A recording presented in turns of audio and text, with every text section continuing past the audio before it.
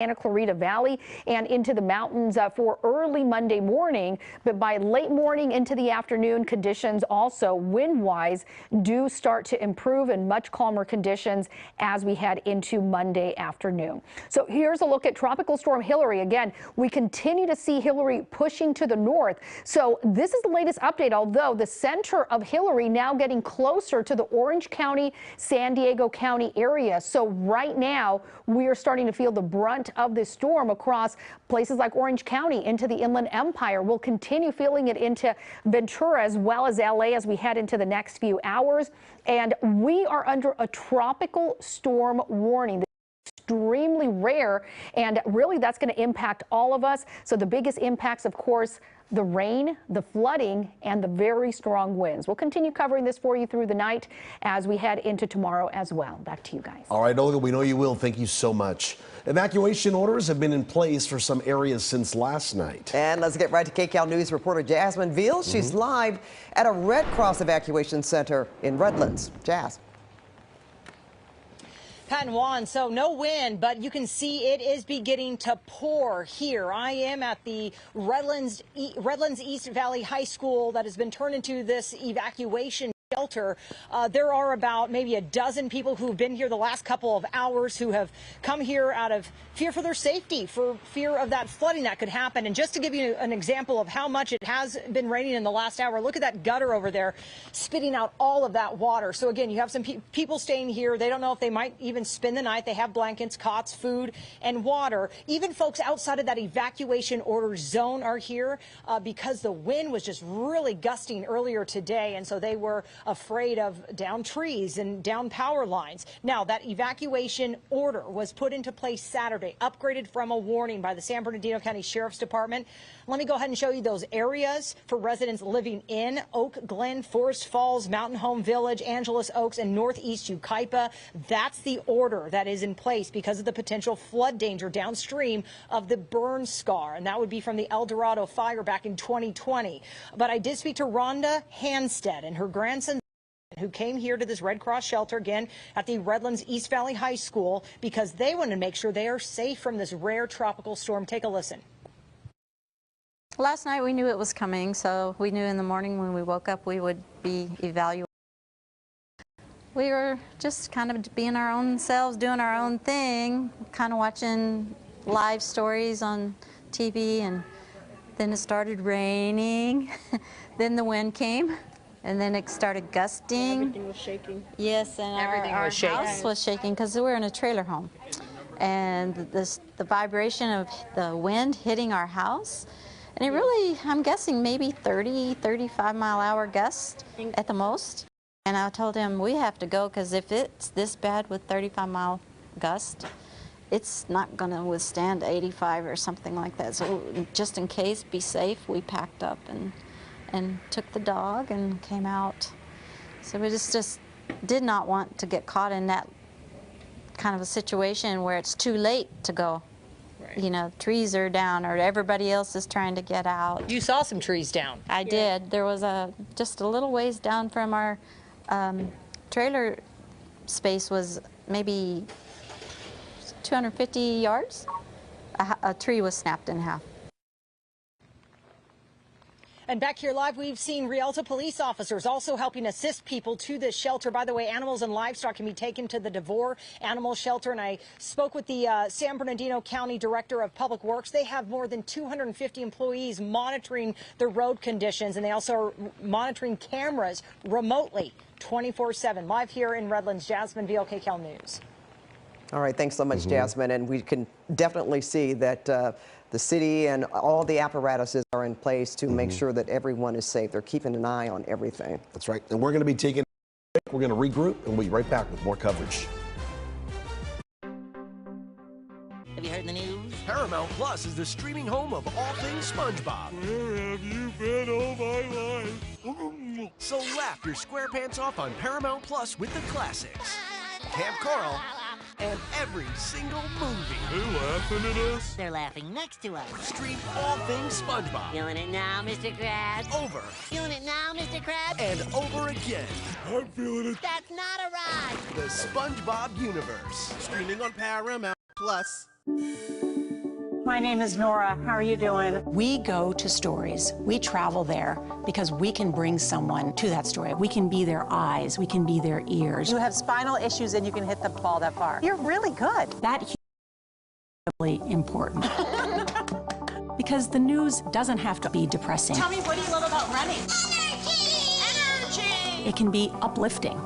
We're hard news with heart.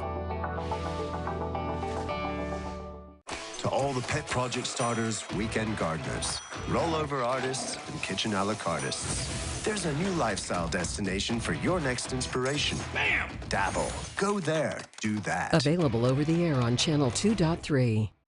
For decades, KCAL 9 has been the Southland's local station for news. But what does local even mean these days? It means being where you are. The same places we live. Cover and care about. So what does local mean? It means KCAL.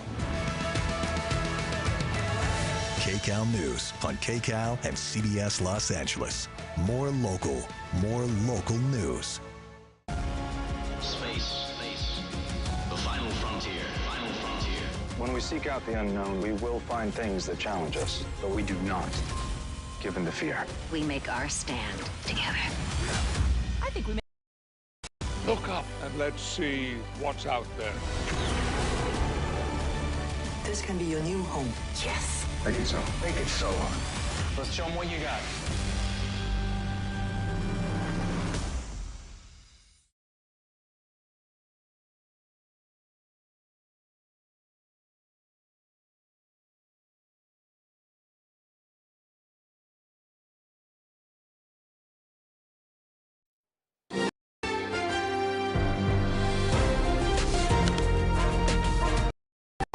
This is KCAL News, Los Angeles.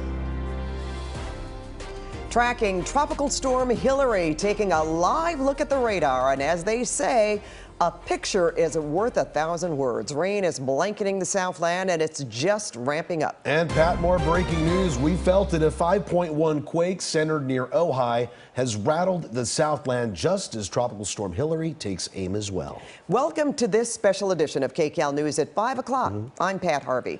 Good afternoon. I'm Juan Fernandez. Let's go right to Olga Ospina, tracking all of it, including the timing of Hilary. Olga. Yeah, and you know, we are feeling for a lot of areas the brunt of this storm, some moderate to very heavy rainfall, and want to show you the totals so far. So this is through 4 o'clock this afternoon. Of course, we've been feeling the rain since early this morning, overnight hours, and look at this, Leona Valley at nearly inches of rain. Again, we're just getting started with the brunt of this storm. Lake Palmdale, this is going to be in the Antelope Valley, nearly 4 inches of rain, as well as in Saugus.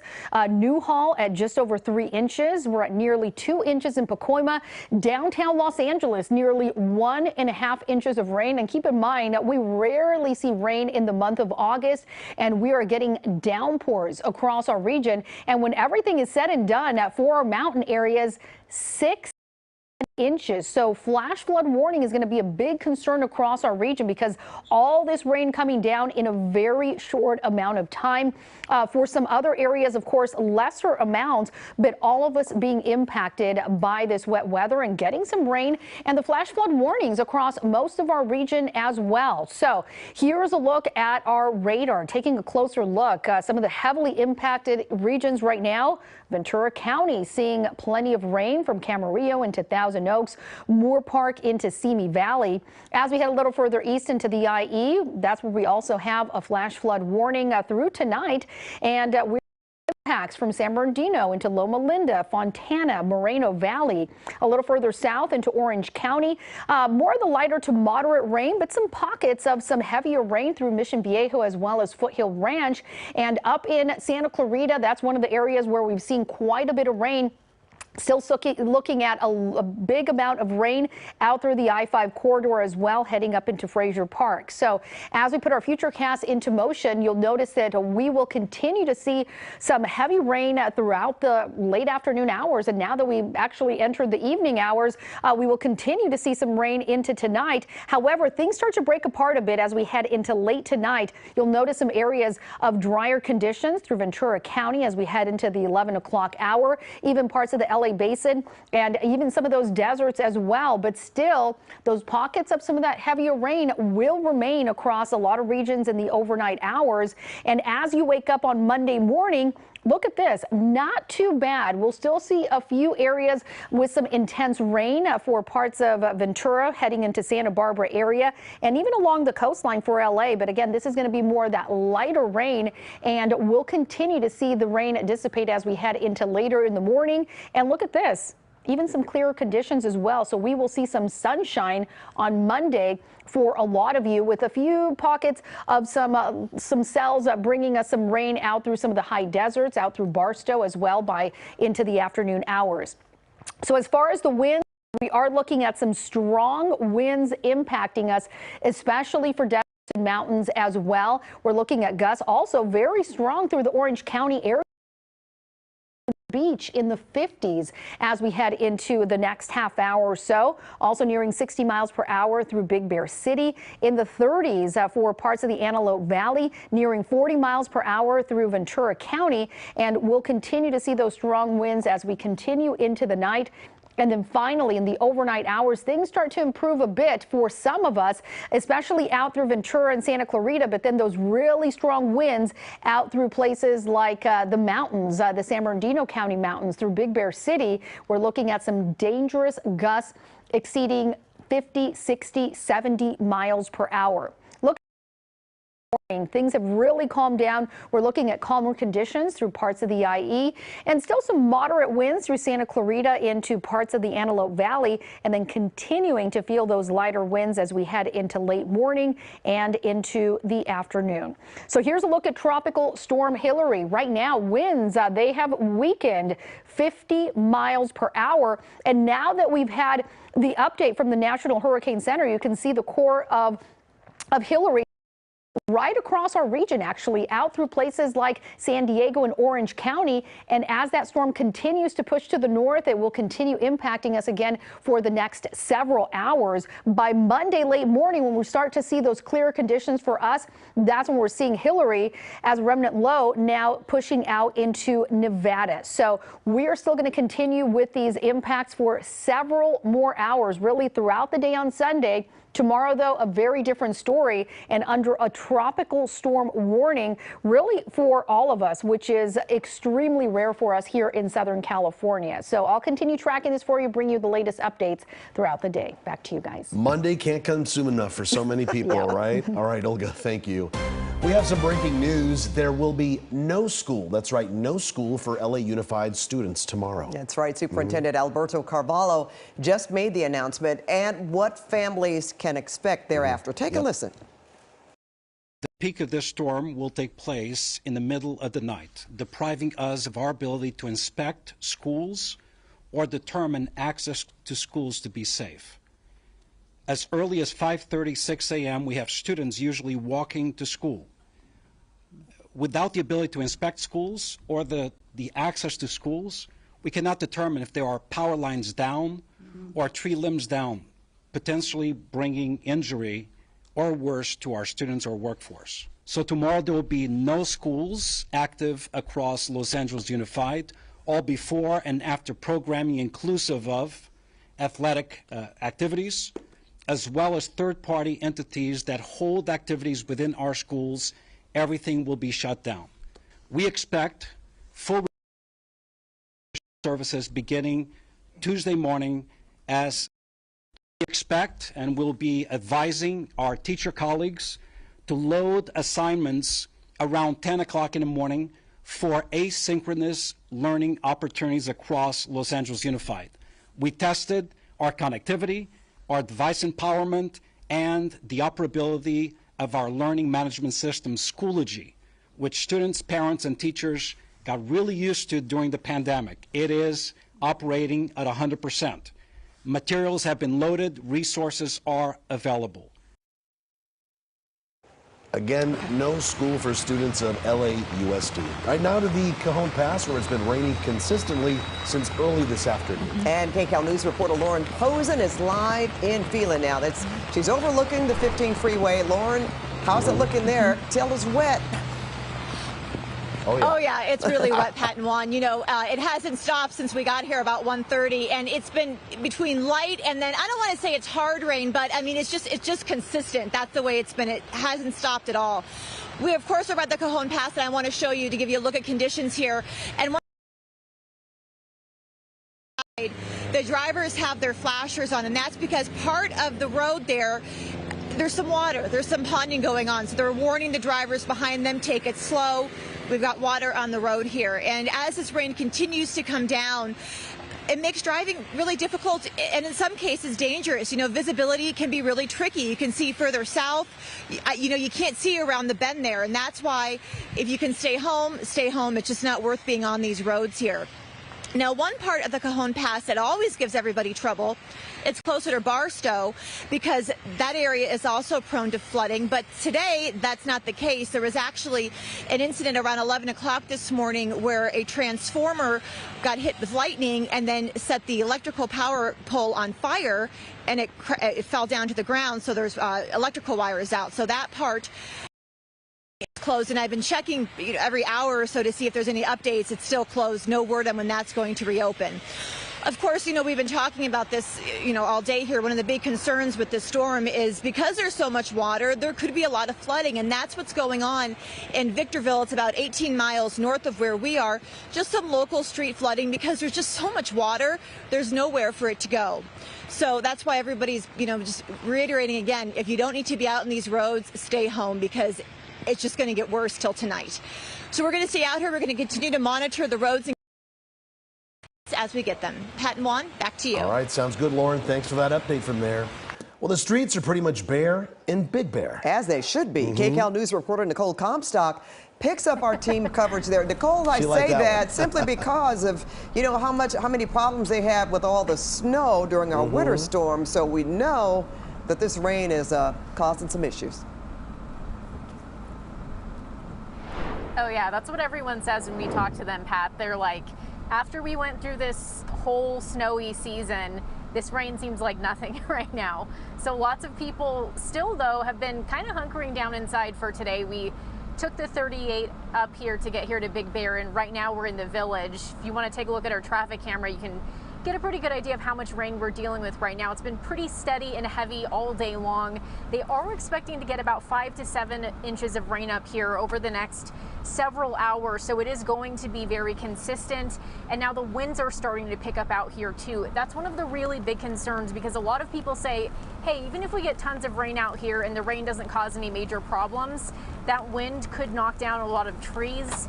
It could, you know, blow over boulders down the sides of the road and then block some of the roads. If you want to take a look at some of the video we have here, that gives you a pretty good idea of the rain coming down over Big Bear Lake just about an hour ago.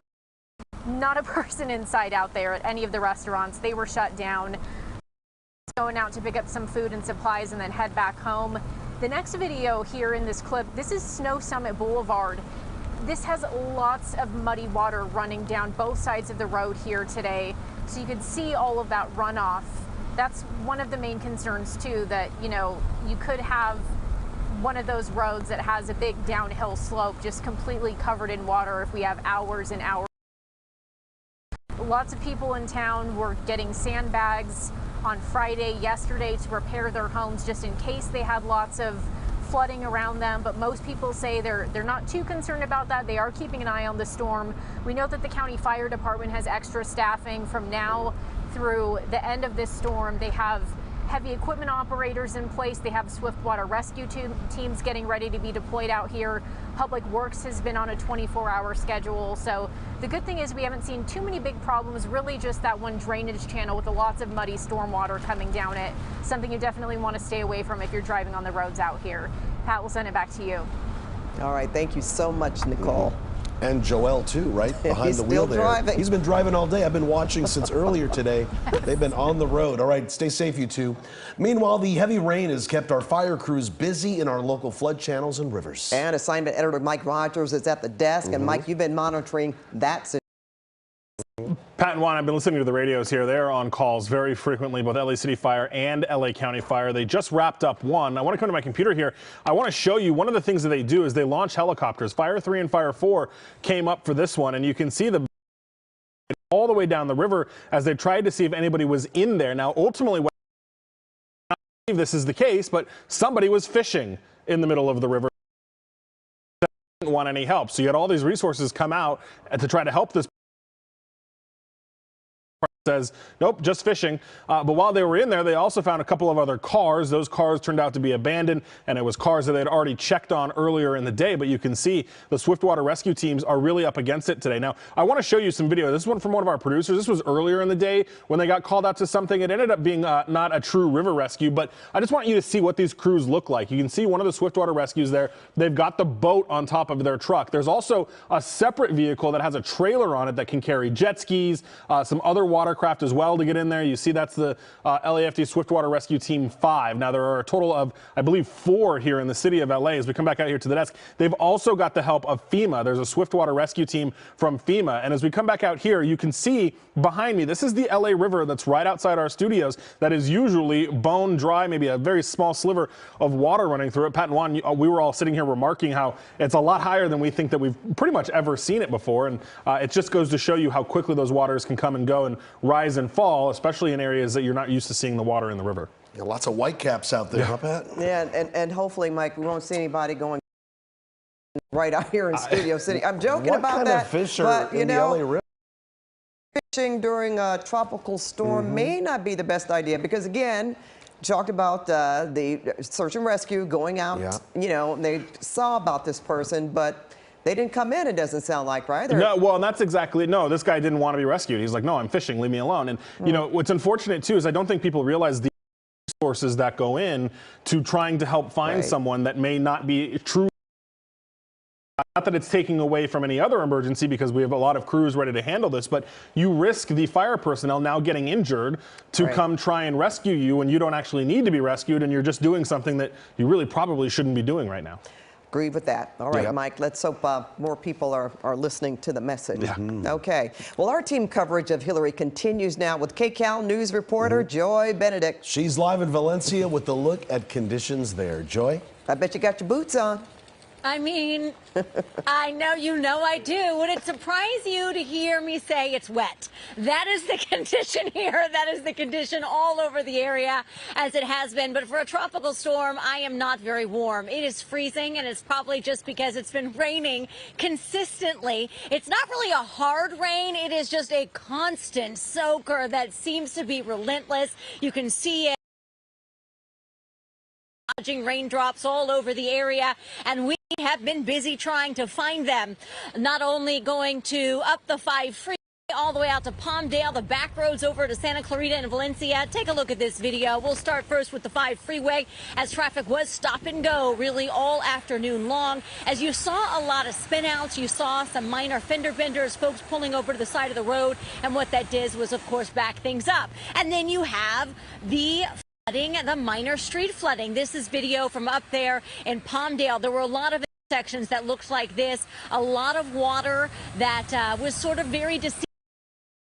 Go through it like it was an average puddle, but really it was a drop down there, and we saw a few people actually turning around, not wanting to, which was rain.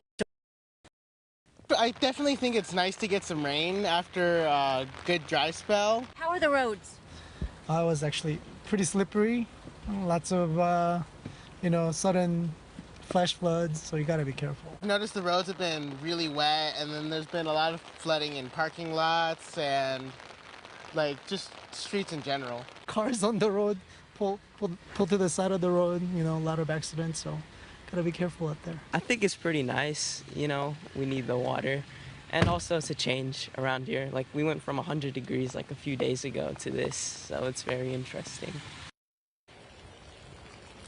Very interesting to say the least. Pat, I wore these just for you. Oh. These are my red rain boots. I know that you're your favorite. Complete with the bow because it's okay to have a little bit of sass even in the right? Yes. But nonetheless, it's just a big soaker right now, and that's okay, right? We've been driving along looking for some serious damage. We haven't found it yet, but quite frankly, that's a good thing, right? I don't want to be standing out here telling you guys that the sky is falling. I want to be saying, hey, it's wet, stay inside, because you don't want to be outside and cold and freezing like I am.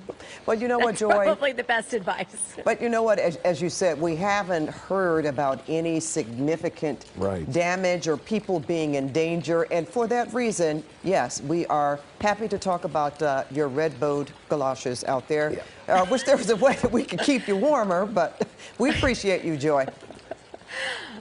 I mean, I'm trying, right? This is a best case scenario as far as right now. So we'll see what the rest of the night holds. Okay. Thanks so much, our Joy Benedict reporting from Santa Clarita. But, you know, Governor Gavin Newsom is in L.A. tonight. He signed an emergency declaration order for the state of California in San Diego yesterday. He also spoke at Mayor Karen Bass's briefing from the Emergency Operations Center in Los Angeles. And he also said that he was in the storm and he witnessed some storm-related crashes in San Bernardino County. Listen. I drove over here and watched 3 accidents on the freeway. Quite literally, one in front of us, by about 30 yards, a pickup truck. Be safe. If you don't have an essential reason to be out there, don't. And, you know, if you're passing the CHP, which I was with, maybe you want to slow down. These are certainly interesting times. That was punctuated by a call just an hour or so ago from Nevada. The president, unsurprisingly, checking in, comparing and contrasting the work we're doing here and the support. I want you to know how grateful it is, and I am, for this local support you're providing the people of Hawaii and Maui, and the 100+ personnel that we've sent over to Maui as well, complementing this extraordinary mutual aid system that is just best in class, does not exist at this scale anywhere else in the country. And I would argue around the globe, and I don't say that lightly because people travel around the world to learn about this system of mutual aid. 7,500 people the state has pre-deployed. 3,904 CHP, over 2,000 Caltrans officials. We just brought down last few hours some of our engineers from Northern California, Southern California, that will do inspections around bridges so that we can more quickly open up and recover. All right, that was Governor Gavin Newsom talking. I told her when I came in today that I also passed a crash on the 101 freeway heading northbound, and CHP was right there, but people were just shooting by. So that's one of the purposes for us to be on the air today as well, to keep you informed, but also to advise you to please slow down. Slow down. I saw quite a bit of speeders coming into work today, too. Yeah, hope you're not out there, but if you are, drive carefully. Take it easy. And our other top story today, believe it or not, we had a 5.1 earthquake, and it struck in Ojai this afternoon. Yep, we were on the air when it happened. KCAL News senior reporter Ross Palumbo is there live. And Ross, you're at a restaurant where customers, I can only imagine, got quite the scare. That's right, Pat and Juan. We're actually at Tres Hermanas, and they are waiting for Hilary to head up here. They haven't gotten a lot of the rain yet, and as all that was going on, all that anticipation, they were rolling here at the bar area on that camera when that 5.1 hit. Take a look.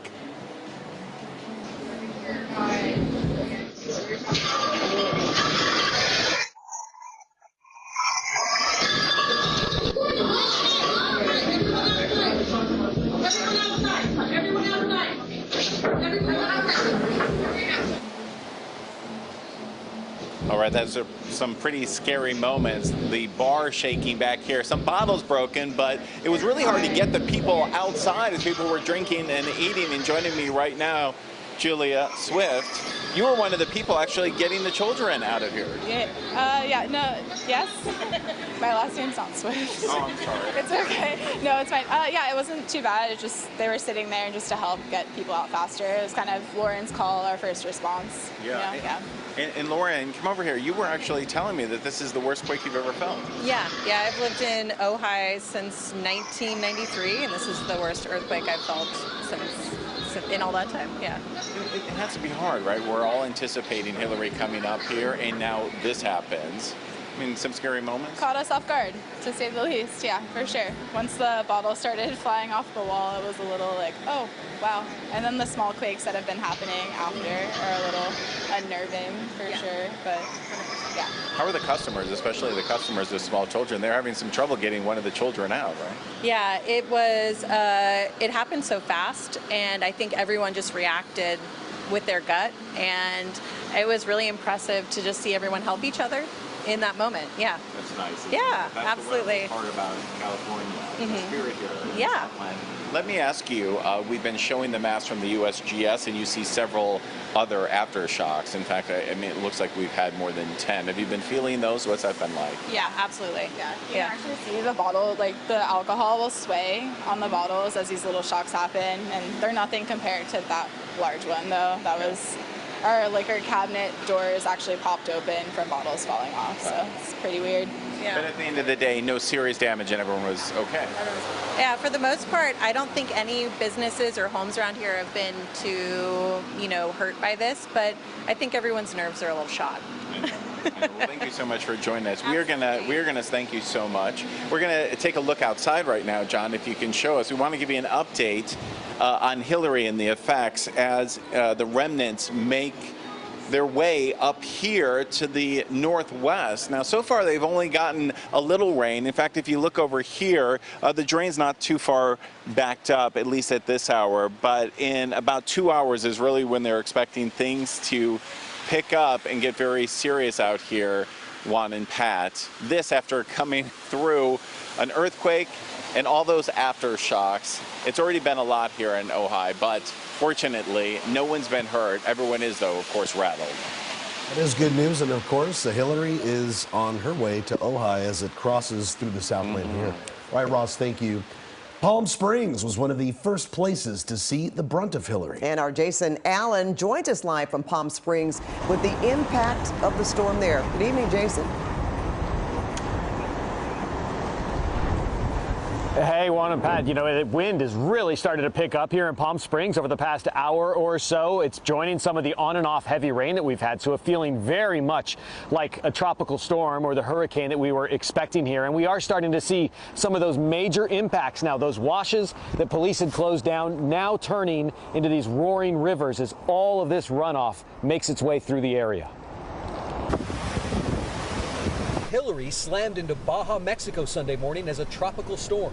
It's expected to blast into Los Angeles during the early evening hours. This is an unprecedented weather event. Los Angeles Mayor Cajon Pass urged residents to hunker down. Avoid unnecessary travel.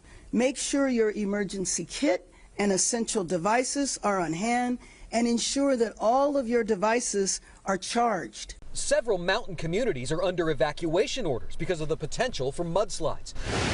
Officials are warning people of flash flooding. The LA River, usually a trickle, is now raging. And along the coast, crews have erected berms on the beaches. Residents in Long Beach scrambled to fill sandbags. I'm afraid people might die. Flooding where people lose some property is one thing, but flooding where people die is another. And farther inland, the deserts may see a year's worth of rainfall in just one day. Several roads here in the Palm Springs area are closed. Runoff from the mountains will turn these now dry washes into raging rapids. The desert goes from 0 to 100 quickly. The Palm Springs Fire Department has 11 swiftwater rescue crews staged. We have a big history, unfortunately, of people going around the barricades, people going through them. And it looks like it's only 2-3 inches of water coming through. What they don't understand is the whole road's washed out below it, and it could be 3-4 foot deep. Some aren't letting Hilary impact their weekend. People are visiting Disneyland, surfers are taking advantage of the waves, and Las Vegas is open for business, where heavy rain is expected next. Forecasters say the storm will move through fast, but the overall impact of this rare weather event has yet to be determined.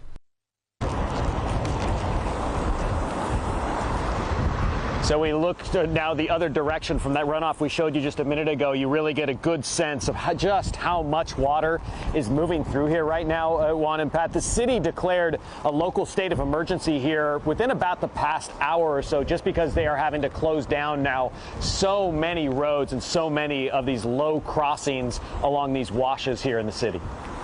Have you noticed, Jason, have they ordered any kind of evacuations there, or now are they just sort of, since they closed the roads down, just depending on people to stay put, so to speak? Yeah, we have not seen anybody evacuating, but we have started to see some road closures to some of those little smaller communities and neighborhoods where there may only be one way in or out. So those folks are in if they stayed here for the storm, which I think a lot of people did. We know a lot of people here were putting up sandbags, taking precautions because they just never seen anything like this before, and they really truly didn't know if their home was going to flood or not. Yeah, that wash behind you is really going there, Jason, so we know for sure that Palm Springs has received a lot of water and possibly even more to come. All right, Jason Allen, thank you so much. Yes. Well, evacuation orders have been in place for some areas since last night. That's right. Let's get to KCAL News reporter Jasmine Veal. She is live at a Red Cross evacuation center in the city of Redlands. And Jazz, I know they've sent up more probably since 2020. At least that's what we've heard from other leaders.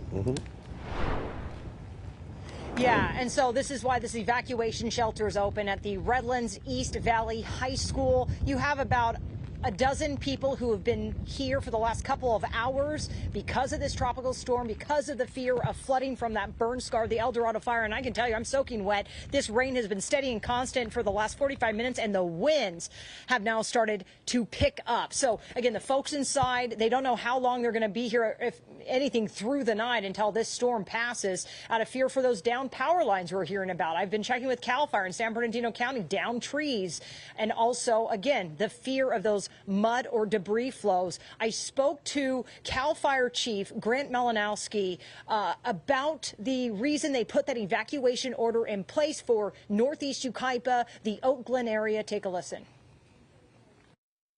Our real threat is the burn scar. So we're getting forecasts from the Weather Service saying we're going to get brief, intense periods of rain that's going to exceed the threshold. So we're going to get upwards of 2 inches an hour, and this hillside will not hold. The hillside will release. That's what we're worried about. That's why folks need to get out. We won't be able to access them through mud like a normal 911 call. It could take days for us to be able to rescue them. And it doesn't need to be a big storm for days on end. It could be as short as 15, 20, 30 minutes of a downburst. The hillside won't hold the water, and it will release a mudslide. And that's why we've gone from a warning to an order to give them ample time to actually get out and evacuate and keep their families safe. And take a look at all of them loading up sand into bags. They said there have been tens of thousands of sandbags over the last few days that have been given away. In just the last 2 days, 15,000 sandbags, CAL FIRE says, from just 2 of their fire stations, that people have come taking this very seriously, loaded it up to prevent any kind of flooding into their homes. Also, by the way, here at this evacuation shelter, they're not taking animals. You can take livestock and small animals to the DeVore Animal Shelter. And San Bernardino County Public Works has been keeping me updated. No major flooding issues, but again, I've talked about those down trees and power lines they're seeing. They have about 250 employees on the ground checking things, putting up barricades where they are needed, and they also monitor cameras remotely 24/7 to check on any major issues. For now, live here in Redlands, Jasmine Veal, KCAL News. We'll keep you posted, but Pat and Juan, this rain now really picking up in its intensity in just the last 45 minutes. Yeah, I was about to say. I can tell. Right behind. Well, we could see it, Jasmine, falling as you are. And things can change at the moment. Thanks, Jazz. Not a breaking news as the heavy rain moves in. More power outages are now being reported. Oh, wow. Is that more than 5,000? Simon Edward and Mike Rogers is at the desk.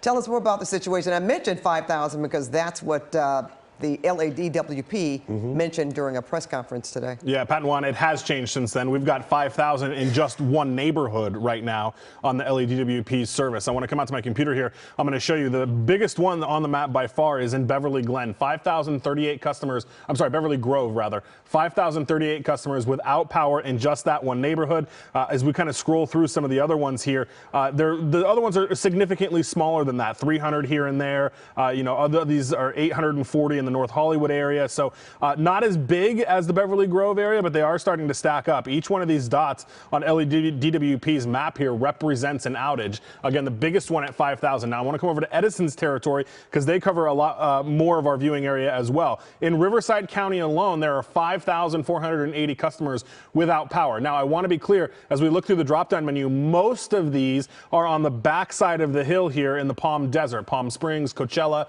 They've all got some outages out there, but we do have some some on our side, the Hemet area, Idlewild, Norco, some areas like that. Now, I told you earlier in the broadcast here about a big outage in Glendale. There was about 3,000 people out there. Glendale Power and Water has gotten that under control. Now we're just down to 30 people without power. But by far, we've got those two big ones, Riverside County, a little more than 5,000, and then LADWP's service area has 5,000 just in the Beverly Grove area. The next highest number is that 800 number in the North Hollywood area. So as we come back out here to the desk, we're going to continue to monitor these situations. We so far have not heard of any big tree falls, right? Like with all the storms over the winter, we over and over again heard down trees into wires, those types of things. I haven't heard a ton of that yet. And Pat and Juan, the down trees into wires is what really makes the cleanup time and the power restoration time take a lot longer. When the trees come down, LA City services have to come out and remove the tree before LADWP can repair the line. So if you remember from our winter storms, that was what really made everything take so long, is you have both of these agencies that not only have to clean up the tree when there were hundreds of trees down, but then after that, that's when DWP could come in and restore the power. So it doesn't seem like we're really running into that situation just yet, but we're going to continue to monitor it. And you know what, Mike, and Juan, I'm glad to hear you say that Glendale has most of the power back on. I was listening to a representative from Edison earlier today saying, you know, I can't tell you exactly when the power would be back on if it's cut off. And the reason she was asked that is because when just a normal rainfall here, sometimes the power could be out for what, 24 hours or more? Yeah, I mean, we had one of those really long winter storms, you know, in North Hollywood. The power was out for like 3 days up there. So glad to hear that, you know, the trees are still standing for the most part, and that's what really slows down getting that power back on. All right, thanks so much. That's really good information there, Mike. Now, earlier, KCAL meteorologist Paul Diano spoke to Dave Gomberg with the National Weather Service about Hilary and its effects. Let's listen to that.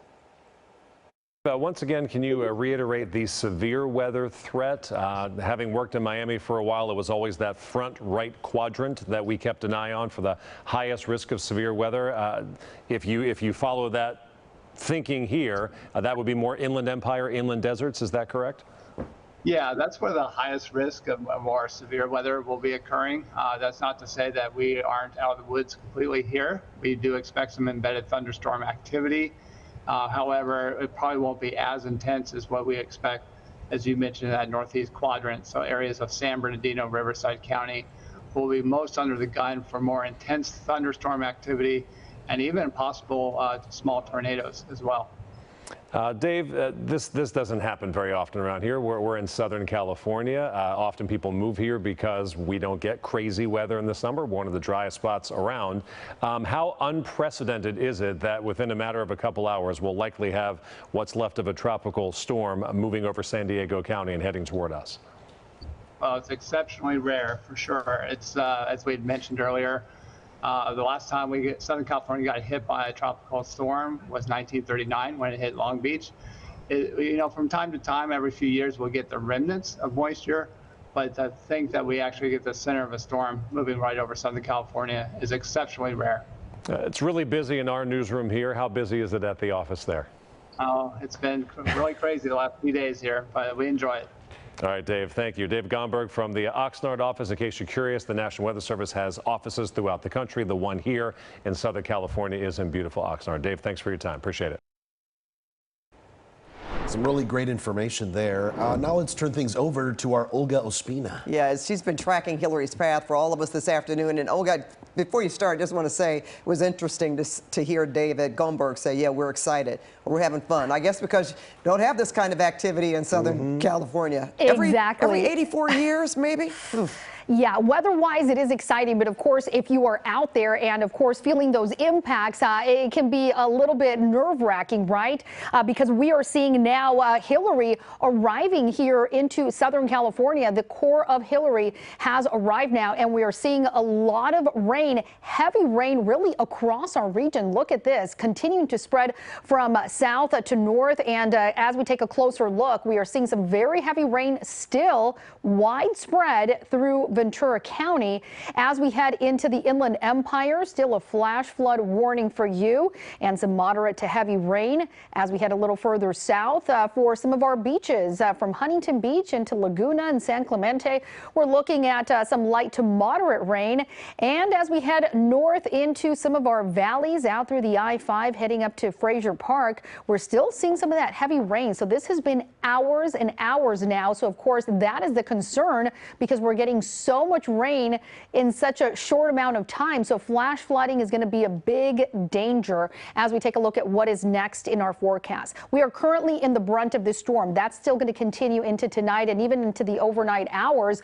Heaviest in the mountains for as far as rain totals, 6 to 10 inches once this is done. The biggest danger is flash flooding. If you are in one of the recent burn areas, of course, a big danger of mud flow, debris flow. And we're also looking at very strong winds still into tonight with gusts in some of those mountains and deserts in the 50, 60, even 70 miles per hour. So I'll take you through our futurecast, show you what to expect as we continue through the night and into your Monday.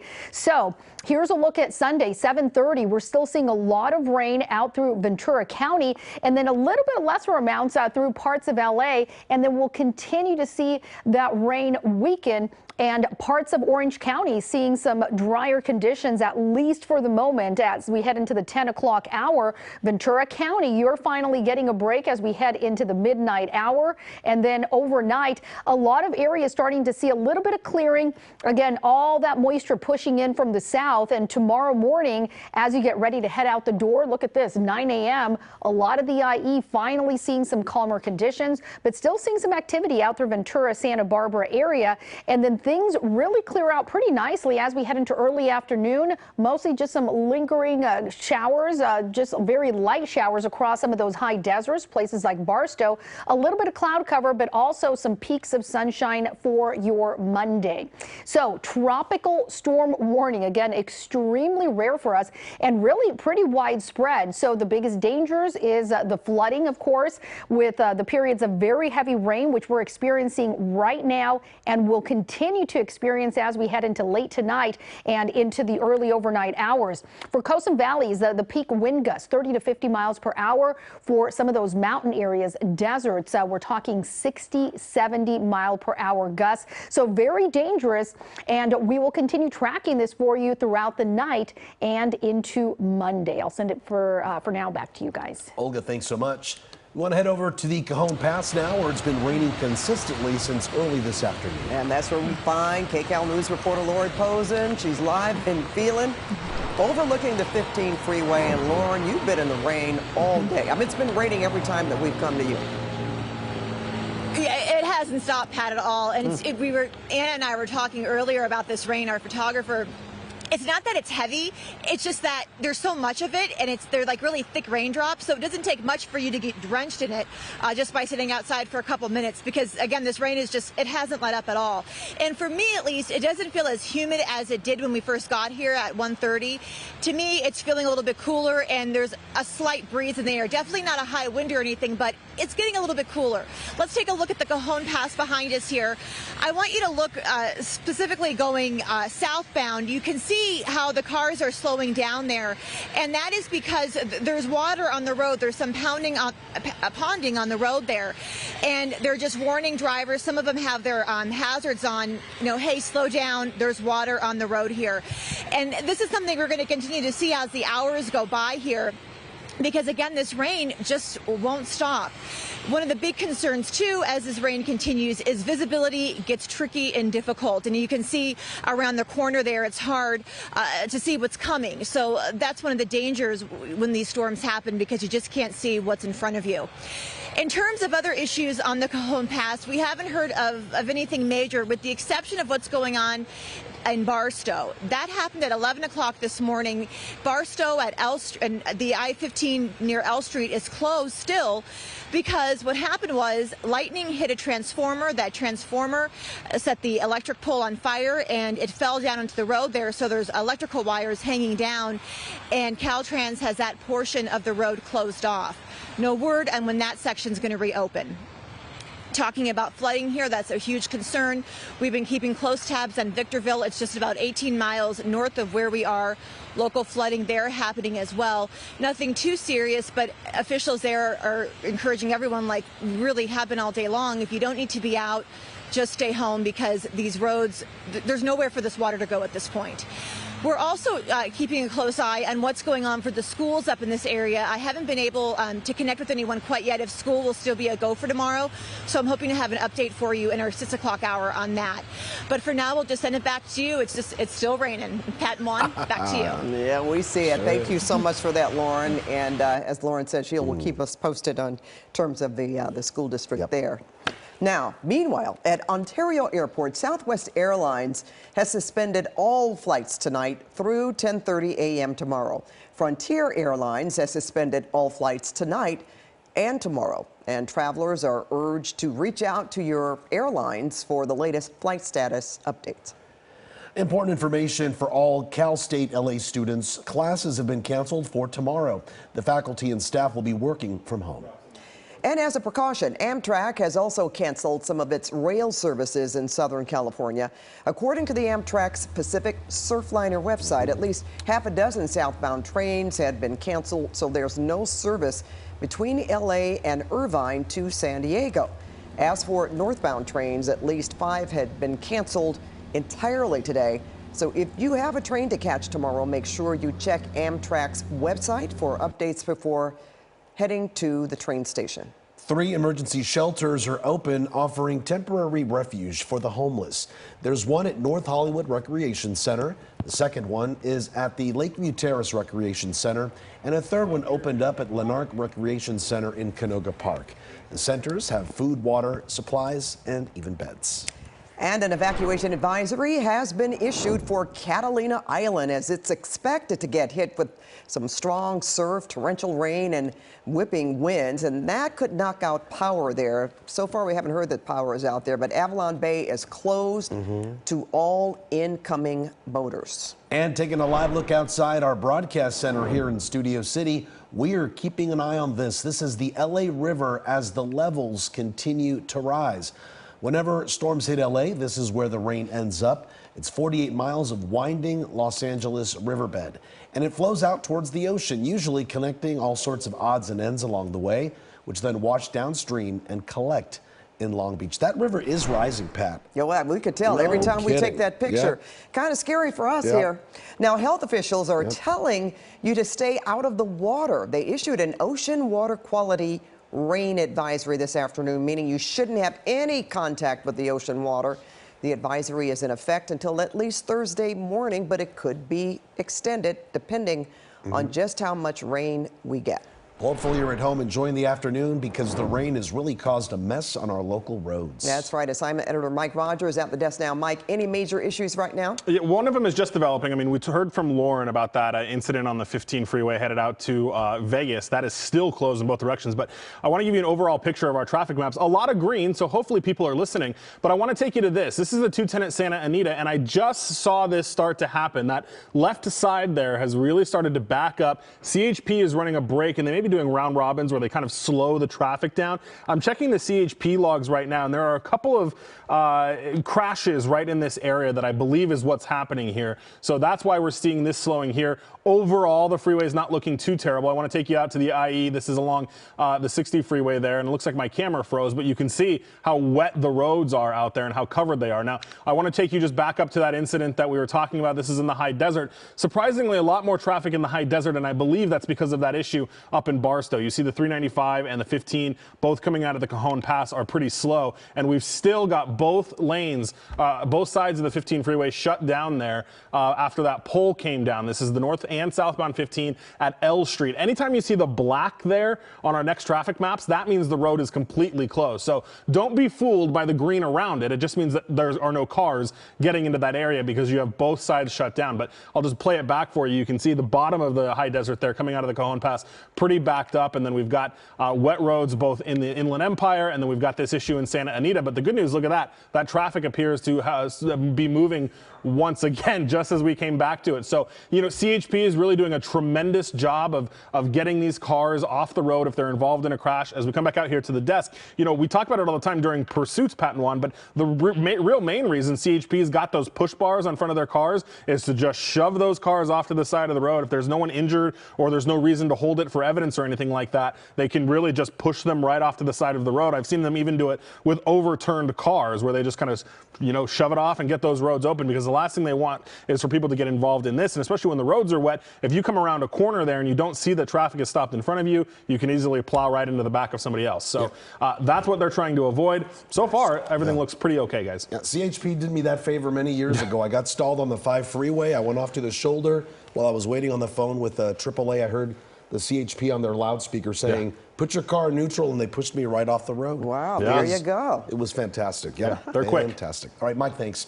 All state beaches in Orange and San Diego counties are closed today and on Monday as well. A number of inland state parks are closed as well. California state parks say all camping reservations for affected areas, they will also be canceled today through Tuesday, so it's going a little further down the calendar there. Park staff are connecting with current campers right now. And this was what it looked like earlier this afternoon in Cathedral City, which is just outside Palm Springs. That's right, Pat. New video just into our newsroom showing this. Floodwaters today in Wrightwood. This video was taken this morning in Sheep Canyon, washing at about 8 this morning.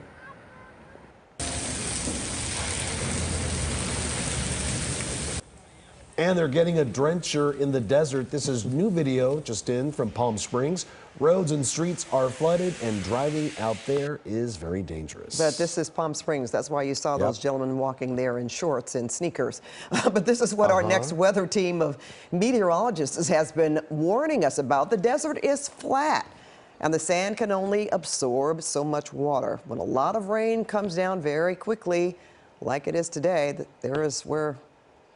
There's nowhere for all that water to go to. And that looks really brown out there. I heard Olga earlier today comparing it to water maybe hitting a carpet where it would soak it up versus like a laminate floor where there's nowhere for it to go. No, so that you're looking at a laminate floor out there in Palm Springs. Indeed.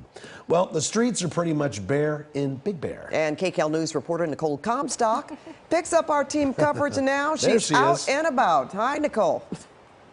You made it. Well, of course we're out here, me and Joelle are, because we have to show you what it looks like in the rain, of course, right? But we're right below the front entrance to Snow Summit here in Big Bear City, and take a look at all of this storm water.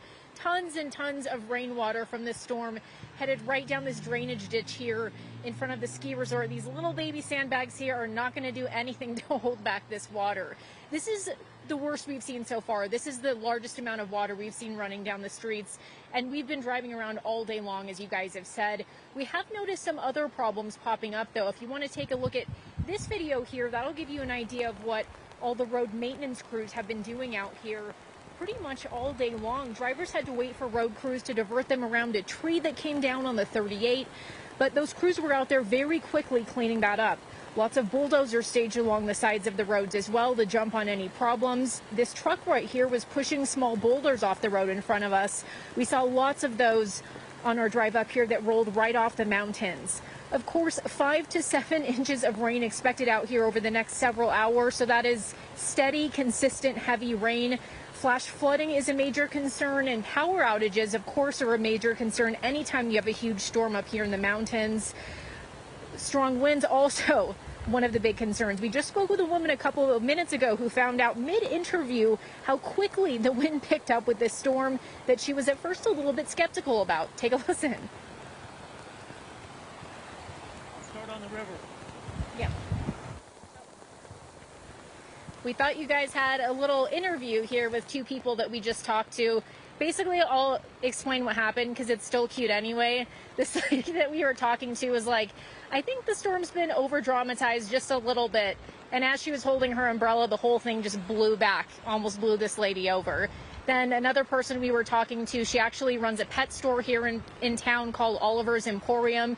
She was saying they'll take anything here in town, any amount of rain. What they don't want anymore is snow, because of course they had like a month long of historic snowstorms up here just a couple of months ago, I believe back in February. What they're concerned about is power outages, trees down on roads. They don't want to get stuck on the roads tonight. So we'll keep you updated with any other problems we see popping up out here. But for now, it's just strong, heavy rains out here and drivers trying to take it safe out here on the roads. We'll send it back to you in the studio. All right, glad to hear that they're safe on the roads there, Nicole. And yeah, we made that comment to you in the beginning because we were seeing you and Joelle in the truck. So now we know that you're there and you're out and about in the rain.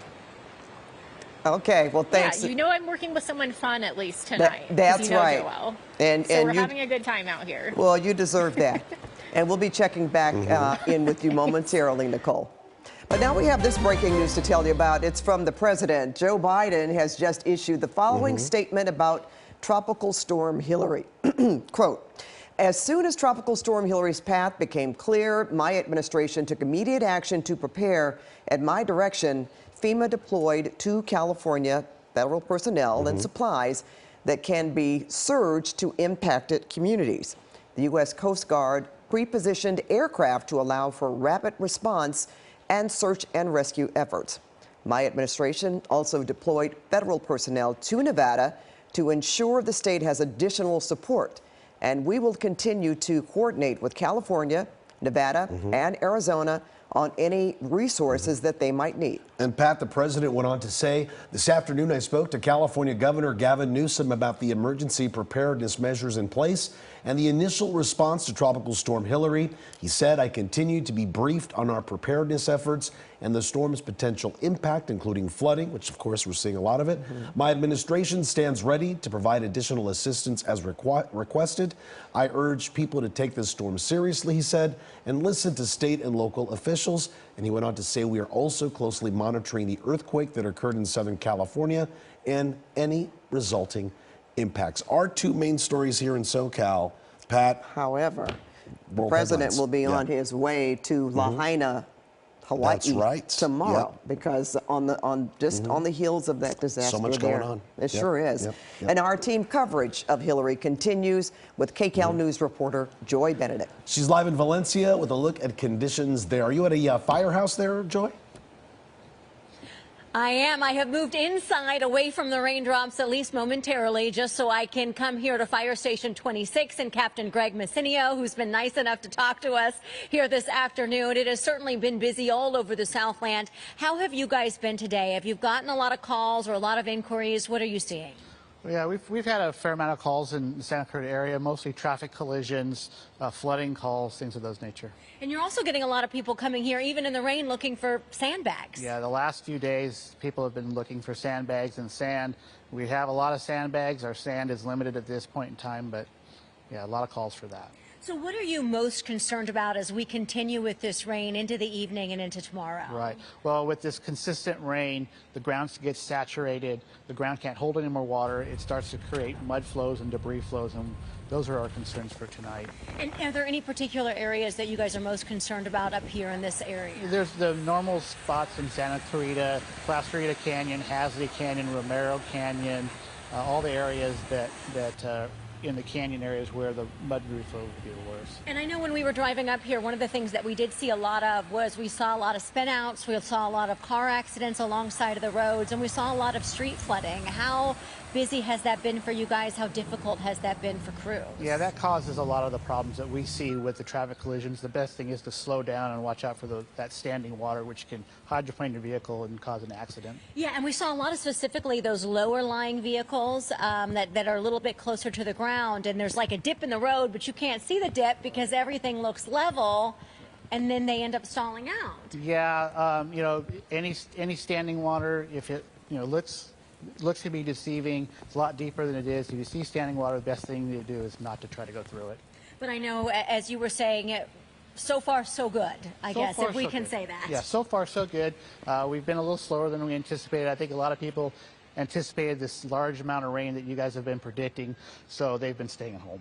Which is the best thing to do. Absolutely. All right. Thank you so much, Captain. You're I appreciate welcome. you chatting with us just now. But yes, as we've been talking about, the rain is continued. When it gets darker, things get even more difficult, especially there on the roads. So everybody just needs to take their time. I'll send it back to you. All righty, Joy, thanks for that. You know, we've been talking about, Pat, like we're in the center of this storm right now up until 9 p.m. So we still have, what, 3 more hours? 3 more hours. Yeah. Yep. And we're going to continue following the story right here. Yeah, we'll be here. All right, thank you so much for watching this special edition of KCAL News. We're always on kcalnews.com. And we will see you again here at 6, just minutes, as we continue our coverage of Tropical Storm Hilary. We'll be checking in with meteorologist Olga Ospina at the top of the hour.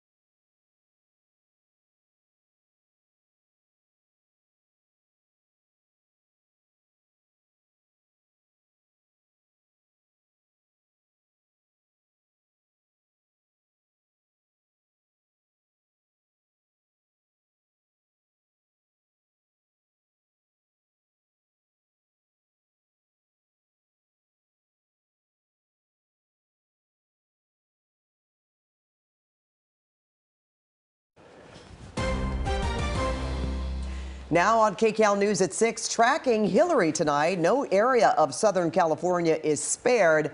The storm is dumping a lot of rain and flooding roads. You're looking live at the situation right now, and the storm isn't done with us yet. Good evening, everyone.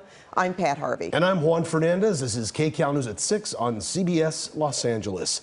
Well, we are in the midst of this huge storm, and of course, we're worrying about flooding. And on top of all that, Pat, we had a powerful earthquake. Yeah, we did. We're talking about us right here. The 5.1 hit 4 miles southeast of Ojai around 2:40 this afternoon. We'll have more on that in a moment, but first, Tropical Storm Hilary made landfall along Mexico's Baja California's coast at 11 this morning as the storm made its northward path here to Southern California. And we've seen rain all day long, and it continues tonight. KCAL's Olga Ospina is tracking the storm. She begins our team coverage with our next weather forecast. Olga. Hi, Juan and Pat. And you know, what a day. We're not just tracking Hilary, this powerful storm, but also, yes, an earthquake today. Want to show you some of the rain totals so far. These are the latest numbers that have come in. Leona Valley at nearly 5 inches of rain, nearly 4 inches for Lake Palmdale. Saugus, as well as Newhall at over 3 inches, and near nearly 2 inches in Pacoima, downtown Los Angeles at 1.5 inches of rain. And of course, these numbers are going to continue to increase because we're still seeing a lot of rain. We're right in the brunt of the storm and still into late tonight, getting some very heavy rain for a lot of areas. Still continuing under a flash flood warning for some of us. Look at all this rain widespread at this moment. Moderate to heavy rain all the way from Camarillo into down into Malibu. Thousand Oaks, Agora Hills getting a little bit of a break, but not much. And look at all the rain out through Orange County. We're seeing quite a bit out in the San Bernardino County mountains, out through places like Yucaipa, as we head a little closer to the coastline, places like Huntington Beach, as well as San Clemente, seeing some calmer conditions, even a little bit of dry weather out there. And as we head a little further north, still seeing a lot of rain through the I-5 for the Santa Clarita Valley, plenty of rain out through the Antelope Valley. And as I get to that futurecast, show you what's going to happen over the next few hours. Yes, we are still in for more intense rain in the coming hours. So look at all this widespread across our region as we see that moisture pushing in from the south, continuing to spread to the north. So the good news is this storm is moving out very quickly. By tomorrow, it's really going to be a very different story. By 7:45 tonight, we're going to continue seeing some pockets of drier weather out through places like Orange County and continuing to dry out as we head into the 10 o'clock hour. However, all that moisture again pushing to the north, places like Frazier Park out through the I-5, the San Gabriel Valley seeing some wet weather, and then big improvements as we head into midnight. So as we head into overnight, things start to improve just a bit. But again, we'll see still some pockets of heavy rain. Here we are at 3:15 in the morning, and look at this moving into the LA basin and continuing to still impact us as we head into early Monday morning. But as we head into the 9 o'clock hour, for a lot of us, we're actually going to be with dry conditions, but still again, just this line of rain impacting Ventura into Santa Barbara County, and then big improvement as we head into the noon hour of tomorrow. In fact, some of us are even going to be getting some sunshine tomorrow, and most of the day on Monday, it's going to be dry. So here's the latest for Tropical Storm Hilary. Winds at 50 miles per hour as that storm continues to push to the north. And as we head into Monday late morning, heading into the afternoon hours, yes, the core of Hilary is going to be over Nevada. But right now, Hilary has officially arrived here in Southern California. I'll continue to track its path and rain totals as well as winds, because we are getting some very strong wind gusts. All that is coming up in just a few minutes. Back to you guys. All right, we will see you then, Olga. You know, in the meantime, LA City leaders have updated the response to the storm this afternoon. They say so far there have been no injuries or even major damage. Thankfully that. But LAUSD Superintendent Alberto Carvalho announced schools will be closed tomorrow because of the storm. The peak of this storm will take place in the middle of the night, depriving us of our ability to inspect schools or determine access to schools to be safe. As early as 5:36 a.m., we have students usually walking to school. Without the ability to inspect schools or the access to schools, we cannot determine if there are power lines down or tree limbs down, potentially bringing injury or worse to our students or workforce. So tomorrow there will be no schools active across Los Angeles Unified, all before and after programming inclusive of athletic activities, as well as third-party entities that hold activities within our schools. Everything will be shut down. So again, schools closed tomorrow, at least till Tuesday, And right? that includes charter schools. That's right. All right, now to the Cajon Pass, where it's been raining consistently since early this afternoon. And KCAL News reporter Lauren Posen is live in Phelan, overlooking the 15 freeway. So, Lauren, still raining out there. Yeah. Still raining. Still raining. We're drenched, right? You guys. I mean, we are drenched out here. It's not windy, but this rain, I mean, it's just like sheets of rain coming down, raindrops. I know we just came out of a soundbite with the Los Angeles Unified School District. I just want to circle back on that because I did check here in San Bernardino County. The Rialto Unified School District has canceled classes for tomorrow. So that's another district that will not have classes tomorrow. Back here out by the Cajon Pass, let's take a look and see how it's looking. Much of the same here. You know, the drivers on southbound there, you can see they got their brake lights on. That's because part of that road there has water around and has pounding going on there. Ponding. And so that is why they are warning their drivers behind them to take it easy, go slow, because there's just so much water, there's just nowhere for it to go. When this is happening too, as you look around the corner there, it's really hard to see the visibility. Those clouds, low-hanging clouds, are really low. It's foggy because it's so humid out, making things difficult for drivers. So you really want to go slow if you need to be on the roads today. One of the major incidents we've heard about on the Cajon Pass happened really early this morning at 11 o'clock near Barstow at the I-15 there by the L exit. What happened there was a transformer got hit by lightning, and that caused a fire on the electrical pole, and so that has those wires down there. So for now, that section of the 15 is still closed. No word on when it's going to reopen. Flooding is a major concern. We're about 18 miles just north of Victorville, and I've heard that there's some local flooding going on there as well. We are going to actually move locations. We're not going to go too far, but we want to talk to some people and see how things are going for them, some drivers, and we're going to have that part of the story for you at our 6:30 hour. So we'll send it back to you, and we'll hear from people coming up shortly. Pat and Juan. All right, Lauren, thanks so much. We will be talking to you in less than a half hour from now. Okay. Yep. And in the meantime, we are keeping an eye on things all along our coast. KCAL News reporter Lori Perez in Long Beach for us right now. Lori? Jasmine, is that you? It looks like Jasmine. Jazz, go ahead. Hi, Jasmine. Who are we going to? It's you, okay, Jazz. I'm standing by. I'm just getting soaked out here. Go for it, Jazz. It's okay. Do it. It's the name of the game. Okay, but I can tell you the winds here in Redlands have really picked up, Pat and Juan. I mean, we got a good gust just maybe 10 minutes ago, and this rain has not let up. So I'm here at the Redlands East Valley High School evacuation shelter. We have about a dozen people inside who have been here the last few hours. They are planning to stay here as long as it takes to wait out this storm, this rain and the wind. They are, of course, afraid of flooding, those mud and debris flows, especially in the evacuation order zone near the El Dorado Fire burn scar. And that is why that was upgraded from a warning yesterday on Saturday by San Bernardino County Sheriff officials for those folks in the Oak Glen, northeast Ojai area. But I just got this video in from San Bernardino County. Take a look. This is to the north of us near Wrightwood. This is a sudden mud flow coming down Sheep Creek. I don't know if we can pull that video up, but it's this rush of water that is caught on their cameras up there. And it's just this muddy mess. And even some of the work trucks, we'll try to get that for you, but they had to back out of the way, and that's just how fast something like that can happen, and of course what they're concerned about happening. I spoke to one of the evacuees here.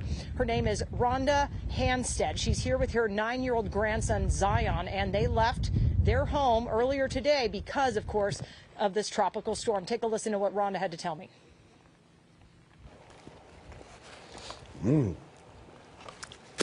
Jazz, I don't think we have that interview. Nope. Well, Rhonda, go ahead.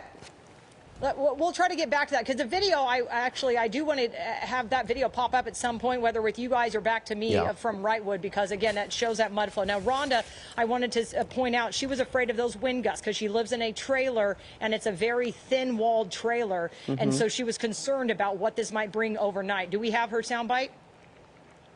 Okay, let's take a listen. Let's try it again. Last night we knew it was coming, so we knew in the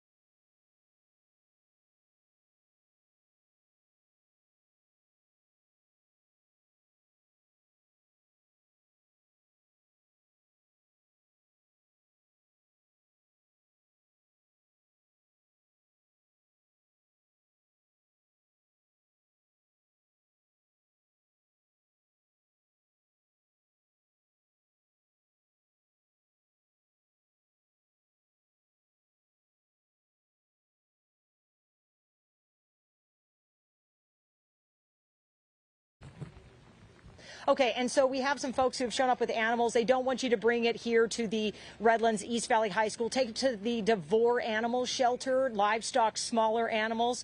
San Bernardino County Public Works, they have about 250 employees on the ground. They also are watching cameras remotely 24/7 to check on any issues. Again, I just checked with the CAL FIRE chief up here in San Bernardino and Public Works. No major flooding issues as of right now, but again, they're keeping their eyes on things, of course, 24/7, as I mentioned. Live here in Redlands, Jasmine, VLKCAL News. Back to you guys. All right, Jasmine, and you understand that the wind was picking up again, and we want to thank you and want you to know how much we appreciate you. Live TV, folks, and things happen. Indeed. We just saw it. So we're also keeping an eye on things along the coastline. All right, here she is. Lori Perez live in Long Beach for us right now. Hey, Lori. Hi there. So we had a little reprieve in the rain for about 30 to 45 minutes, but it is back now in full force. Let me tell you what has not stopped. The people working behind me all afternoon. These are lifeguards. This is the community emergency response team, and of course the fire department all day long. They have been nonstop filling up those sandbags and getting them ready to go. And there really hasn't been any stop in the cars driving up and filling up.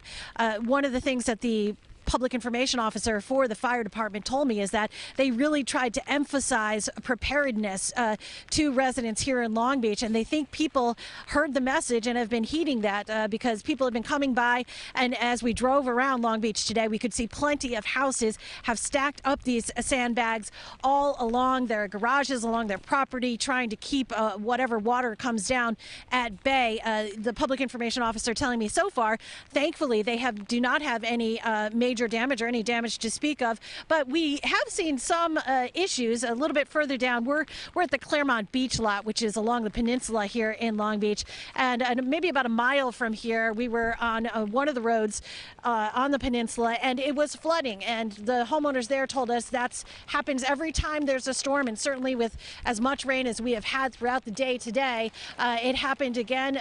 They think when the tide swells up and then the rain is trying to escape to the ocean, those two forces competing against each other just work against each other, and it all backs up. Thankfully, a homeowner did what they were supposed to do and called 911 or called emergency services rather, and told them what was happening, and the fire department was able to get over there along with some lifeguards. If we swing around to the beach, we have seen some surfers trying to take advantage, I guess, of some of the turbulence in the water to try and ride the waves. Not sure that's exactly what you should be doing, but we have seen that, as well as we have seen crews with equipment really building up the berms. We're going to try and get around this fire department truck so we can show you the berms that they have been building up to keep any tides from coming here onto the peninsula. That has been historically what has caused a lot of problems further down this coastline as you get more towards the residential area. A lot of homeowners keeping an eye certainly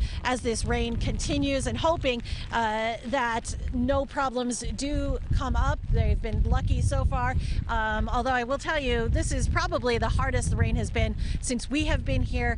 Hopefully it does not increase and people can remain safe and their property protected throughout the night. Guys, back to you. Yeah, rainy and windy too. Yeah, that's for sure. But you know what? Thanks so much, Lori. Suffice it to say how much our emergency systems have been pretty prepared so far. We're thankful for that. And we have breaking news right now. Let's go to KCAL assignment editor Mike Rogers at the desk with whatever's going on there, Mike. Yeah, we've been monitoring some of these swiftwater rescues. Also a report of a landslide in Santa Clarita that we're keeping an ear on. This is video from one of the ones from earlier. I want to show you some additional video. We've had quite a few going on here.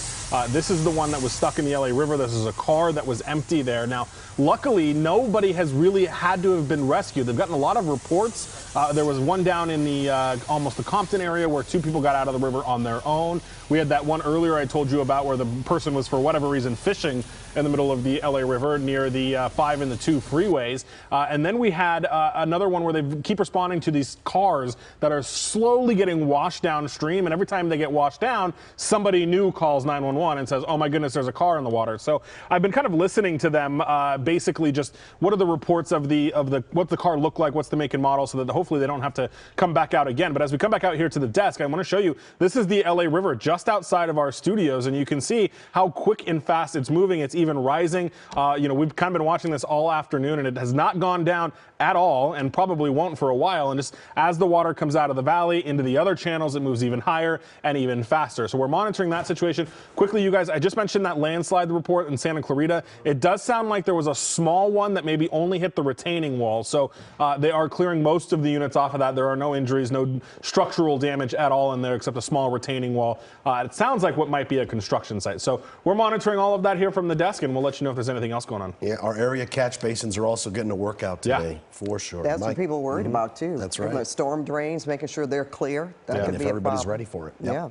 Well, the rain has been steady and heavy in the San Bernardino Mountains. Look at that. Now there's, well, KCAL News reporter Nicole Comstock. Wow, it's coming down even harder in Big Bear now, Nicole.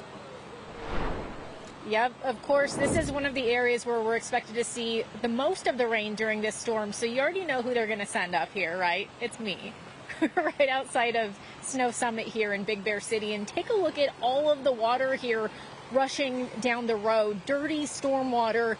It really wasn't stretching out this far just a couple of hours ago. So you can see that it's picking up steam out here. Also, just a couple of minutes ago, we heard some thunder out here. So that's not a great sign in a tropical storm. Not really the thing we want to hear and see so much. Also, the winds picked up in the past couple of minutes. But if you take a look at the video here, you'll see some other problems that we've seen popping up throughout the day out here. In terms of driving on the road, we took the 38 up here to Big Bear earlier today at about 10:30 in the morning. Drivers had to wait for the road crews to divert them around a pretty decent-sized tree that came down in the middle of the 38, but they were out there really quickly cleaning that up. Lots of bulldozers staged along the side of the roads to respond to any problems that popped up. This truck right here was just pushing a bunch of small boulders off the roadway. We saw tons of these just rolling right off the mountain before we were driving up here. And then flash flooding, of course, is a concern. You can see all the storm water out here. Powerful winds expected to pick up in a short time here. That's what has a lot of people concerned about potential power outages and trees over roads. But we just spoke with a lady a couple of minutes ago who found out right in the middle of her interview how quickly the winds can pick up out here, even though she was a little bit skeptical. Take a listen. I mean, it seemed a little dramatic, but you never know, and it is coming down. Perfect timing. I'm happy it's not snow. After 10 feet of snow, we are done with snow. We're broken up with snow, but I think that we're enjoying it as long as the winds don't knock out our power. Yeah, that would be a really bad scenario out here. That was the manager of Oliver's Emporium, which is a really lovely little pet store here in the village. Of course, she was talking about these historic snowstorms we got this winter, where much of these towns were just shut down for almost a month as crews struggled to get the roads plowed. You know, a much different story when we don't have snow and we just have rain. They've done a lot of work out here, public works crews and forest crews, to make sure all the culverts are cleaned, that they have all of the brush and branches and everything out of those so water can flow freely through these areas. Also, San Bernardino County fire crews are staffed throughout the weekend with swiftwater rescue teams if they need to come help anyone who gets stranded in one of these areas. The good news is we haven't seen any drivers taking chances in driving over any really large areas of standing or moving water. So hopefully everyone's safe out here tonight. It seems like for now that the rain's picked up a bit and you can hear thunder and it's a little more windy, people are definitely hunkering down for the night. We'll send it back to you in the studio. Okay, Nicole, and thanks for a little bit of that silver lining there with the resident you talked to who said, well, it's not snow, so we're It's the good. little things, right? Pardon me, it is. All right, I want to go to Olga Ospina. She is right now at the Weather Center with the very latest on Hilary. Olga. Yes, and we continue feeling the brunt of the storm. So the core of Hilary is right now over Southern California. We continue to feel moderate to heavy rain really for most of us. And for the mountain areas, that's where we're seeing the highest totals. So once this is said and done, 6 to 10 inches. So the big danger with this, flash flooding, or if you are in any of those recent burn areas, mud and debris flow will be a big concern. We have really strong winds as well. That's going to continue continue still the peak winds into tonight. So I'll show you our winds futurecast as we head into the next hour. By the 7 o'clock hour, still seeing gusts in that nearly 40-mile-per-hour range out through parts of Ventura County into Santa Clarita, as well as the Antelope Valley. In the 50s for parts of Orange County, and up in the mountains, gusts will be in the 50s and 60s, even isolated gusts in that 70-mile-per-hour range. Right now, out through the Magic Mountain Truck Trail, we have seen an excess of 60-mile-per-hour gusts. So some really dangerous winds outside right now. We'll continue to see those strong winds as we head into late tonight.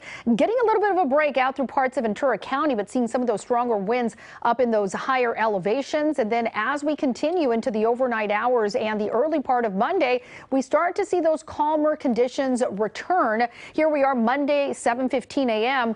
A lot of us enjoying those lighter winds. Still some moderate winds out through the Santa Clarita Valley and into parts of the Antelope Valley. By the afternoon, things have really calmed down pretty significant as far as the winds and, of course, with the rain also. But right now, we do have a flash flood warning in place for most of us as a lot of that heavy rain continues to impact us, especially if you are out in places like the Ventura County area, even as you head near the coastline, places like Malibu all the way up to Oxnard, seeing some moderate to heavy rain. For places like the Inland Empire, we've actually seen a bit of an improvement. We had a lot of heavy rain earlier just in the last hour or so. Now seeing some lighter amounts, but we continue to see that surge of moisture from the south, so that will be changing quickly. As we head into the Orange County area for some of those coastal areas, seeing some light rain there, and out through the Santa Clarita Valley, also seeing a bit of improvement here. So still some moderate rain, but it's not as widespread as we've been seeing these last several hours. I'll take a look at the futurecast, the rainfall totals. Again, those higher elevations, those will be the most heavily impacted as we continue through the night, and mountain areas 6 to 10 inches once this storm is done with Southern California. We'll take a look also at the 7-day forecast. What is in store for the upcoming week? All those details in a few minutes. Back to you guys. We'll check back with you later. Parts of the Coachella Valley have been getting pounded with rain for much of the day. And KCAL News reporter Jason Allen is live from Palm Springs now to show us the situation there. Jason. Yeah, so we're getting one of those breaks, too, that you were just hearing about. We haven't seen as much rain here. It's the first time in probably 4 or 5 hours been able to take the hoods off, but just some really gusty winds still. And you can still see the impact from that rain. Here's some of the flooding back here behind me. This is one of those low crossings, one of those areas, the washes that we've been talking about, the public officials have really been concerned about.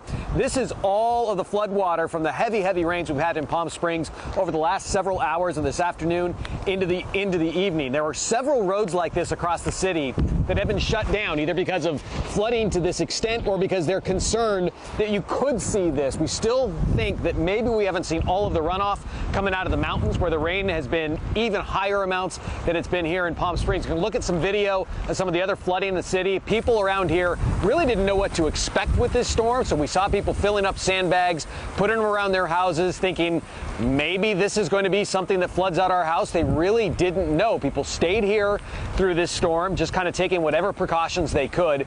Thankfully, it hasn't been excessive. We've only heard of one swiftwater rescue to this point from the fire department, but they have been really proactive about shutting down the roads, about keeping people away from these crossings. They're hoping that maybe we've seen the worst of the rain, but as we were talking about, we still really don't know what the next few hours hold and how much runoff is still going to come down here out of the mountains. Indeed, Jason, it takes a while for, of course, the rain to head down the mountains and into the city, so keep us posted as you continue to stay there. Thanks so much. And because of the flatlands, it's holding a lot of that water. Now we're going to go to nearby Cathedral City. Yep. You can see it's pretty wet there. Well, there you go. Now you see a lot of water going right down the middle of that road there. And from what we understand, there has been rain pretty much all day, as in most parts of Southern California. Now you could really see how it looks pretty much covering deep. the whole road there, Pat. Yeah, it really is. Yep. And we understand that we have a look at some homes there. There we go. Just running down the roof there. And as you had mentioned earlier, Juan, about people checking their drains, their gutters, cleaning the gutters, checking the drains. And of course, the storm drains and making sure that they're clear. All right, we have some water accumulating in the backyard there, and that's at Cathedral City. All right, thanks so much for that. And as we told you earlier in this newscast, another big story, a powerful earthquake this afternoon. Yeah, the 5.1 hit 4 miles southeast of Ojai around 2:40 in the afternoon. And KCAL News senior reporter Ross Palumbo is live in Ojai. Ross, where are you?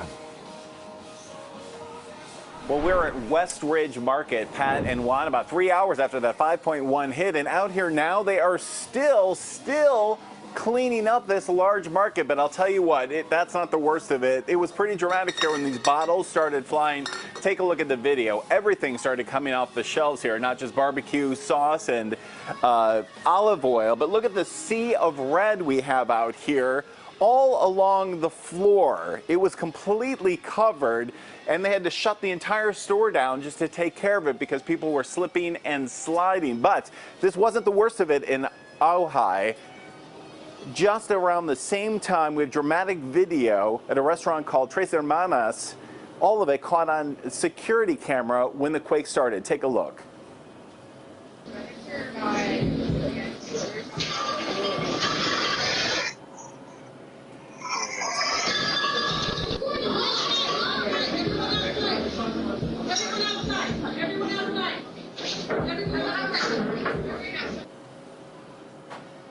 All right, dramatic security camera video right there, and you can hear people screaming and actually urging people to get outside. Of course, we all know the best thing to do during an earthquake is to drop and take cover and stay still, but there was some panic inside here. In fact, they had some difficulty getting two of the children out of their chairs just to get them outside. Now, we did talk to two people who work there, one of them telling me that this is the worst earthquake she's ever felt in California. Take a listen.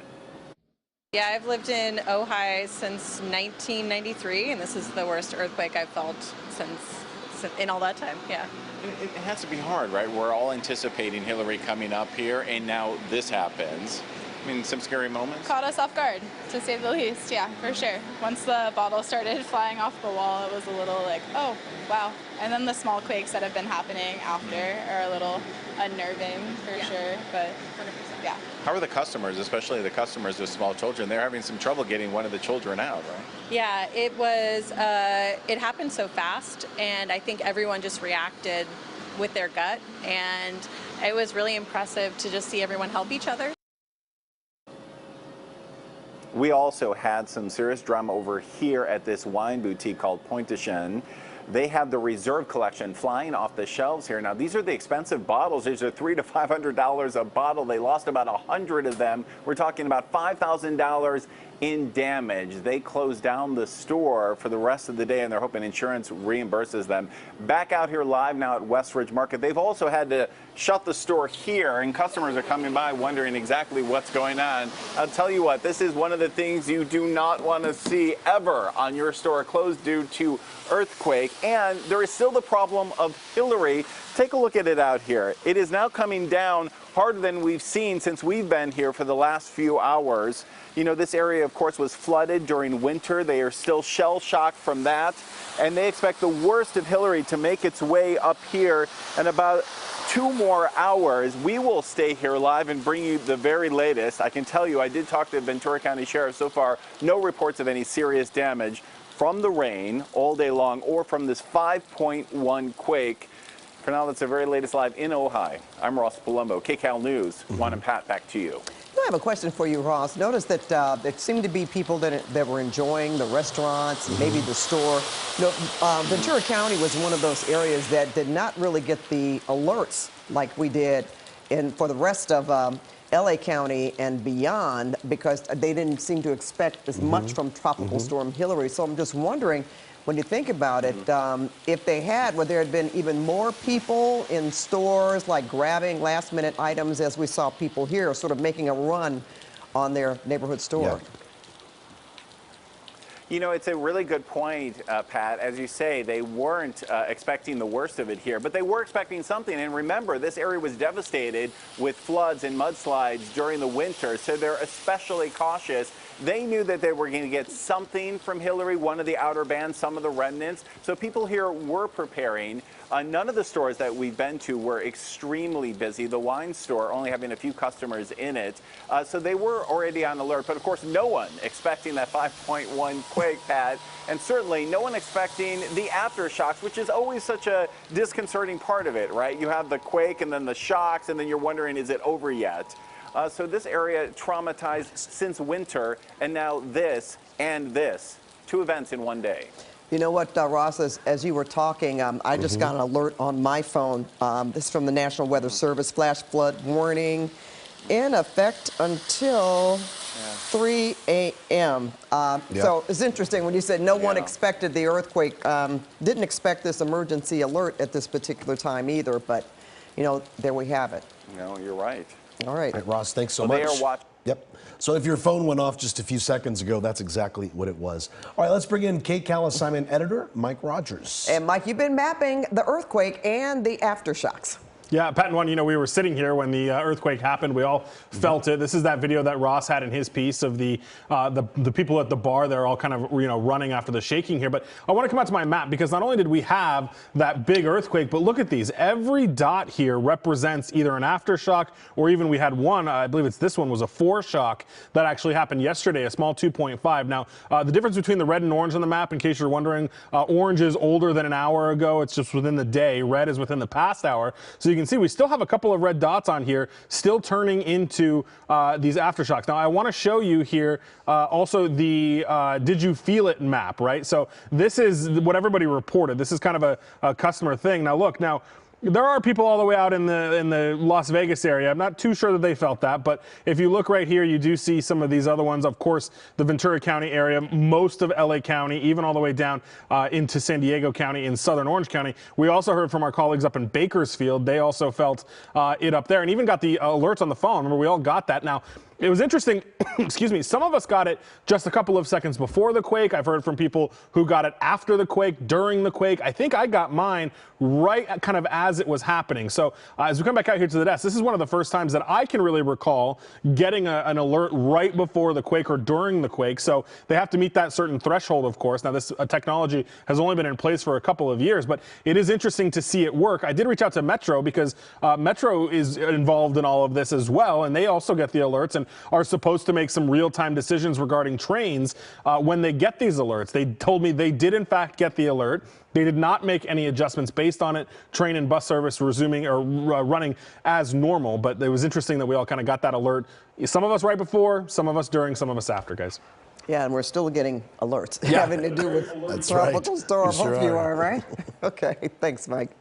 Now we want to get back to our top story, the storm hitting Southern California, Tropical Storm Hilary. We just learned that Pasadena Unified has canceled all classes for tomorrow. And our team coverage of Hilary continues with KCAL News reporter Joy Benedict. She's live in Santa Clarita at a road closure. Joy. Yeah, we're seeing a lot of these, but what we have right now, we're at Soledad and Sand Canyon Road, and you can see why it's closed. That's because there's looks like to be a lot of dirt and debris that has washed into the roadway. You can see a lot of that is flooding down into the storm drain. Thankfully, that has been cleared, and so that's allowing that water to flow. But if you walk with me up this street, you can see where all of this mud is actually coming from, and it's coming from that hillside up there. It appears to be some sort of a project that is under construction. Obviously, there was a lot of dirt, there was a lot of debris, and when we have these sort of intensive rainfalls that we've had over a long period of times, really all day today, that is inevitably going to simply wash away. And that's what we are seeing. As that water falls up there on the hillside, it's going to run down, and it's going to run down here and take all of this rock and soot and mud with it on the roadway. Now, we did have a couple of crews that were out here a few moments ago trying to stop all of this or clean it up, but I think they realized that they quite frankly just don't have the materials to do so. And if we walk a little bit closer, you can see that they did put up some sort of sandbags at some point trying to prevent all this from happening. But when you have this much rain over this short of a time period, this is just you know, something that's going to happen. But look at the flow here. I mean, this is just a good visual indicator of how much water has fallen from the sky so far today already. We don't usually see this type of rainfall here in Southern California, and it is just flowing out like a river right now.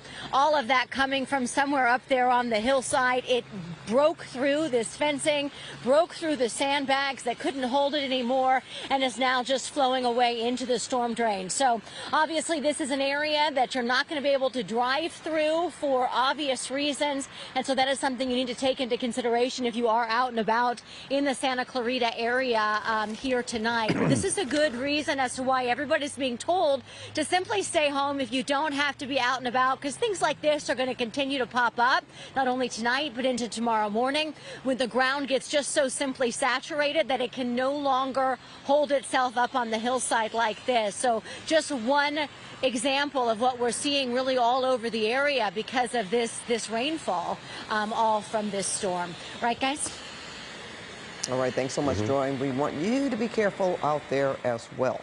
We have some video of rain coming down in Valencia. Take a look at this, Pat. Quite a bit of it as well. This looks like it's a wash right there, and it's getting quite a bit of rain. It is flowing pretty steadily right there. And as we know, Hilary has brought rain throughout a great portion of our viewing area. This is just some of that video that's coming into our newsroom from Valencia. And as that shot keeps moving, Pat, you can see just how much of that area the rain is covering. And that's going through a neighborhood. You see, to the upper portion of that picture, that's a neighborhood over there. So this is water that's rushing through a neighborhood, and that has got to be a little disconcerting to see that much at one time. And we're still expecting more rain, right? Yeah, we're still just at 6:37. So we've got a ways to go. So hang on, folks, and keep it right here on KCAL News. We're going to go to this in Santa Monica. In fact, LA County health officials are telling everyone to stay out of the water. They issued an ocean water quality rain advisory this afternoon. You can barely see the Ferris wheel in the background there, meaning you shouldn't have any contact with the ocean water. The advisory is in effect until at least Thursday morning, but it could be extended, and that depends on just how much rain we get. Interesting, look at how empty the pier is at this hour, where it's normally quite crowded. Yeah, and to the left of the pier there, at least the left of the screen, nobody really on the beach there. And as cold as the water is in the Pacific, I'm always surprised that people still dip their toe in there. The surfers do it in wetsuits, but it's not even just that we're concerned about. It's a lot, you know, there's bacteria in the water. A lot of things have been, you know, things that wash up into the water. Absolutely. All right. Well, the rain has been steady and heavy in the San Bernardino Mountains as well. And KCAL News reporter Nicole Comstock gives us another update from Big Bear. Hey, Nicole. Hey, well, the rain has picked up a lot since the last half-hour check-in we had with you guys. The stormwater here, it's a lot more intense now. You can see that it's now starting to almost come up out of this little drainage ditch here. It's a lot wider going down the street and starting to carry little small rocks and pieces of trees and stuff with it. This is really what we've been seeing throughout the evening, is just the rain intensifying. We heard a little bit of thunder earlier, and we saw some other problems popping up on the roads out here too. If you want to take a look at this video that we have, we actually headed up here to Big Bear on the 38 earlier today, and there were tons of road crews out there with equipment staged along the side of the road, just rushing over to anything they could see as soon as it happened. Drivers had to wait for road crews to divert them around this tree that came down on the 38, but they were out there very quickly getting it cleaned up, getting the road back open. Lots of bulldozers, as I mentioned, staged along the sides of the roads. We also saw a lot of small boulders that rolled down off the mountains onto the road that they were actually using like bulldozers or loaders to just push big sheets of them off of the road there. And again, you know, we are expecting well, I would say we were expecting between 5 and 10 inches of rain, but it seems like we're already almost at that halfway mark. It's been raining like all day out here. So it's a lot. That means flash flooding is a huge concern, and trees going down is a huge concern. We actually just talked with a man who was visiting from Las Vegas, and he said he's most concerned about getting stranded out here on the roads. Take a listen. You know, it comes in bands, and it's not much you can do. Pretty much you want to stay in. And you said you are a little worried about the roads. Well, I guess that's the one thing that could, you know, trap me up here on the mountain. I wouldn't be able to get back home. I'm not too worried about the mountain flooding up on top. If I was down in Palm Springs, I might be a little bit more concerned.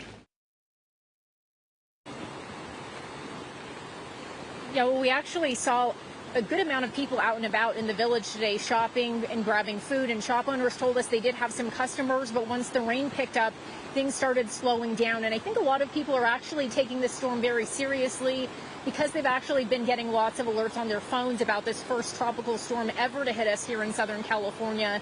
I was reporting on storm preparations on Friday, and we saw so many people going out to get sandbags at these sandbag locations that we typically never see anyone at these sites.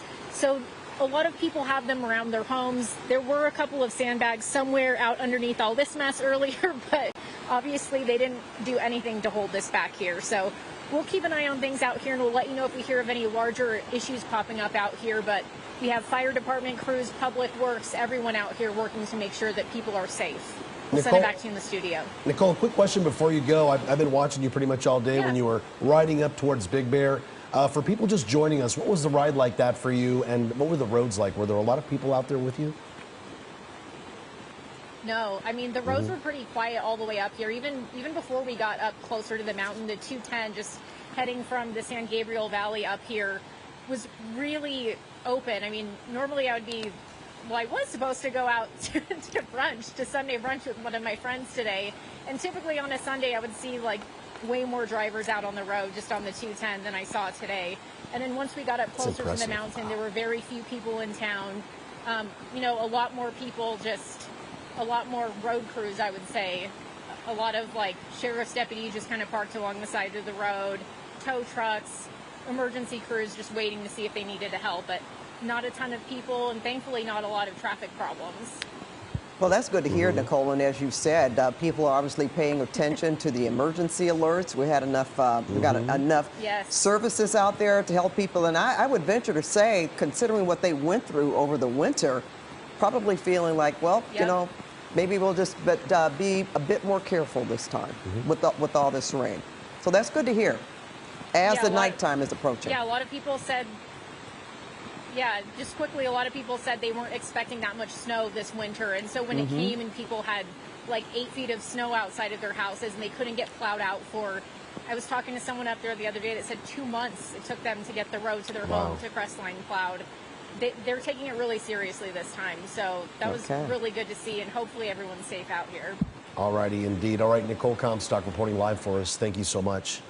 There are evacuation orders happening in parts of San Bernardino County, but first, let's look at this, Pat. This is the 101 freeway, and this happened this afternoon. This is in Sherman Oaks, and as you could see there, that car off to the side, well, that truck is completely in quite a bit of water, slowing down traffic.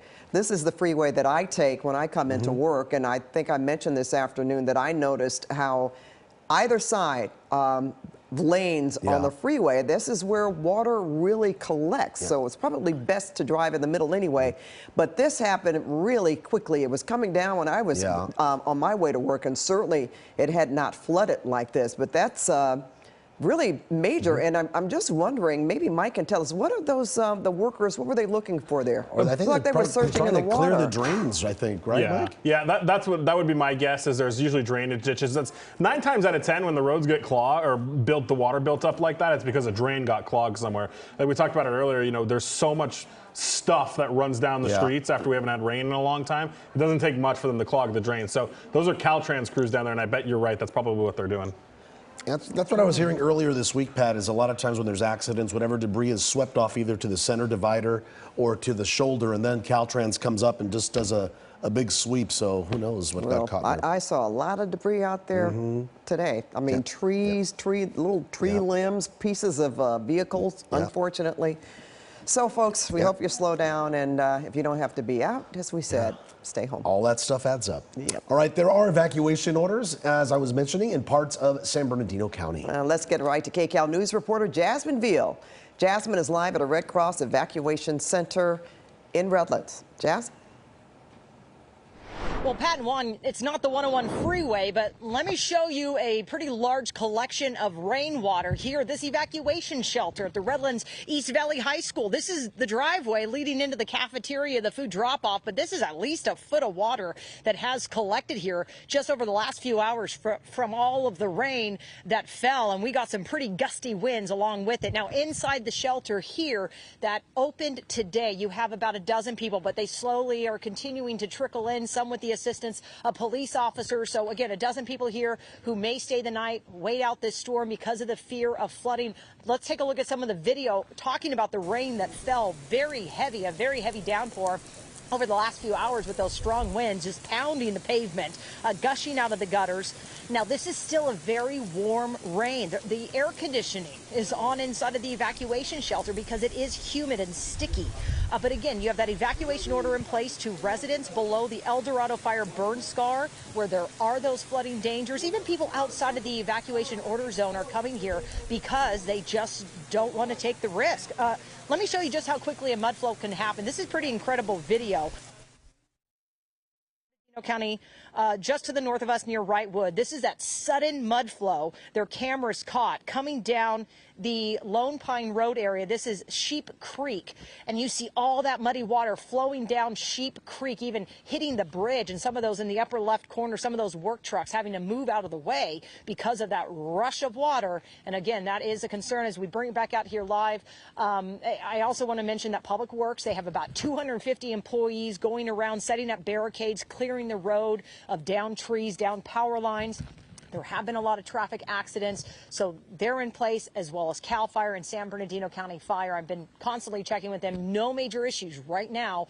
Again, in the Oak Glen area, Forest Falls, Northeast Yucaipa, that all seems to be okay. I'll send it back to you for now. All right, thanks so much for that, Jazz. Boy, you know, again, just got to talk about the work that our first responders have been doing, and the emergency crews and services for each district. They seem to really be on top of things as they happen, and that's city, you know, county, planning. state, No doing a question. great job. But we're not done yet, are we, Juan? And we can't really say that the worst is over because that's right. We're going to see the bulk of the storm hit. Here's Olga Ospina now with your next weather forecast. Olga? Yeah, and we are right in kind of the peak of this storm, seeing some very heavy rain totals, and want to show you the latest numbers. So these are as of 6 o'clock this evening. Leona Valley at nearly 6 inches of rain already. We're at nearly 5 inches in Lake Palmdale, as well as Saugus. Newhall at 3.5 inches. Northridge at just about 2.5, and approaching that 2-inch level for downtown Los Angeles. And again, we still have many hours to go of that tropical storm just over our region. Here's a look at what's happening. We have a flash flood warning still in place across much of our area, and some still moderate to heavy rainfall falling across a lot of our area, including Ventura County. Look at that, out through Camarillo into Thousand Oaks.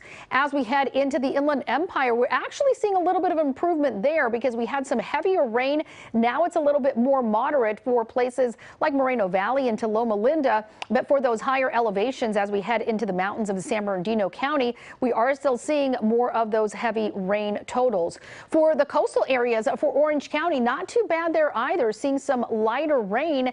And as we head into some of our valleys, the Santa Clarita, San Fernando Valley, we're seeing still some moderate rain out there. But again, this is a bit of an improvement from what we were seeing earlier in the afternoon. So rain totals still very impressive across those higher elevations. For the mountains, 6 to 10 inches as we continue into the night and into the very early part of Monday morning. For the rest of us, we could be talking 3, 4, 5 inches of rain. So still very impressive because all of this rain in a very short amount of time. And that's what's making it so dangerous, because flash flooding is really the big concern up in the mountains, especially our deserts, and of course those recent burn areas, which could be seeing some mud and debris flow. Let's take a look at wind gusts. These are the strongest winds we have seen in the last 24 hours. Exceeding 70 miles per hour for Burns Canyon. Of course, the mountains have seen those strongest winds. We're looking at 54 mile per hour in Malibu Hills.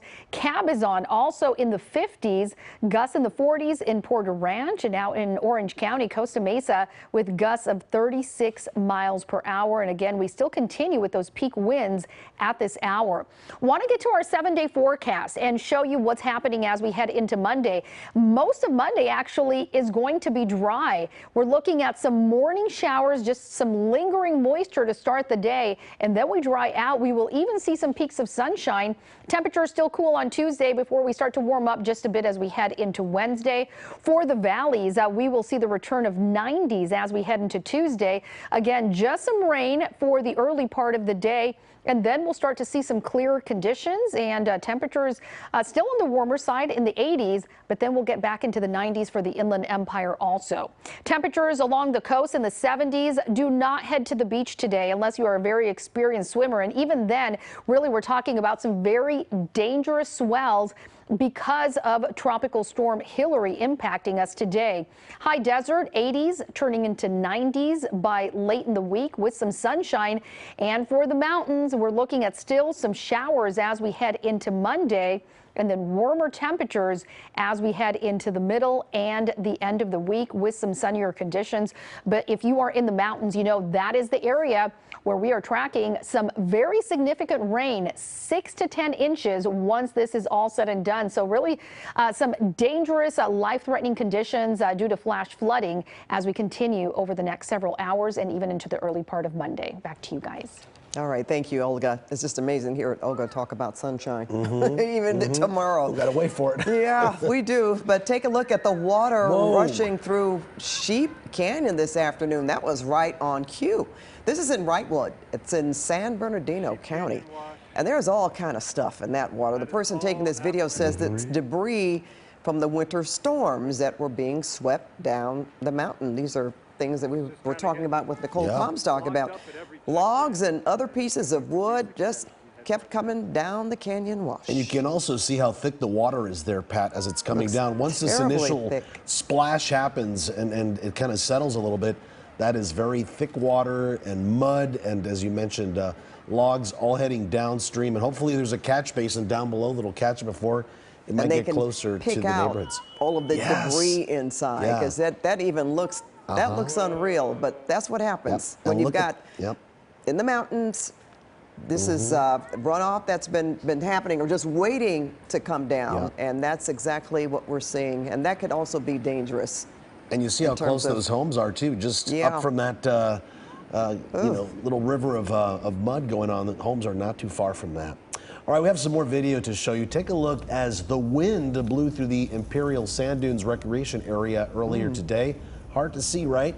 You can see it's blowing a lot of sand across the road. Hard to believe, right? With so much rain, you'd still be able to see so much sand there blowing across the road. That almost looks like those, there's a funny name. I can't think of it right now, but it happens at Haboobs. That's right. It happens in Arizona. You can see how windy it is, too. A lot of things going on in SoCal today, that's for sure. And we've got it here for you on KCAL News, Zoe. Well, as we enter the heaviest part of this storm, we're talking till about 9 o'clock tonight. We are seeing impacts out on the roads. And KCAL assignment editor Mike Rogers at the desk now. And Mike, what are you seeing? Well, kind of as we expected, we're getting some minor roadway flooding here in the LA area, some pockets of stuff we talked about earlier where Caltrans is having to clean out some of those drains, but it's our high desert communities that are getting hit pretty hard. I want to show you some video that's just in here. This is from Caltrans. This is along the 138 where it kind of turns into the 18 up by Lano up there. If you know anything up there, it's right on the LA kind of San Bernardino County line, but look at the amount of water that is flowing across the roadway there. They have closed that roadway for an undetermined amount of time as they kind of try to sort everything out. Now, as we talk about flooding, I want to come to my computer here because the National Weather Service, the Los Angeles office, just issued a pretty dire warning, it seems. It's in all caps. They say, heads up, dangerous flooding in the area between Point Dume, Point Mugu, Camarillo, Westlake Village, Somis, and Spanish Hills. This is life-threatening flooding. This is a tweet from the National Weather Service just a few minutes ago. So if you're in any of these areas, the National Weather Service says there is life-threatening flooding happening in your area. You need to stay inside and be mindful of your surroundings and the waters that are coming. Now, as we come back out here to the desk, we are going to continue to watch all of these things, and I'll have an update on your roadways and some of the other traffic issues coming up in just a bit, guys. All right, Mike, thank you so much for that. We want to check things that going on here. Thanks, Mike. Along the coast. And there, okay. Reporter Lori Perez is live in Long Beach. Now, gosh, Lori, the wind has really picked up now where you are. Yeah, I was just going to say, you know, I mean, I spoke to you guys maybe 50 minutes ago, and the conditions have really deteriorated in that time. The wind, as you said, has really picked up. I'll show you. Take a look at those palm trees over there. Those are really whipping, and the wind is, the rain rather, is now coming down and then just horizontally. I want to show you, these are the berms that are laying along the beach, all along the peninsula here for miles. And in the last hour or so, as I try and climb up here, the surf has really picked up significantly, you know, and should those get higher, that's what these berms are here. We have seen historically the peninsula here has been ravaged by high tides and by rainfall. When the rainfall, the combination has really caused flooding in these areas. That's why they are building these up. And further down, you might be able to see there are still some crews that continue to build them up along this beach because they are worried about what will happen if the surf high tide continues and this rain keeps falling. We spoke with homeowners earlier today along here, some who said, you know, they've been through some storms before, so they're okay with it, but others who say that they are really a bit anxious about this. One guy told us he was going to sleep on the top floor of his home just to be safe. You know, maybe that's a little extreme, but he said, you know, why not? I'd rather be safe than sorry. Of course, we have not heard about any damage or significant problems, but here on the peninsula, we did find at least 2 streets that were flooded. They say that happens every single time there is rain, and there were, I would say, 5 or 6 inches of water that flooded up. They said that the combination of the tide coming in and then, you know, the rainwater building up and trying to go out, those 2 things competing are really a bad combination. So they were able to call Public Works to come out. Some lifeguards came out, the fire department, and they were able to use a bypass to kind of get the water out into the bay instead of going through the storm drains. There might have been some sort of a clog, they thought. So they were able to get it out, but they thought, you know, if this keeps up, they might very well be back there tonight. Hopefully not, but who knows? As I said, the conditions have really significantly gotten worse in just the last hour or so. We can tell. Yeah, and Laura, we know how when you know, dark of night, it certainly gets more hazardous for the crews and everyone else. Well, we have been following the effects of the storm hitting us all day. More next on a special edition of KCAL News at 7, so stick around. We'll be right back.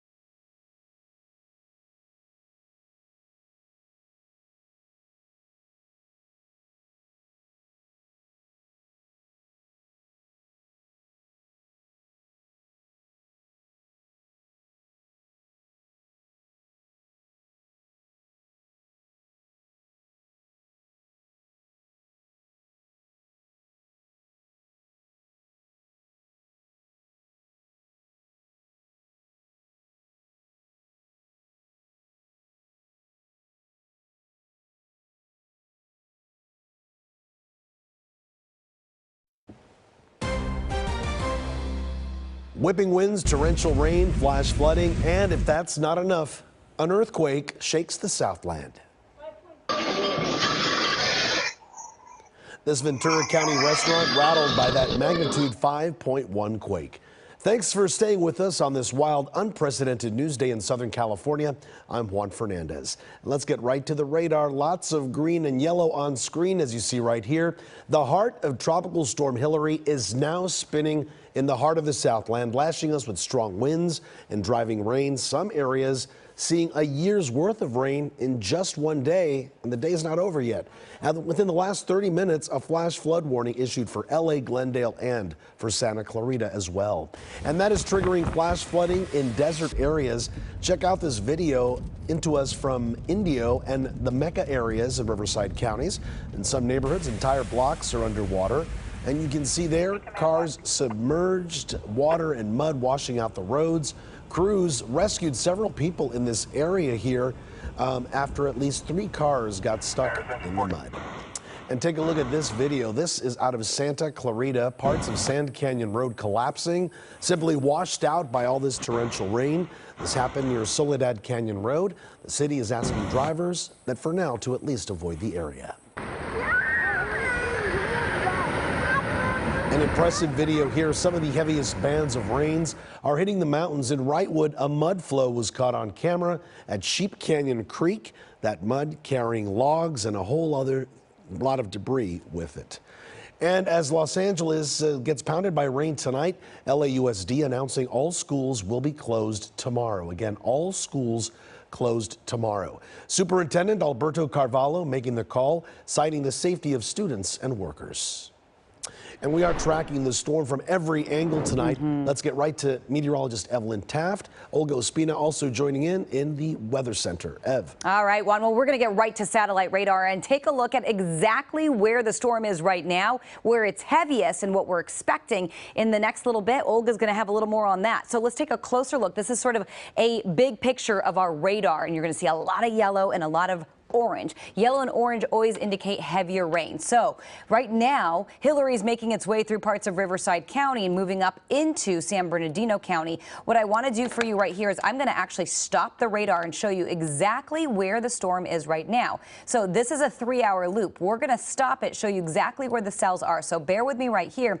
Palm Springs is now starting to get hit. We're looking at 45-mile-per-hour winds in the area. And take a look right here. Yellow and orange on your screen. In the mountains, you're seeing right here, yes indeed, yellow and orange, meaning very heavy rain right there north of the 10. Now we're going to take it up to Running Springs and Crestline. Let's take a closer look at what's happening here. Now Arrowhead into Crestline, Lake Arrowhead, we're looking at very heavy rain, orange on your screen, so we could see very high rain rates, very treacherous commute. So we really advise everybody to stay off the roads tonight, of course, as we take you right over here, a little more yellow and green showing up closer to Laverne. We're seeing some very heavy rain, and up in the mountain and foothill areas as well. We're looking at a lot of yellow and orange up the 39 into Cedar Springs. Wrightwood projected to get 7 to 10 inches of rain initially. At this point, we're still watching, but we have gotten 3 to 4, even 5 inches of rain. Now, the high desert, this is where we're expecting a lot of rain. We could get a year's worth of rain just in these 24 hours. In Lake Los Angeles getting hit right now with some of the heaviest rain,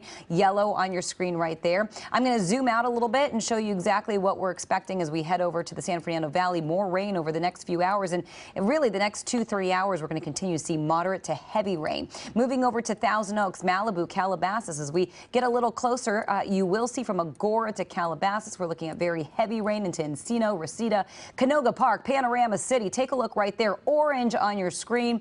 North Hills into Mission Hills, looking at downpours at the moment. I do want to take a closer look at what's happening in Malibu and along the Ventura County coastline as well. Take a look at this huge cell that's just sitting offshore, and we're continuing to track it. Everything moving to the northeast right now, and it looks like we could get very heavy rain, more heavy rain in Westlake in the next 27 minutes or so. So really looking at heavy showers at the moment to just Again, downpours as we head into the next little bit. We are expecting to see that rain really stay with us as we head into the next 2 to 3 hours. We're going to continue to track it for you as well. And I will tell you, we're going to see a lot of wind over the next couple of hours as well. This is the peak of the event. It's going to go until about 10 p.m., maybe even midnight. And with that, our Olga Ospina is going to show us exactly what to expect in the hours ahead. Olga. Yeah, hi, Evelyn. And we're looking at that very heavy rain, as you mentioned, right now. So the flooding, the strong, dangerous winds, that is really the big concern right now, and it will continue to be as we head into the coming hours. So as we put this futurecast into motion, you'll notice that we still continue to see very heavy rain through the Ventura County area. As we head into the LA area, though, we do see some pockets of drier conditions, and that will continue to be the case as we head into the overnight hours and into the early part of Monday. But look at this, streaming moisture from the south, looking at very heavy rain still at 11:30 tonight out through Ventura and into parts of Frazier Park. Still the Antelope Valley seeing some heavy rain. We have already seen an excess of 5 inches of rain for parts of the Antelope Valley, and we still have several more hours to go of these heavy downpours. Monday, 1:45 a.m., still the overnight hours, looking at some pockets of very dangerous heavy rain. And then by the early part of tomorrow, a lot of us are actually going to be experiencing some drier conditions. 7:15 in the morning. Look at this. As you wake up on Monday, some dry conditions for some of us, but still some pockets of wet weather out through the San Gabriel Valley into Ventura County. Look at Frazier Park. If you travel through the I-5, still seeing some impacts there. And of course, still across the deserts as well for places like the Coachella Valley into the high deserts. Monday, 10:30 in the morning, a lot of us seeing much calmer conditions, just some light rain out through parts of LA and Ventura, and then continuing to dry out as we head into early afternoon of Monday. A little bit of cloud cover, but some of us will actually see some sunshine tomorrow. So we're starting to see some breaks as we head into the next several hours, but still through tonight, we continue with the peak of the storm. Once this is all said and done, of course, those higher elevations seeing the greatest amounts of rain. For the mountains, that means 6 to 10 inches once this is all said and done. For other areas, we could be talking 3, 4, 5 inches. The issue with this is we've had so much rain in a very short amount of time. So that is going to really bring an increase in danger of flash flooding. We actually still have flash flood warnings in place for a lot of areas. The totals so far as of 6 o'clock this evening, nearly 6 inches in Leona Valley, Lake Palmdale and Saugus at nearly 5 inches of rain. We're at 3.5 inches in Newhall, Northridge at just about 2.5, and we're nearing 2 inches of rain in downtown Los Angeles. And again, we continue with the peak of the rain as we continue still for the next several hours. So still much more rain is expected with us. Tropical storm Hilary, 50-mile-per-hour winds, and you can see that the core of Hilary currently over Southern California. That's why we're getting the peak rain right now. As we head into Monday, that storm continues to push to the north, and already by Monday late morning, it is into places like Nevada. So we'll continue to see that storm weaken, at least for Southern California, as we head into the overnight hours and into Monday. But we'll continue updating you. I'll show you the 7-day forecast as well in just a few minutes. Back to you guys. Monday can't come soon enough, Olga. Yep. And we'll all get there together. Thanks so much. The rain has been steady and heavy in the San Bernardino Mountains. KCAL News reporter Nicole Comstock is in Big Bear for us. Nicole? Yeah, you guys, we're just below Snow Summit right now, and they're actually still doing some patrols up here, I guess taking people up to the mountain resort, even though we're in the middle of a tropical storm right now.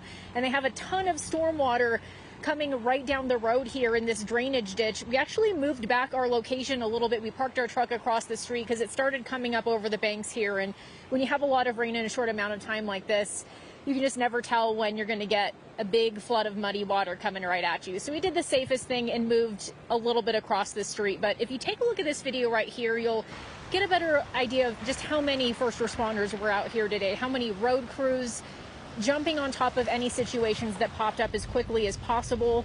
We had some drivers that had to wait for those road crews to get them around a tree that came down on the 38 earlier this morning. They were very quick at getting that cleaned up. Lots of bulldozers staged along the sides of the roads. We also noticed them just using those bulldozers or loaders to just push big sheets of those smaller boulders that fell right off the mountain out of the road so that drivers could get around those safely. And with 5 to 10 inches of rain expected out here across the San Bernardino Mountains over the next few hours, this is supposed to be one of the really big hot spots for rain. We actually just talked to one of those bus operators a couple of minutes ago who said that when they have really big problems out here is when they get all the rain in a really short amount of time. So they're hoping it's good news that we have more heavy and kind of moderate rain spread out over a long period of time. Here's a couple of people we talked to earlier who said they were hunkering down for the night. Yeah, we're staying home, like putting towels against like the areas we don't want water to get into and stuff like that. And I'm over on the North Shore, so I'm right in the forest. Okay. And they start, you know, moving back and forth, you get a little nervous. Are you guys worried about flooding at your shop or anything? You have sandbags out? I'm only worried if the winds pick up that a big tree will fall through it, but we have insurance, so we're good. Hopefully you don't need to use it. That's right, yeah.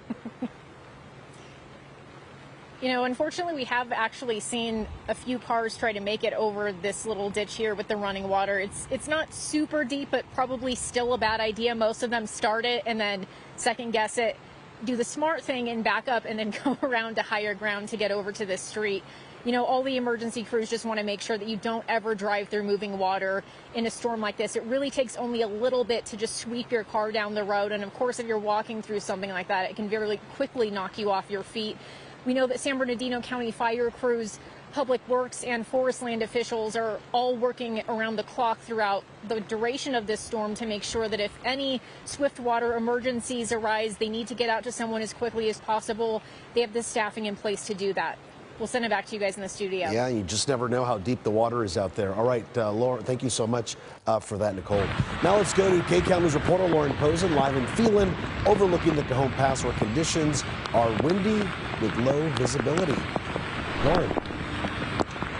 Yeah, Juan, that's exactly right. I mean, I don't know if you can hear it, but it's very windy out here. The rain is like pellets on my face. It's really uncomfortable, and it's been like this for the last about 30 minutes or so. Let's take a look at the Cajon Pass here. You can see how driving conditions are. In my opinion, it looks like people are going a little too fast. You know, these roads, they got a lot of water on them. There's a lot of water just coming together here. So on the other side of the road there's ponding going on, and that can be really dangerous. You can hydroplane, so a lot of the drivers are putting their flashers on to warn drivers to slow down behind them. Now, despite these conditions picking up within the last half hour or so, I did get an update from Caltrans, and an official there told me that they've had no major incidents at all, and they really credit that to a lot of the preparation they did prior to this storm coming through. But they did tell me about one incident I want to tell you about. It's over on State Highway 138 and 2 over at Sheep Creek Bridge. Water crested over it, but I am told that crews are there right now working to clean it all up. So from this, I want to show you something else. We talked with a man who just went off-roading. Take a look. You should be seeing some video now he shared with us. He said, you know, this is so unusual for us to be having rain in August that he just wanted to go out with his friends, and they went off-roading in the San Bernardino Mountains here. He said he had a great time. He said he didn't feel the rain was too bad. So they just had a lot of fun. You can see from the video there what it looked like. Take a listen to what he told us. We were up here at Miller Canyon. We went off-roading from all of Silverwood, from all the mountains all the way up there. It's not too bad. It's just regular rain. It was no wind. Are you worried about heading back down with the roads, or? No, we've been in contact with people that live around. So we have people here in Muscoy, and then we have people in Upland, and they say weather's just rainy, so nothing we can't handle. So I just noticed as we were out here, we're going to try to show you there. You can see there's a lot of water flowing right across the highway there. I'm a little flipped around, so I'm not quite sure where that is or what that is exactly, but you can see that water moving pretty swiftly there. And the wind is just increasing here. So we're going to send it back to you. I'm going to make some more phone calls and see if I can get some more updates as to how the conditions are. But I would recommend staying off these roads. It's just not worth it. It's too windy. Back to you in the studio. And I agree. Those cars behind you going real fast. All right. Thank you so much, Lauren. Now to breaking news in far eastern LA County near the San Bernardino County line. Eastbound Highway 138 shut down where it meets Route 18 Pear Blossom Highway. Let's go to assignment editor Mike Rogers on the desk with more on that. Mike.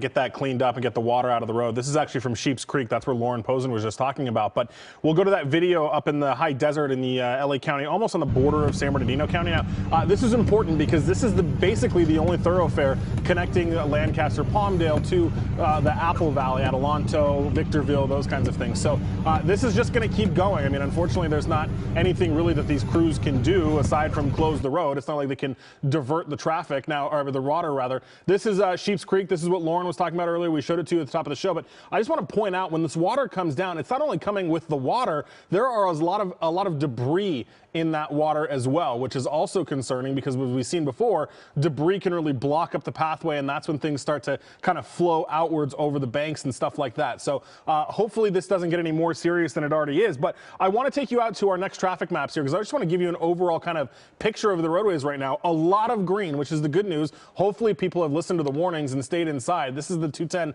at Santa Anita. This has cleared from an earlier backup. If you remember, Juan, we were showing the viewers the whole thing was stopped there for a little while. Now, this is over in the IE, the 60 freeway there. This is a really wet area. Now, I want to show you the high desert because there is traffic trouble in the high desert, and it's all because of the 15. You see the 395 there is in yellow, the 138 and the 18. We were just showing you in the high desert that video from. That's all backed up as well. And the issue is up in Barstow, that black on the map, even though you see green around it, the black on the map means the roadway is closed. There's a SIG alert there, northbound, southbound 15 freeways at L Street after a pole came down. Apparently some lightning struck a transformer that caused the pole to fall over, and they're still trying to deal with all that. Meanwhile, I want to come out to my computer here because we just got this new video from our affiliate in Palm Springs. Look at this one. This is in Thousand Palms. You can really see how intense the water has become out there. We also saw a video that we're working on getting into our system where a golf course was getting flooded as well. So this is what everyone has been worried about. We're starting to get into these heavier rain bands,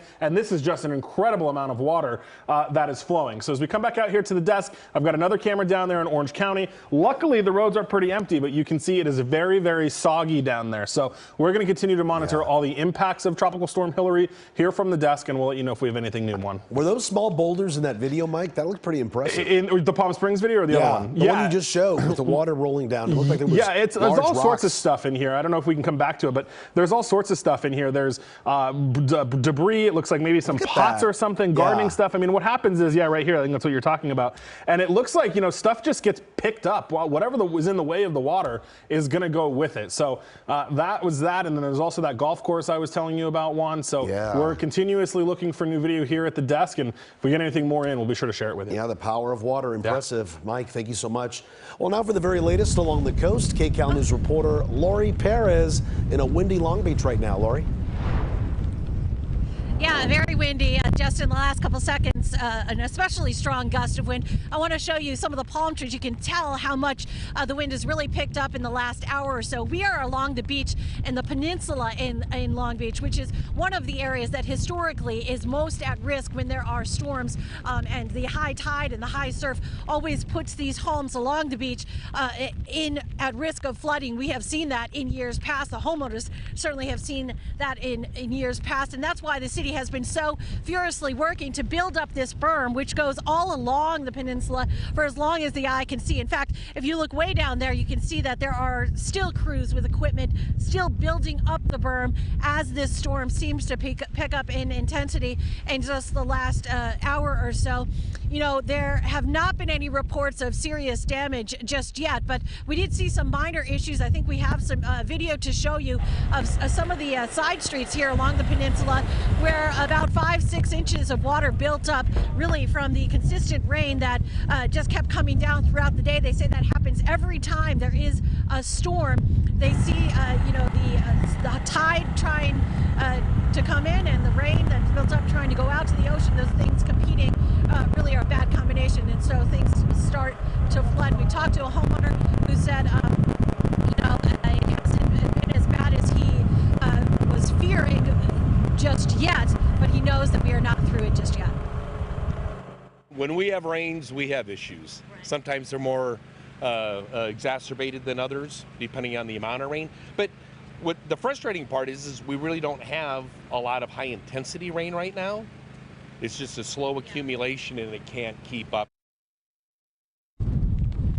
Yeah, I can't keep up with the rain, and also now the other concern is going to be this strong wind. So we heard Mike talking about debris. I can imagine that there will be a lot of debris. I will tell you that just a little bit further down the beach here at Claremont Beach Lot, they are still furiously working, filling up sandbags, and residents have still been coming by, even as late as the last time we were there about half an hour ago. Residents still coming by, picking up sandbags to fortify their homes and fortify the properties to make sure that whatever follows this storm, sorry, I just got sand in my eye, whatever follows this storm does not make their way into their property. We are live in Long Beach right now. I'll send it back to you. Lori, real quick before we let you go, we saw some off-roaders in Lauren Posen's story. Are you seeing any surfers out there? Unfortunately, we did see that just about an hour and a half ago. A lot of surfers, not just a few, wanting to take advantage of that. Obviously, that is not a smart thing. We even saw some people just swimming, believe it or not, including what looked like some children. Really not a smart idea, obviously. There's no lifeguards, and the surf, let me show you, beyond this berm, the surf has really picked up. Well, of course, as we're doing this, it's now at a calm point, but just a few minutes ago it was really coming really quite aggressively. So, the water's not anywhere you want to be at this time, especially as this wind and rain keeps coming down. Yeah, we can see some of those white caps behind you there, and things change by the moment. Okay, thank you so much for that, Lori. More damage now to show you. Giant boulders falling onto the road. This is in Calexico, north of the border in Imperial County. Rock slides, big ones, and mudslides are a major concern in the mountains. And to Palm Springs and Riverside County, it's getting pounded by heavy rain. Roads and sidewalks are flooded, and several roads have been shut down because they're just underwater. And the city is now bracing for more rain runoff from the San Jacinto Mountains. President Biden also released this statement saying he has deployed FEMA to California. He also said this: I continue to be briefed on our preparedness efforts and the storm's potential impact, including flooding. My administration stands ready to provide additional assistance as requested. I urge people to take this storm seriously and listen to state and local officials. He went on to say we are also closely monitoring the earthquake that occurred in Southern California and resulting impacts.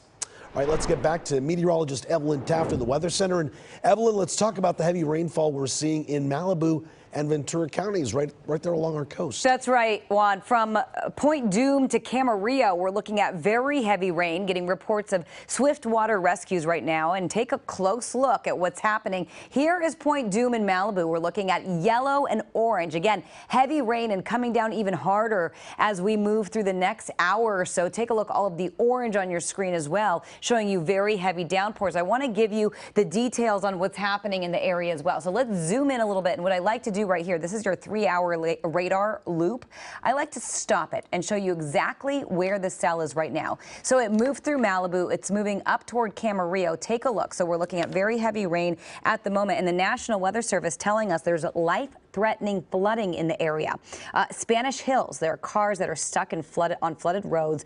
The fire department's currently conducting swift water rescues at the moment. So we're continuing to keep an eye on it at the moment. You will see right here that we are looking at very heavy rain in the area. So the National Weather Service tweeting out the information just a few moments ago. We are under flash flood warnings, and about 40 minutes ago, they initially let us know that there was dangerous flooding in the area between Point Dume, Point Mugu, Camarillo, Westlake Village, Somas, and Spanish Hills. And now, again, we are getting reports of the swift water rescue in Spanish Hills. Again, the fire department conducting water rescues in the area. So I do want to take a closer look at where this rain is right now. Camarillo into Thousand Oaks, and this cell, again, this is the concern because it's a lot of rain. It's moderate to heavy rain, and it's falling rather in one area for a long period of time. Everything is moving to the northeast. So again, flooding again from Camarillo, Spanish Hills area. Now it's going to continue on to the northeast, and it could continue to wreak havoc into Thousand Oaks in the next 14 minutes. Moore Park in the next 25 minutes, and Simi Valley in the next 33 minutes and Fillmore the next 40 minutes. So we want to welcome you from the Chargers game right now. If you are switching gears right now, thank you for staying with us. We are tracking Hilary and we are tracking the latest on Hilary. So just to reiterate, we were just telling everybody about this cell that's been coming through from Point Dume to Camarillo. Heavy rain right now, downpours, and we're getting reports that there are swift water rescues being conducted in Spanish Hills because of the rain you're seeing right here. We want to track the cell for you. That's what we're doing. This is the forecast cone, and it's showing you exactly where this rain is headed. Everything pushing to the northeast at the moment, moving from south to north. Okay, so you'll see Thousand Oaks in the next 14 minutes, expecting very heavy rain. Moore Park in the next 25 minutes, Simi Valley in the next 33 minutes, and Fillmore in the next 40 minutes in our mountain communities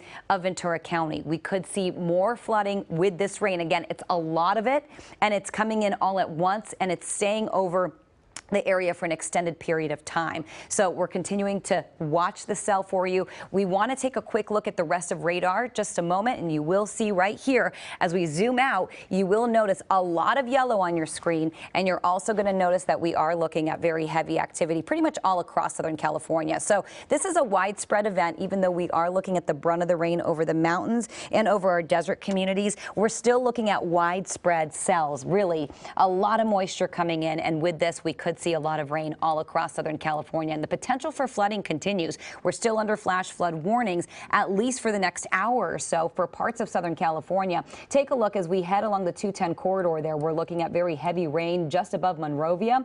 Closer to Mount Wilson, we're looking at very heavy rain. And take a look at this particular cell just north of Claremont, again, just over the 210. We're looking at red. Red means thunderstorms. Red could also mean tornadic activity. That may not be the case in this instance, but we're not ruling that out. We did see a tornado warning get issued earlier today in San Diego County. As we head to the 215 right here, Arrowhead to Arrowhead Springs to Crestline to Lake Arrowhead, Running Springs, we're expecting the brunt of the rain to really fall in the mountains, and we could get 5 to 7 inches. We've already clocked 5 inches in parts of our mountains. We're going to continue to watch that for you. Now, Yucaipa, of course, an area of concern where we're getting a lot of rain at once. And take a look. We are looking at very heavy rain off the 38. So, again, our mountains really experiencing the heaviest rain right now. You'll see that pattern as we cruise through our mountain communities all the way into the I-5 corridor there. We're expecting very heavy rain to continue to fall into Ojai, of course. Earlier today, experiencing that quake. Now experiencing very heavy rain and a lot of this yellow moving into the Ojai Valley. And we could see a lot of rain really start to come in. Now, Ventura to Santa Paula, we're looking at a lot of yellow on your screen, and we're moving back to Malibu, Camarillo, Thousand Oaks, Agora Hills. Again, that's where we're looking at a lot of rain all at once and flooding in the area. And of course, we're going to keep our eyes on that swift water rescue that's been happening in Spanish Hills. The fire department out there right now. And again, this rain continues to come down. It could continue to affect the Ventura County mountains as well.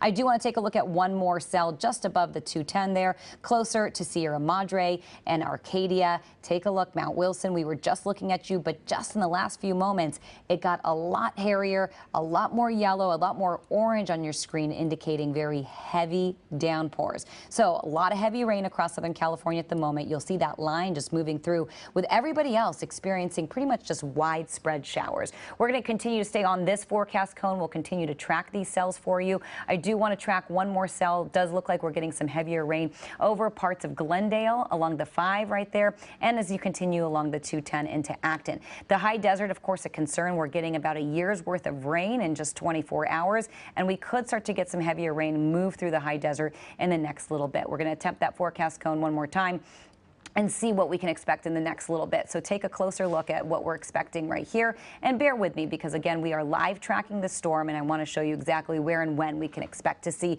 the next batch of very heavy rain. Santa Clarita waiting for this next batch in the next 42 minutes or so. Again, it's an approximate time there, but it looks like in the next 26 minutes, San Fernando can get hit with some of these heavier showers and downpours, and really the potential for thunderstorms continue, and Panorama City in the next 18 minutes. The heaviest rain continues through 10 o'clock tonight. We could even see more heavy downpours through midnight, and then things could let up after that. And with that, I do want to check in with our Olga Ospina, and she's going to map it all out for you wind-wise and rain-wise. Olga. Yeah, Evelyn, we're talking about exactly the biggest concerns, the heavy rain and the strong gusty winds as well. So I'll show you the winds futurecast, show you what you can expect as we head into the coming hours. But even right now, some areas feeling the peak of the winds. We're seeing 50s out through the South Bay for places like Hawthorne, Laguna Beach, 35-mile-per-hour gusts out into Lakeland Village, 52-mile-per-hour gusts.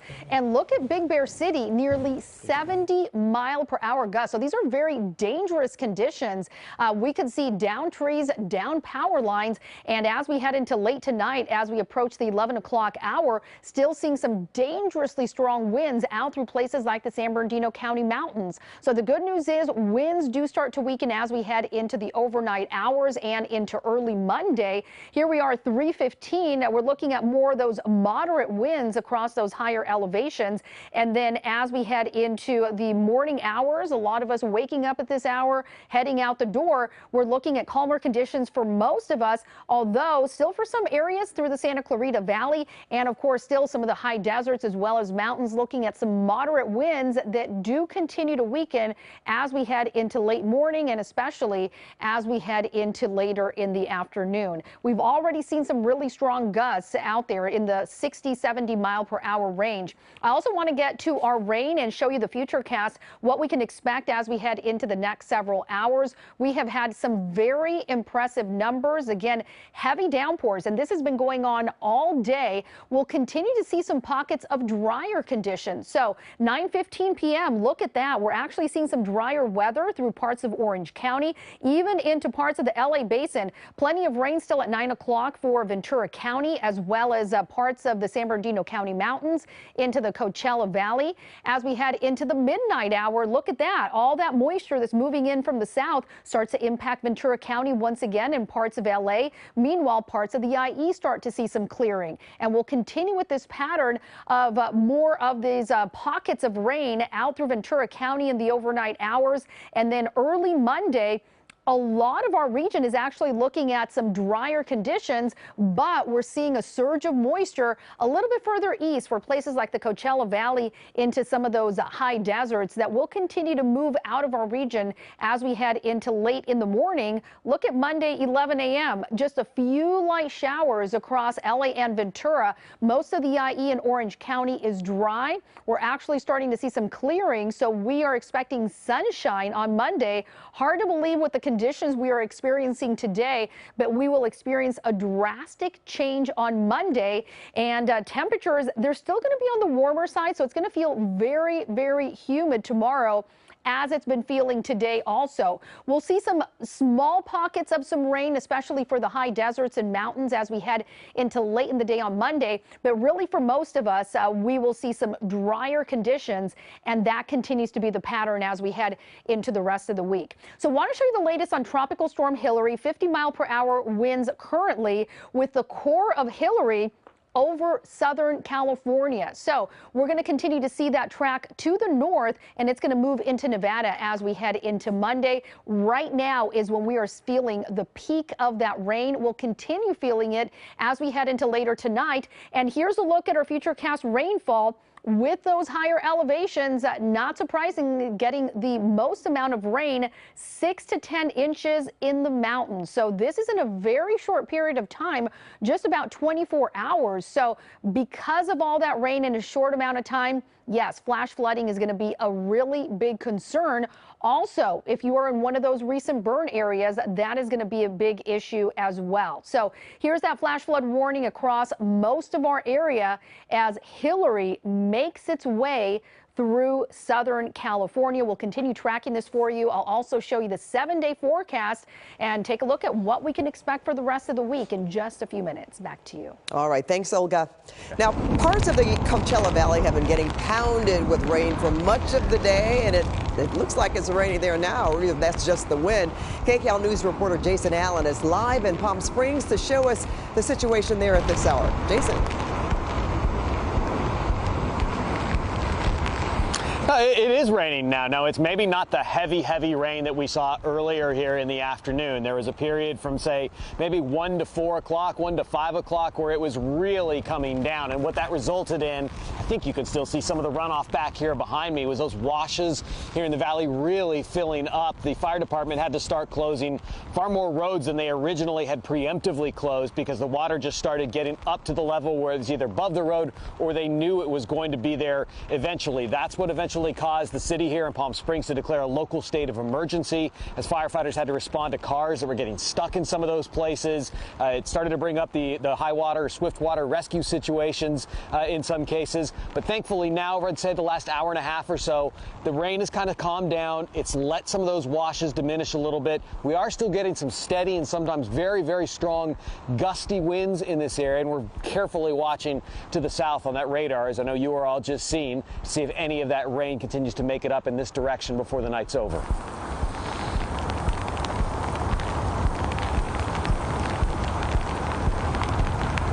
And earlier this afternoon in Palm Springs, in the downtown area and around, so that must be helpful, obviously, to the to all of the emergency service folks there too.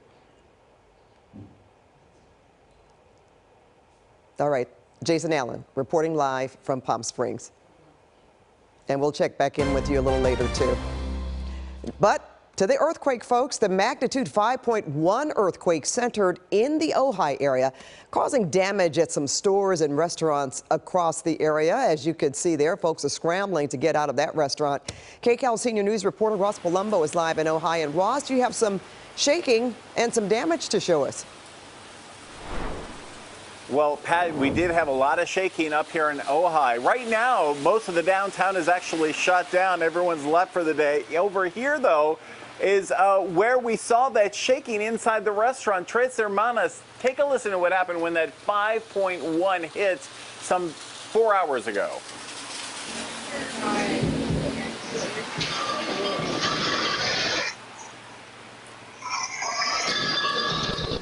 Some dramatic moments here, all caught on security video, as everyone inside here, including some children, were trying to get out. Of course, the best thing to do during an earthquake is to drop and take cover over something like a table, but these people were clearly rattled. They were trying to get 2 children, in fact, out of seats and had a little bit of difficulty. 2 bartenders actually helped them, one of them telling me just a little while ago that this is the worst earthquake she's ever felt in California. Yeah, I've lived in Ojai since 1993, and this is the worst earthquake I've felt since in all that time, yeah. It has to be hard, right? We're all anticipating Hilary coming up here, and now this happens. I mean, some scary moments? Caught us off guard, to say the least, yeah, for sure. Once the bottle started flying off the wall, it was a little like, oh, wow. And then the small quakes that have been happening after are a little unnerving, for sure, but 100%. Yeah. How are the customers, especially the customers with small children? They're having some trouble getting one of the children out, right? Yeah, it was, it happened so fast, and I think everyone just reacted with their gut, and it was really impressive to just see everyone help each other. And here in Ojai, this is not the only place where bottles were falling. Look at this. This is a wine boutique shop called Pointe-Chien. And around 3 o'clock, these bottles just came flying off their shelves. About 15 to 20% of their reserve stock. This is the expensive wine. These bottles, $300 to $400 a piece in all. They lost about 100 of them. We're talking $4,000 to $5,000. And the shaking also happening over here at this marketplace. This other video is coming from a store called Westridge up here. You may know if you've been to Ojai. They've got 2 locations. They're pretty big. Everything was falling off the shelves here. It was a sea of wine on the floor. It took them about 3 hours to clean all of it up. Back out here live, this restaurant that you saw the security video from, Tres Hermanas, it is closed tonight. They say they have had more than enough for one day. In fact, all of these, again, downtown here, have shut down for the night. And take a look at this. We want to update you on the remnants of Hilary as it starts to move towards the northwest up here. You know, the drainage here is flowing pretty freely. We've had mostly just a drizzle throughout the day, but they have had flash flood warnings up here now, and they are especially worried since they had the flooding up here in Ojai. Pat, you'll remember during the winter in January, so they're very sensitive. People are going home and preparing for this because the worst of Hilary still hasn't arrived here. We will stay here and let you know what happens. For now, though, it's the very latest live in Ojai. Back to you. Okay, Ross, we will get back to you. You know what? I mean, really, in the scheme of things, so happy to see that the damage that was done can be replaced in the stores and the restaurant there. That's always the best outcome you want to have. All right, Ross, see you in a bit. Oh, absolutely. All right, now back to the storm. Our team coverage of Hilary continues with KCAL News reporter Joy Benedict. She is live in Santa Clarita at a road closure tonight. Hi, Joy. I can hear some of the trucks behind you. Oh, yeah, they got the big crews in now. We got a front loader over here working behind me, but this is Soledad Canyon Road. If you want to take a look at it, what they are doing right now with this front loader is they are scooping up the rocks that have fallen off the hillside over to the right-hand side. That's because there was so much water out here that it brought the hillside down onto the roadway, obviously causing some problems. If we walk up here, you can see. So we're not only dealing with the water and the mud, but the rocks that came from up top here. Now, if you look up at that hill, what that is it's a project under construction. Neighbors tell me it's supposed to be some sort of a shopping plaza that's being built. Folks are very excited about it, but right now it's just simply causing problems. And you see this green fence that I'm pointing out right in front of me? Well, remember that, because now I want to show you the video from up top. Take a look at this view from what's inside that fence, and you can see it is a pool of water, rainwater that has washed down here just in these last few hours because of this storm. So because there was so much water, it has washed away the fencing and then the sandbags and everything else on that wall and created the problem here on the roadway. Now, neighbors living in an apartment complex, a condo community over here, they are concerned about this hillside coming down, not only causing problems on the road, but then possibly getting water into their homes. But they say they are hopeful that this will all stop, and soon. The rocks were going on Soledad, and people were just passing by it, and their cars were getting hit by the rocks. There's nothing you can stop the water. So we just wait a couple of days, and I hope nothing, gets serious. Are you worried about all this? Actually, yes. We never expect this water like crazy, but it's 2 days, so we deal with it.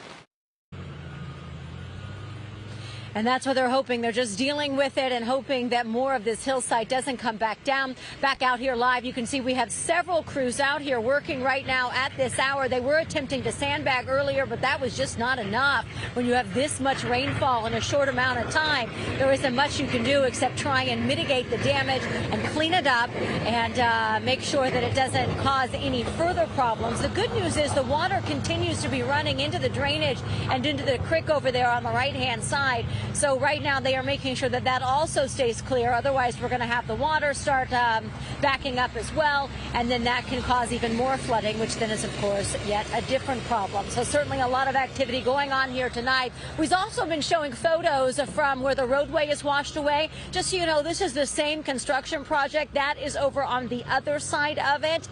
We sort of stopped here first where the road was covered with the rocks, and I know we've also been showing images from that. So I just wanted to make sure you're aware this is the same project that we've been talking about all night long. I'll send it back to you guys. Okay, thanks so much, Joy. We hope things are stabilized out there, but we'll be back to you momentarily and throughout the evening. There are dangerous conditions to report in Oak Glen tonight. So let's get to KCAL News reporter Jasmine Veal. And Jazz, what happened out there? Well, we had another mud flow right across Oak Glen Road. So I'm here in Upper Yucaipa in the evacuation order zone, right where they have the road blocked off.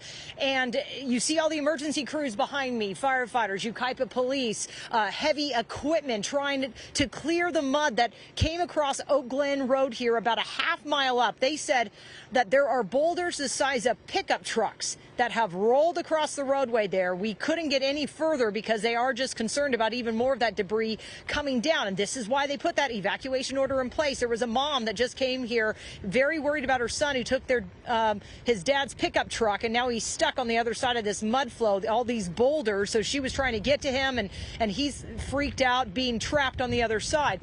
I want to show you an example of the creek. This is Oak Glen Creek that has breached Pendleton Drive. This is just a little side street into a neighborhood, but down there you can see Oak Glen Creek that's swelled, and it is flowing across the road. So if it's dark and drivers are not aware, you don't want to drive through that, as you know, they're worried about people getting swept away. It is moving very, very swiftly. The evacuation order went in place. It was upgraded Saturday to this order in the Oak Glen area, Forest Falls, northeast Yucaipa. That's why they put this in place, as this rain just continues to fall. I think we have some video now of that mud flow. And again, I'm told by a sergeant here with Yucaipa that there are boulders the size of pickup trucks that have rolled across Oak Glen. So they're going to be working to clear this up and clean this up through the night as this rain will continue. And that video is just one example of what they are concerned about happening in the burn scar, because this was from the El Dorado fire burn that burned in 2020, and now all that mud and debris coming off of the hillsides. I'll send it back to you. And we understand certainly this morning that they were one of the first areas to be called to evacuate. So really hate to see that happen, but also very thankful that the first responders and all the emergency crews are out there dealing with this situation now as the nighttime approaches. And we know that there's still more rain to come from this tropical storm. So hopefully they will get a handle on it. And as you mentioned, though, Jazz, is that road closed where you show the water going over? That creek? Yes, they also have Pendleton Drive shut down. There are a lot of barricades, and they're not letting, like that mom, they turned her right around and told her to leave and that her son is safe as long as he stays put and doesn't try to cross Oak Glen. So yeah, they have Pendleton Drive shut off, Pat, and they also, like I said, just a few feet away, they have the other side here closed off, not letting residents through, just the media and of course these emergency crews that you see behind me. Okay, well, we'll let them continue their work, and Jazz will be getting back to you very shortly. Thanks so much.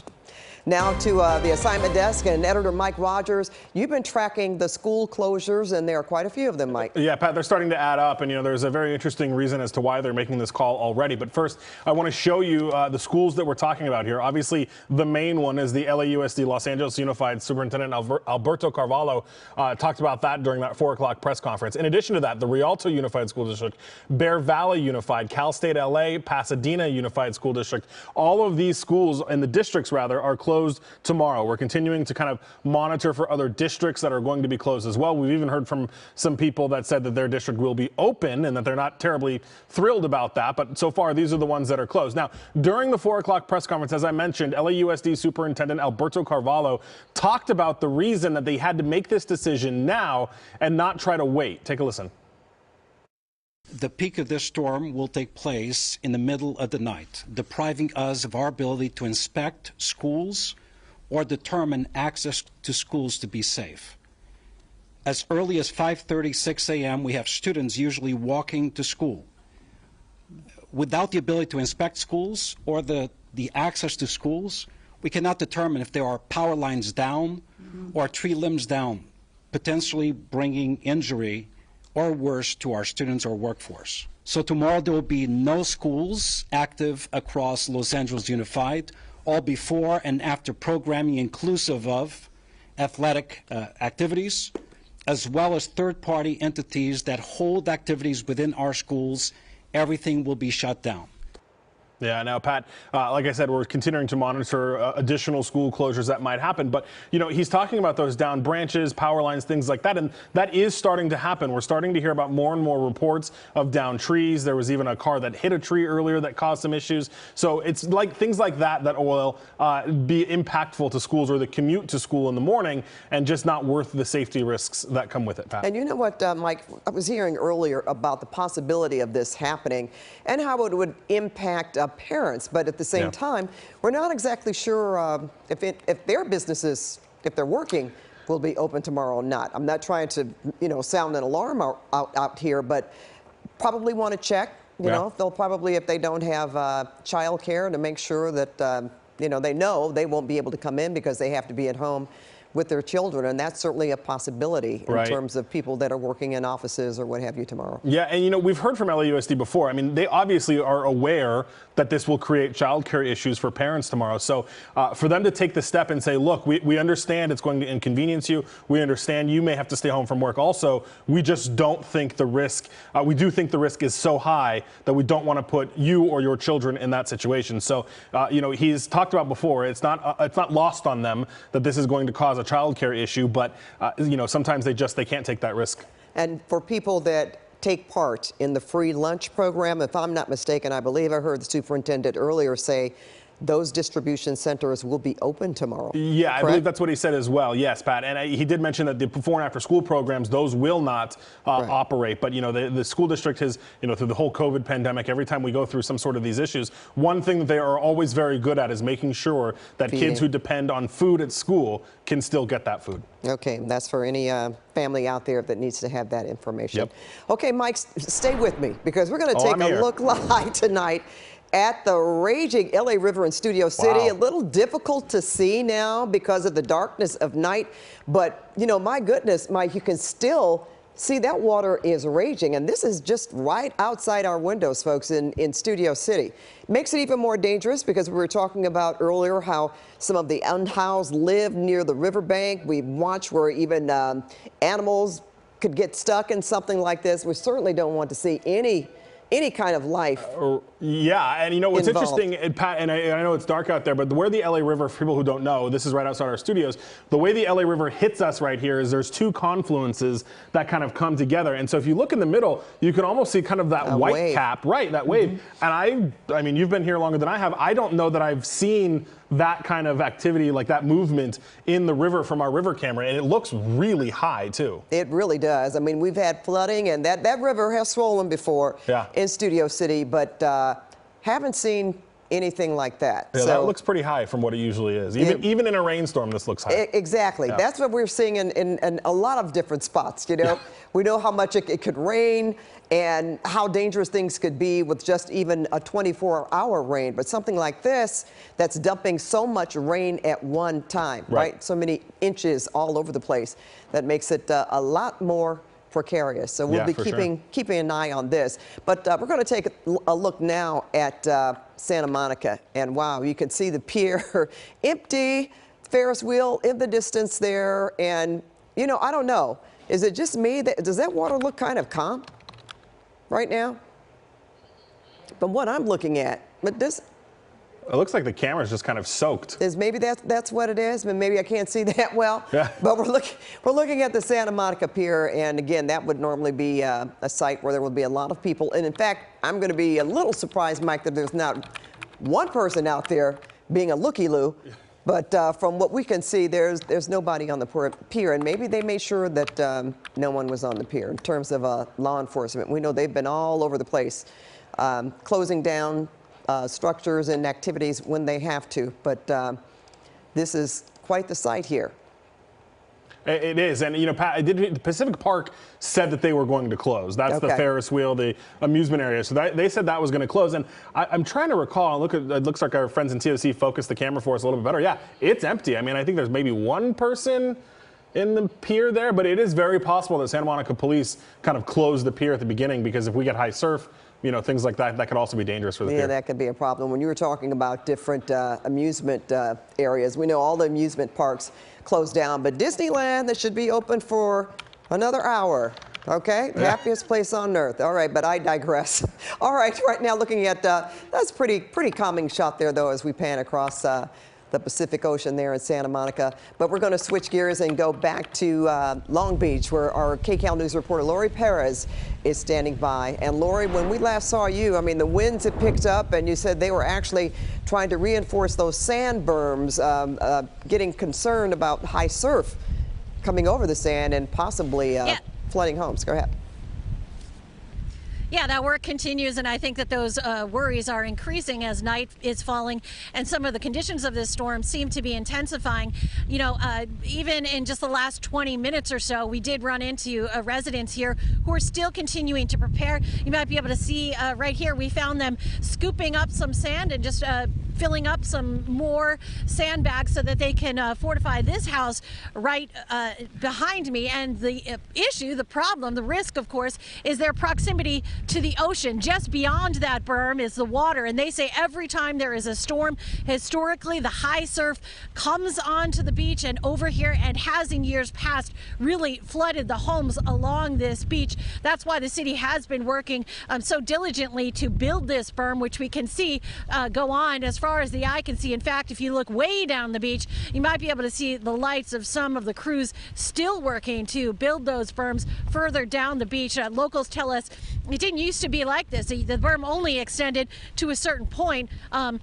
Maybe about where I'm standing to this point, but over the years it keeps going longer and longer down the beach, just evidence of the increasing storms in this area. You know, locals have been trying to go with the flow as this storm has kind of gone up and down throughout the day. We did see some issues on some of these side streets earlier today. We saw some flooding as the rain continued, and then the water could not make its way to the bay. We saw fire crews come and they really had to divert the water out to the bay to try and alleviate that. The 5-6 inches of water built up on one of the side streets. We did see it go down, but as this storm continues, of course, both the fire crews and the locals told us they know that it could certainly return. So everyone here kind of just watching the conditions here and trying to go with the flow to protect themselves and their property. We'll send it back to you for now. All right, and you know what, Lori, just being circumspect, Long Beach did steal most of the headlines simply because we know 84 years ago when a tropical storm touched down in Southern California, it touched down in Long Beach and caused millions of dollars in damage. Yeah, Pat, that was 1939. Right? So incredible. And we thought it could happen again. Well, I mean, and that was, when I say damage, 92 people lost their lives, $5 million in damage. So not that we suspected that could happen again, but you know what? We just didn't know. We were completely in the dark about this. You talked about it coming, but we still just didn't know the brunt of the storm that we would see, and especially the folks in Long Beach, because it's a coastal community. Absolutely, Pat. And you know, that forecast track, as you know, because we've been tracking it sort of together the last few days, it's wiggled a little bit, and that's normal. And the other thing is, you know, we're not in the Gulf. We're here in California, and this doesn't happen very often. Like we were just saying, 80 plus years ago in 1939, we don't have a lot of data to base an event like this off of. A lot of, you know, things are based on climatology, and we don't have a lot of that because it's not very often that we get a tropical storm potentially making landfall in Southern California. So in this instance, it didn't. It got very close, much closer than just K last year. Remember, that was almost exactly a year ago, September last year, where K was coming up from the south. We thought it could potentially make landfall here at home, but it veered to the left once it got really in colder water, to the west to be exact. So this actually got a lot closer, making landfall close to the border, even though that forecast track vacillated for a couple of days between the border, between Mexico, between San Diego County, and at this point decided to fall a little south of where we initially anticipated. We're still feeling the effects, though. A lot of moisture. And it's not really just one area feeling it, even though we are getting, of course, more rain, as we call it, orographic uplift in the mountains, in at least the mountain and desert communities. So we're going to have those rainfall totals coming up for you in just a little bit. Our Olga Ospina is going to give you the details on that. As we get a look at radar right here, you will see heavy, heavy rain, though, continuing at the moment. Okay, so we are just getting note that we are saying goodbye to all of our CBS viewers. Thank you for being here with us, tracking the storm. If you want to continue to really track the latest and stay with us, you can switch it over right now to KCAL News. So we will see you on KCAL. And for those of us on KCAL right now, thank you for tuning in. We are continuing to track where Tropical Storm Hilary is right now. And you will see heavy rain bands continuing to move through tonight. Take a look right here, yellow and orange on our screen as we speak. Yellow and orange always indicating heavy downpours, and that's what we're looking at. And we have been getting reports of flooding from Point Dume to Camarillo, Spanish Hills. We were getting word that there were swift water rescues in the area that the fire department was performing just because we saw so much rain at once. A lot of that rain's now starting to move into Agora Hills. We're stopping the radar and you will see exactly where these cells are located at the moment. So you'll see Agora Hills as we head over just north of the 210 corridor. You'll see right here very heavy rain falling in our mountain and foothill communities. As anticipated, we're going to continue to track what's happening in the mountains, in our high deserts, and all across Southern California. But for now, we want to send it over to Olga or right back over to Pat.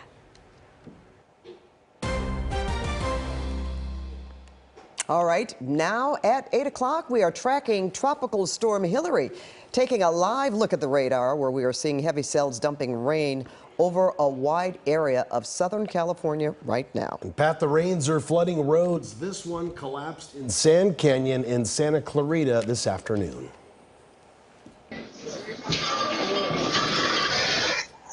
And we've got earthquakes rocking the Southland. A 5.1 quake shook up this restaurant in Ojai this afternoon. Live coverage from the epicenter is coming up. Good evening, everyone. I'm Pat Harvey. And I'm Juan Fernandez. Welcome to KCAL News at 8, streaming live on CBS News Los Angeles. And we are in one of the heaviest part of the storm right now here at 8 o'clock. Hilary is pounding Southern California with heavy rains over a widespread area. KCAL meteorologist Evelyn Taft is live in the Weather Center with that and the very latest on winds. And Olga Ospina has the forecast for the next 12 hours. Let's start with Evelyn. Ev? And Pat, Juan, we are getting a look at radar right now, and the biggest cell that we're tracking in the mountains. Actually, there's a few of them right now from Arrowhead to Crestline. And as we take a look at the orange on your screen, that just means heavy downpours. That has been the case in our mountain communities. We are looking at upwards of 5 inches of rain potentially, and we're going to have those rainfall totals coming up for you. I do want to show you what's happening right now on radar, and I do want to check in with our watches and warnings. We've got flash flood warnings up across most of Southern California through 11:30 p.m. Some now extended through 3 a.m. So the potential for flash flooding stays with us well into the overnight hours. And really, we're expecting to see very heavy rain continue to come in at least through 10 p.m. up through midnight. And we still could see some thunderstorms as we head into the overnight hours. We're looking at drier conditions through parts of Orange County at the moment. And we are continuing to just take a look at the radar. We're going to take it right back to the radar. Just bear with me. And as we do, you will see again, it looks like we're not going to be able to get that up for you, or maybe we will, but I will tell you we will see heavy rain continuing to move in over the next few hours. But right now we're tracking the heaviest rain, as we mentioned, over our mountain communities, over our desert communities, and right here over Point Dume, Camarillo, Agora. We have gotten reports of flooding in the area, Spanish Hills. So we're going to continue to keep you posted on what's happening there. But right now the heaviest rain coming in as we speak. I do want to take a look at where we're going to be in the next few hours, overnight and through tomorrow. And with that, our Olga Ospina has the latest. Olga. Hey, Evelyn, and yes, I'm tracking the rain totals that we have so far. These are the latest numbers, and really some very impressive numbers. We're talking 5-6 inches of rain so far in Leona Valley, Lake Palmdale in the Antelope Valley at nearly 5 inches of rain. Same for Saugus, Newhall at just over 3.5 inches, nearly 2.5 for Northridge, and downtown Los Angeles approaching 2 inches of rain. And of course, those numbers will continue to increase as we are currently right in the brunt of the storm, getting some very heavy rain for a lot of areas. And this has been happening for hours. Since this morning, we've seen this rain moving through our region. The good news is, look at this, at the 9 o'clock hour, we start seeing some pockets of actually some dry conditions, but still some pockets also of some very heavy rain for places like Ventura County as we head into the 9 o'clock hour. Some heavy rain through the San Bernardino County mountains into parts of the Coachella Valley. As we head into the overnight hours, or late tonight still, 11 o'clock, you can see that surge of moisture just offshore moving into Ventura County up into Frazier Park, and then heavy rain impacting Ventura into parts of LA out through the San Gabriel Valley. And for the 5 a.m. hour, a lot of us are seeing some drier conditions. However, if you are a little bit further in the eastern portion of our region, out through the Coachella Valley, impacting some of those deserts, that's where we're going to see the bulk of the rain again early tomorrow morning as we head into the 8 o'clock hour, we continue to dry out. That rain continues to push to the north. And then by late morning, a lot of us are actually seeing some drier conditions, just a little bit of light rain out through parts of Ventura County. And as we head into still the afternoon hours, look at that. We start seeing some clearing for some areas. We will get some sunshine continuing to clear as we head through the day, and just a few spots with some lingering moisture, especially up to our north for some of our mountains and deserts as we head into the 7 o'clock hour on Monday. But here's the latest on Tropical Storm Hilary.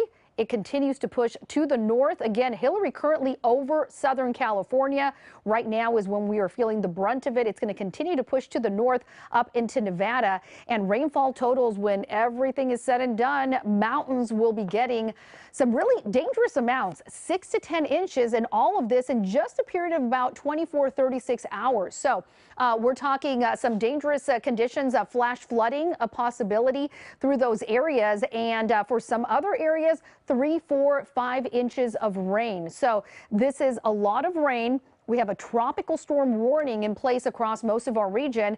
And of course, the winds, another big issue for some of the coasts and valleys, 30 to 50 miles per hour. If you are in the mountains, that's where we're seeing those strongest winds of 50 to 60 miles per hour.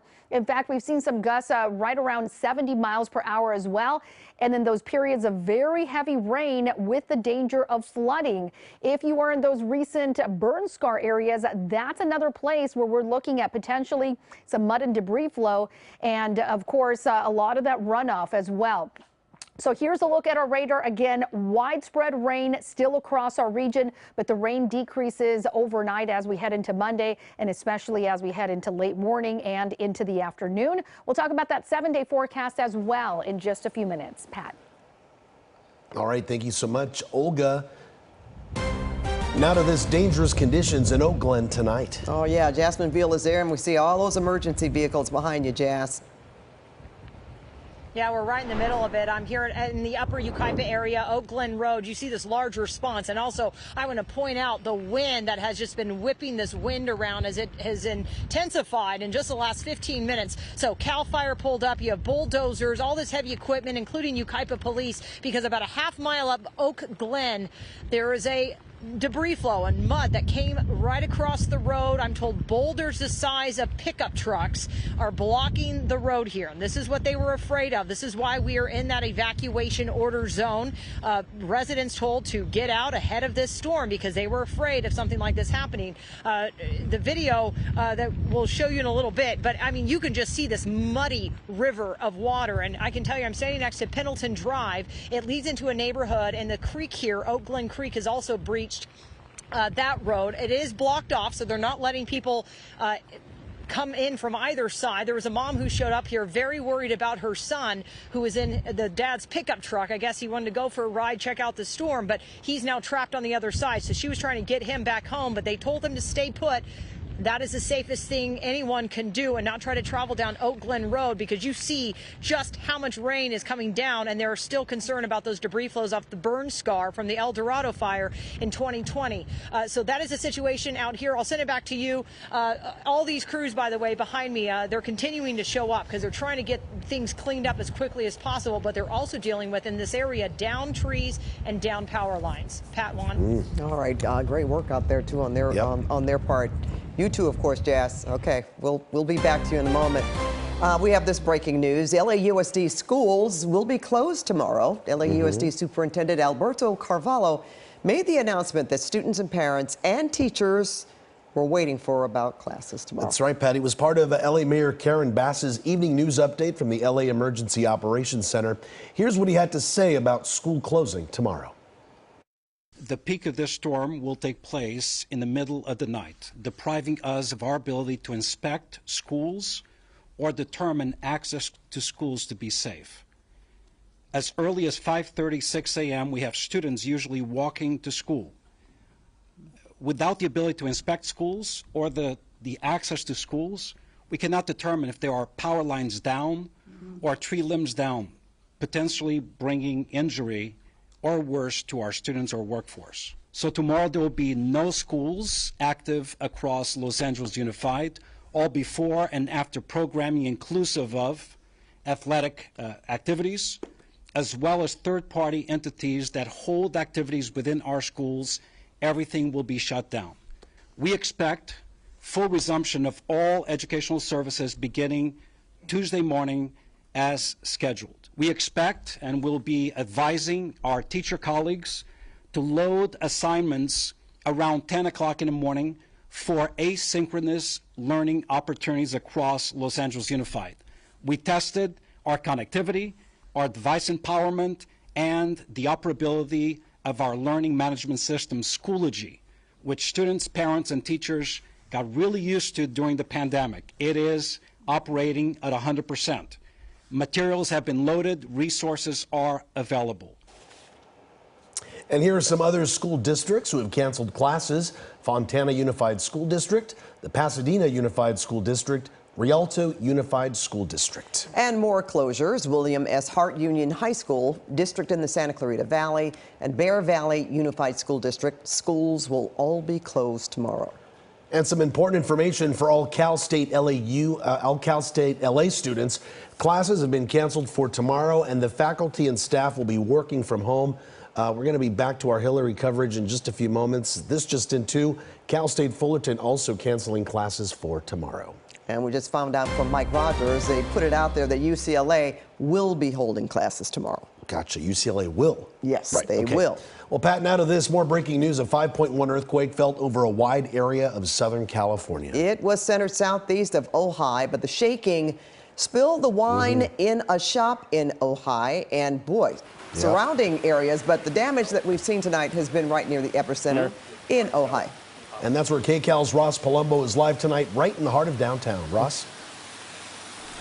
Well, Pat and Juan, when that quake happened at around 3 o'clock, that 5.1 quake, not all the stores here in downtown Ojai were open. In fact, we've been doing some window shopping. And take a look at this place. How much is disrupted inside? You can see just about everything turned upside down. That shows you how much shaking happened in this area. This obviously untouched since the quake happened just about, 5 hours ago. But take a look at this video we shot inside Westridge Market here in downtown Ojai as well. Inside this supermarket, just about everything coming off the shelves.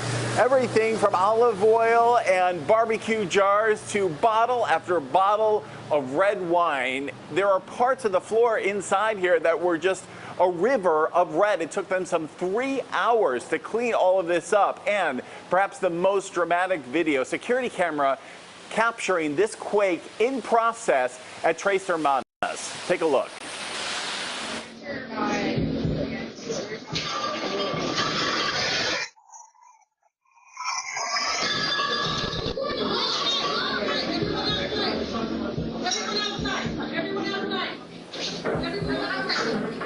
Well, there was a lot of confusion inside here, of course. They were trying to get out. They were actually trying to take 2 small children out of their seats and having a little difficulty. Some bartenders were trying to help them. Of course, when a quake happens, we know the best thing to do is actually drop down and take cover, perhaps underneath the table. But there was a lot of confusion here. In fact, one of the bartenders telling me she has lived in California most of her life, and this is the worst quake she has ever felt. Yeah, I've lived in Ojai since 1993, and this is the worst earthquake I've felt since in all that time, yeah. It has to be hard, right? We're all anticipating Hilary coming up here, and now this happens. I mean, some scary moments? Caught us off guard, to say the least, yeah, for sure. Once the bottle started flying off the wall, it was a little like, oh, wow. And then the small quakes that have been happening after are a little unnerving, for sure, but 100%. Yeah. How are the customers, especially the customers with small children? They're having some trouble getting one of the children out, right? Yeah, it was, it happened so fast, and I think everyone just reacted with their gut, and it was really impressive to just see everyone help each other. And bottles were quickly falling all over the place. This is video from Point de Chien. This is a wine boutique also here in downtown Ojai. And look at this, bottle after bottle, about 100 in all falling off. And this is the reserve collection, the most expensive bottles, between $300 and $400 a piece. Overall, they say they lost probably around $5,000. Let's come back out live here again to downtown Ojai. This is again another store where they have not been inside since the quake happened. None of this has been touched, and you can see just how much was rattled off the shelves. This is what these shop owners are going to be coming back to when they check out the scene tomorrow. You know, this area was hit pretty hard also with another natural disaster during winter. All the flooding they had from our winter rains causing mudslides in this area. So people have been taking a lot of precautions with the rain and the remnants of Hilary that are just now still coming down. There's not much flooding, there's not much water in the streets yet, but Juan and Pat, keep in mind that the worst from Hilary hasn't even gotten here. That's still a few hours away, but they are under a flood watch. We will stay out here and monitor the situation and give you the very latest live on Hilary. Pat and Juan, two things in one day. Right. A lot of drama here in Ojai. I'm just thinking about that store owner that, well, you're giving them a heads up that they had some damage there. Where you saw some of the bowls and ceramics on the floor. Well, at least they know what to expect if they're watching us. You know, and and we hate to be the bearers of bad news, but hey, the good news in all of this is I was talking to the Ventura County Sheriff's Department, and they say they haven't had a single report yet of injury or a single report of major structural damage. So this area that has had so many problems since January, scary moments, shaky moments, but no major damage, thankfully, at least not yet. Yep. That's the silver lining. All right, thanks so much, Ross. And we have more on the quake now. KCAL News assignment editor Mike Rogers at the desk. Mike, you've been monitoring, I don't know, I last counted 22 aftershocks, but that was earlier today. And you know, Dr. Lucy Jones kind of held a press conference after the quake there and just talked about how long these aftershocks can go on. I mean, we even had a pre-shock, or a foreshock rather, yesterday, a much smaller one, a 2.5. But I want to come out to my computer here, and I'm just going to show you the area here. This is, every one of these orange dots is an aftershock, where you have the main event right here, a 5.1, and then all of these other dots are kind of the other ones. These red ones indicate that they were within the last hour, the orange ones saying that they were in today. But I just kind of want to show you here as well, just the intensity map, or the did you feel it map. Now, this is people that are able to report this, and obviously this green color is the stronger intensity. As you kind of fan out into the outer areas, it gets a lot smaller. But you know, I had our colleagues up in Bakersfield at KBAK. They told me they felt it up there. They even got the alert on their phone up and through Santa Barbara, Santa Maria, and then all the way down into Orange County as well. So this wasn't something that was, you know, light. As we come back out here to the desk, our meteorologist Paul Diano was here when that happened, and you know, we were kind of talking about the depth of the earthquake. The shallower it is, the more it can be felt, which certainly seemed to be the case in this one. And you know, Pat and Juan, Lucy Jones has talked about before, and we saw it with Ridgecrest. There is a small chance, it's not a zero chance, but a small chance that the 5.1 was a precursor to a larger quake. If you remember, I think it was 2018, 2019 when we had those Ridgecrest quakes. That's what happened. July 4th, we had like a 6.0 or a 6.1, and then the next day it was a 6.2. So hopefully that doesn't happen. There's a small chance, but there is a chance, and it's not like we haven't seen it before. Meanwhile, I know we're going to switch gears and talk about the storm coverage again. We're just getting some updated numbers on outages. Southern California Edison's territory alone is 31,000 customers without outage. 20,000 of those are in the LA County region. So I'm going to start compiling all of those, and I'll get back to you in a little bit with those numbers, guys. Good. We've had some folks reach out to us from Oak Park saying that 800 customers in Oak Park. Their power is out, but it's supposedly that mild rainfall there. They haven't had a lot of problems like other areas. Yeah, and Edison, I was just looking at that Oak Park one. Edison says that it's not a planned outage by any means. It's a repair outage. So something happened, and you know, this doesn't necessarily have to be a tree falling or anything like that. It could be a traffic collision, right? A car could have hit a transformer or a power line in this wet road, something like that. So Edison says they have crews headed to that one specifically, but now they're getting kind of stretched thin as their service area sees more than 31,000 outages. I bet. Thank you, Mike. Okay, now back to our Hilary coverage. The street flooding was just too much for this road in Sand Canyon. This is, wow, oh my, northbound on Sand Canyon Road near Soledad Canyon Road. One lane shut down for debris removal tonight. That's pretty bad. Yeah, all the sand right underneath the asphalt just gave way. The water sweeping it out. And we've been closely watching the beach communities where they spent time building berms to starve off high surf and flooding. And KCAL's Lori Perez is live for us in Long Beach. Lori?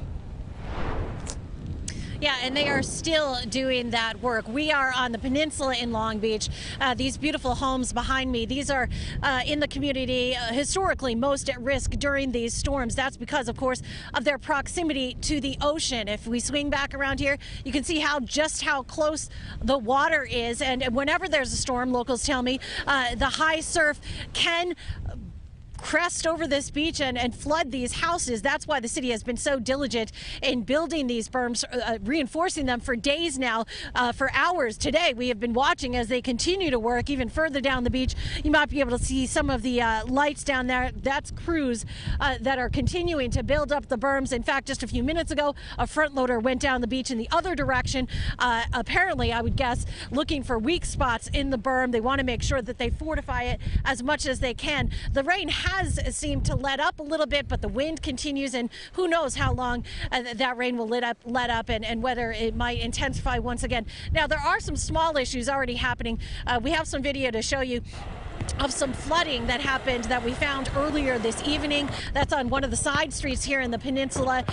When it rains, locals tell us traditionally they are used to seeing some flooding. We found about 5-6 inches of rain that seemed to accumulate because of the consistent rain throughout the day.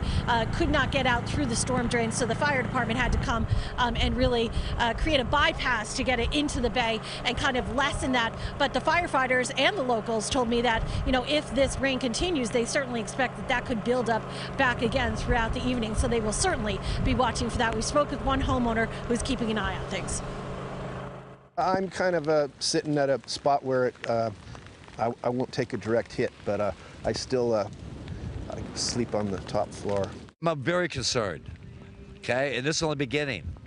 So we don't know what we're in for, but I think we're in for a lot. Yeah, two homeowners that we spoke to there. But as you can imagine, people are just trying to go with the flow. They certainly have been preaching preparedness here in Long Beach. The city has been putting out the word, asking people to please come and get those free sandbags, which are still available. We've been watching as residents, even in the last hour, we're coming by and getting sandbags to bring back to their properties to try and protect them from whatever comes from this storm and what follows traditionally storms, you know, some flooding and such as they have seen many times here in Long Beach. Praying tonight that that does not occur once again. For now, we'll send it back to you guys. We're all being very hopeful. All right, Lori, thank you. Now let's go to the Cajon Pass to check road conditions. And KCAL's Lauren Posen is there live. Lauren, the rain's been coming down like pellets, right? Mm-hmm. Yeah, Pat and Juan, it really has. You know, and it's not so much the rain that's the nuisance. It's really this wind now, because that wind is really throwing that rain, you know, in my face, to be quite honest with you. So it's really just coming down continually here. Let's take a look at the Cajon Pass behind me, because that's what we all want to see right now. Conditions are looking pretty good. You know, in my opinion, I've seen some drivers go way too fast. But right now, as we're looking at the southbound there, the truck drivers, as you can see, they're going slow. They got their flashers on, warning people behind them to take it slow, because there's a lot of water on these roads and the roads are very slick. There's also some ponding on some stretches. So again, people putting their flashers on, warning everybody to take it slow. Now, I checked in with Caltrans. They told me no major incidents. There is some debris, mud flow, and rockfall in the mountain communities, but they say so far everything is minor. That's a very good thing. There is also a closure at State Route 138 and State Route 2 over at Sheep Creek Bridge. Water crested over it, but crews are there right now working to clean that up. Now, take a look at this video we got just about an hour ago from this West Covina resident we spoke with. So get this, he drove up from West Covina with his family to go off-roading. This is a video he shared with us. He says the chance to do this in the rain in August is once in a lifetime, so he had to check it out. Take a listen to what else he told us. We were up here at Miller Canyon. We went off-roading from all up Silverwood, from all the mountains all the way up there. It's not too bad. It's just regular rain. It was no wind. Are you worried about heading back down with the roads, or? No, we've been in contact with people that live around. So we have people here in Muscoy, and then we have people in Upland, and they say weather's just rainy, so nothing we can't handle. And here we are back out here live, and you can just see the wind continues to just pick things up here. And live look at the Cajon Pass, you see all the cars going by. You know, one thing we haven't seen yet, though, are CHP escorts. That's something they can do if conditions worsen out here. So far, that hasn't happened, but that's always an option. We know that CHP, Caltrans, everyone is watching these roads very closely. You know, we've been saying it all day, but I'll say it again. If you don't have to be out here, don't be on the roads. It's dark. It's hard to see. You're much better staying at home. But, of course, if you do need to go out, go slow. Pat and Juan, we'll send it back to you. Good advice. All right. Thanks so much, Lauren. Hope you get out of the rain so that stop hitting your face. We appreciate you. As far as Lauren Posen. Now, LA County Sheriff's deputies flew over riverbeds yesterday. They were warning homeless people wanting to get to higher ground before Hilary hits. Those dry riverbeds could turn into raging rivers by tonight. We've seen a lot of rain, also a lot of wind. Take a look as the wind blew through the Imperial Sand Dunes Recreation Area. This was earlier today. You can see it blowing a lot of sand across the road. Parts of the Coachella Valley have been getting pounded with rain for much of the day. And KCAL News reporter Jason Allen is still with us. He is live in Palm Springs now to show us the situation there. Looks a little calmer, Jason. Better, yeah.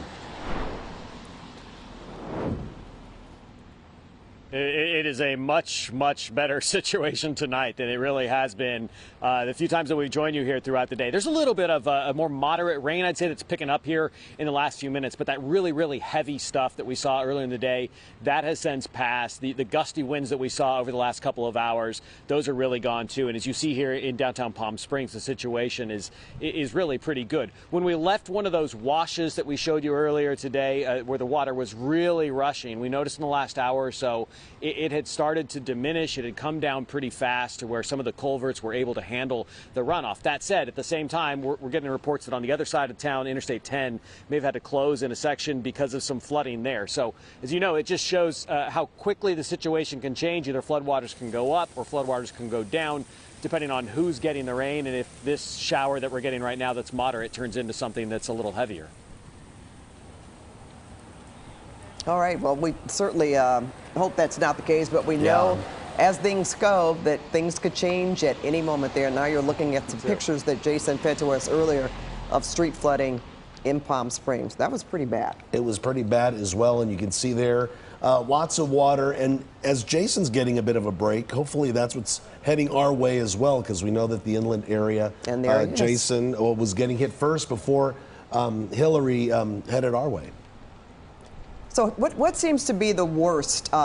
It looks good where you are now, Jason, but there's still got to be some concern, right?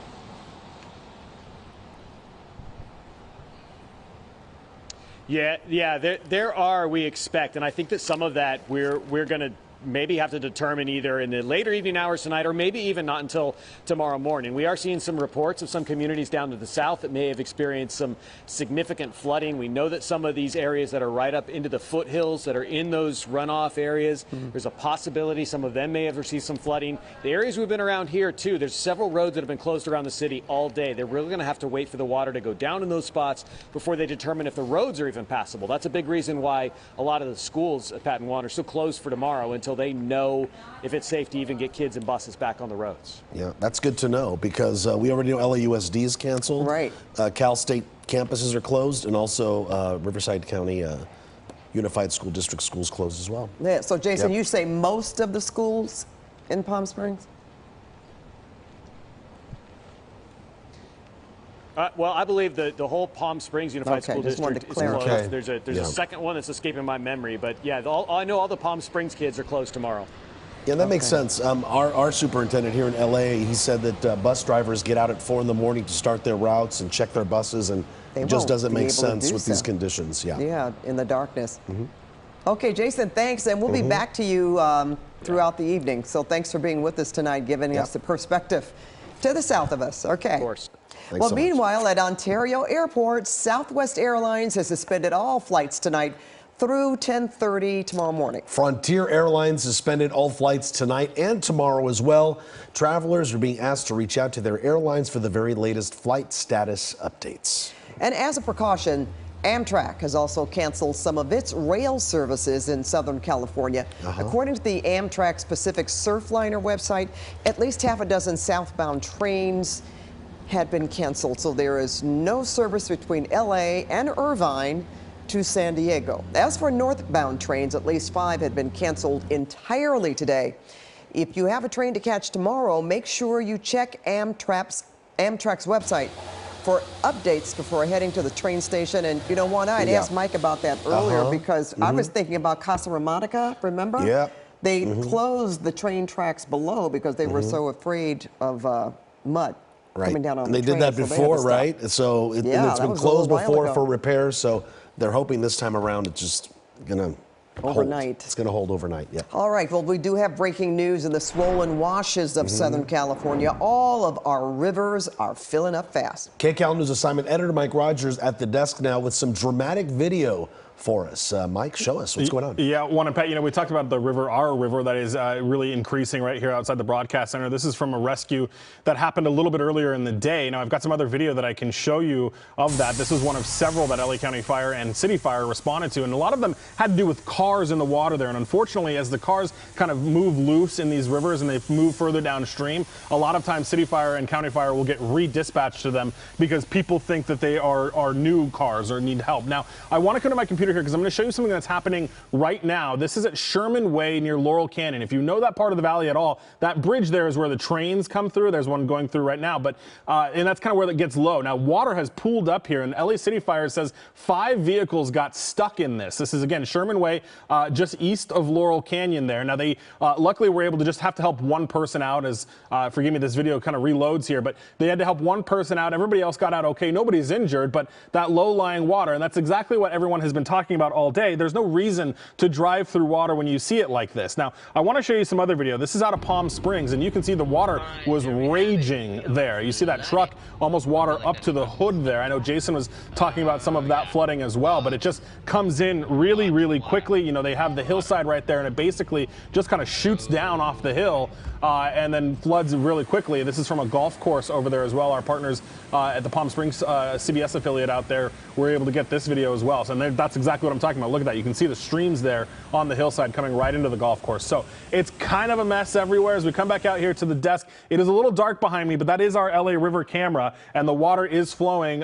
pretty heavily in the LA River right now. So everybody just be mindful. There's a river rescue going on right now in Ventura County. They are able to get people out, but the amount of river rescues that have gone on today have really kept the fire departments busy, guys. Yep, definitely very busy. Mike, thank you so much. An evacuation advisory has been issued for Catalina Island as it's expected to get hit with strong surf, torrential rain, and whipping winds, which could knock out power to the island. Long Beach's Mayor Rex Richardson greeted people at the ferry terminal in Long Beach yesterday. And back on the island, Avalon Bay is closed to all incoming boaters. Yeah, we can still see some lights on there. Now, taking a live look at our LAX camera, where the effects of Hilary are also being felt.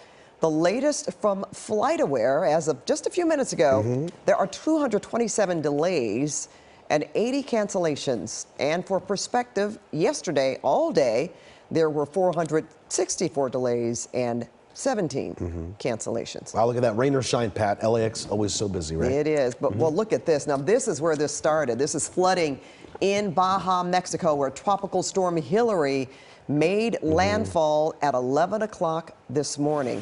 From what I've heard, there has been one fatality based on that hurricane at the time landing in Baja. Now, look at this camera. Indeed. Let's go ahead and check in with our weather team to see what's next in the next weather forecast. Ladies? Yeah, well, Pat, Juan, we're going to get right to radar, and things really starting to intensify for some of us. So we're not in the clear yet. Some of the worst cells starting to move through, and we could see a few more throughout the night. So we don't want to let our guards down quite yet. Even though it has really gotten quiet for some of us, it's picked up for others. And the flash flood warnings now extended through 3 a.m. for the majority of us. So we still could see some flash flooding in the overnight hours. So let's take a closer look at the cells that we're tracking right now. And we do want to track them for you from Pomona to San Bernardino along the 210 corridor there. We're looking at some very heavy rain moving through and continuing to move through as we move into the next few hours. We really continuing to see these cells kind of coming in one by one. Now, this particular one affecting the 215, the 15, the 210 corridor right there, Pomona as well. Now, a closer look at what's happening in the San Fernando Valley. San Fernando itself right there, looking at very heavy downpours. The yellow showing you just that. Simi Valley, as anticipated, getting some heavier rain through Moore Park, Fillmore, Thousand Oaks. That was that big cell we were tracking over Camarillo a little earlier. Well, now that's continued to move to the northeast. Now, a closer look at San Fernando, you'll see as you ride along the 5, we're looking at some very heavy downpours, and along the 210 corridor as we make our way into the IE, actually, from Rancho Cucamonga to Fontana to San Bernardino, we're looking at extremely heavy rain staying with us. Now, we've got flood watches, flash flood warnings, tropical storm warnings, and I will tell you these have now been extended through the 3 a.m. hour. So a little more on what we're expecting over the next few hours, the watches and warnings, and your future cast. We've got Olga Ospina here to give us the latest. Olga. Yeah, and you know, we continue, Evelyn, with the brunt of the storm right now, still into late tonight. Moderate to heavy rain, and some of the areas mostly impacted the mountains, expecting 6 to 10 inches once this storm has completely moved through. So flash flooding is one of the big dangers. Also, if you are in any of the recent burn areas, that's going to be another spot where there is the danger of some mud and debris flow, and also strong winds impacting us. Really, they've been through the day and still into tonight. So here's a look at the rain totals so far. This is as of 8 p.m. The updated numbers: Leona Valley at over 6.5 inches. Saugus at nearly 6 inches of rain so far. As we head into the Antelope Valley, Lake Palmdale at 5.5 inches. We're at nearly 5 inches of rain for Newhall. Leo Carrillo Beach and Malibu at nearly 4 inches of rain, and Beverly Hills at over 3 inches. So all of us being impacted. It is not just the higher elevations, but even all the way down to the coastline, we are seeing a lot of rain, and it is coming down fast. We have seen some very impressive rainfall rates at about ½ inch, an inch, even nearly 2 inches per hour. So once we get that rain coming down so fast, it really creates a bigger danger to get that flooding. The good news is, as we head into the next few hours, that things are going to start drying out just a bit for some areas. We start to see the rain not being quite as widespread as we've been seeing. So we start to get a bit of a break for even some of those high deserts, especially out through Orange County at the 10 o'clock hour. And as we put this into motion by midnight, we start to see a lot more through Ventura County and into LA, as well as through Frazier Park. If you travel through the I-5, parts of the Antelope Valley, still plenty of rain out through the Inland Empire, especially through the mountain areas. And then look at this, where you see yellows, oranges, reds, very heavy rain for Ventura County in the overnight hours and through the San Gabriel Valley. And then improving, at least for the area west of our region, we're looking at just a few showers isolated, those heavy pockets a little bit more isolated, but a lot of wet weather moving through the Coachella Valley and up into some of our deserts. We'll continue to see that move to the north, and then things start to decrease as well through parts of Ventura and LA. And by late morning, most of us are looking at dry conditions, still some cloud cover lingering, but by the afternoon, we're actually seeing some breaks in the clouds as well. So it's not just going to be dry. We are potentially going to see some sunshine as well, and just a few isolated pockets of some heavy rain out through some of those high deserts, mostly those higher elevations by late in the day. But for most of us, afternoon and evening is going to be on the drier side, and we will see some clear skies as well. So let's talk about winds. That is another big story. We have some very strong gusty winds across our region that will continue to impact us through tonight. And then by Monday into Tuesday, things really start to calm down. So winds really not being an issue. But want to show you what is happening with Hilary. It continues to push to the north, and right now the core of Hilary over southern Southern California. That's why we've been getting so much rain almost nonstop, but it's going to continue to trek to the north, so Nevada is going to be impacted heavily as well.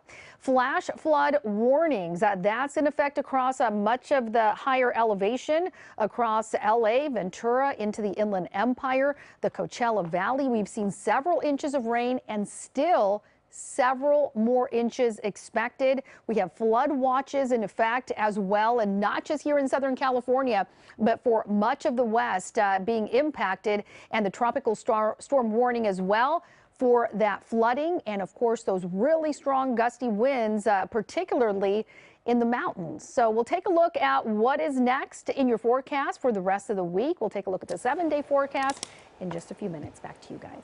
All right, thank you, Olga. Well, we know we had a lot of things happening today, a lot of press conferences. This was one this afternoon. Governor Gavin Newsom is in LA tonight after he signed the emergency declaration order for the state of California in San Diego yesterday. And he also spoke at Mayor Cajon Pass's briefing from the Emergency Operations Center here in Los Angeles. And he was in the storm where he witnessed crashes in San Bernardino County. I drove over here and watched 3 accidents on the freeway. Quite literally, one in front of us by about 30 yards, a pickup truck. Be safe. If you don't have an essential reason to be out there, don't. And, you know, if you're passing the CHP, which I was with, maybe you want to slow down. These are certainly interesting times. That was punctuated by a call just an hour or so ago from Nevada. The president, unsurprisingly, checking in, comparing and contrasting the work we're doing here and the support. I want you to know how grateful the president is, and I am, for this local support you're providing the people of Hawaii and Maui, and the 100+ personnel that we've sent over to Maui as well, complementing this extraordinary mutual aid system that is just best in class, does not exist at this scale anywhere else in the country. And I would argue around the globe, and I don't say that lightly because people travel around the world to learn about this system of mutual aid. 7,500 people the state has pre-deployed.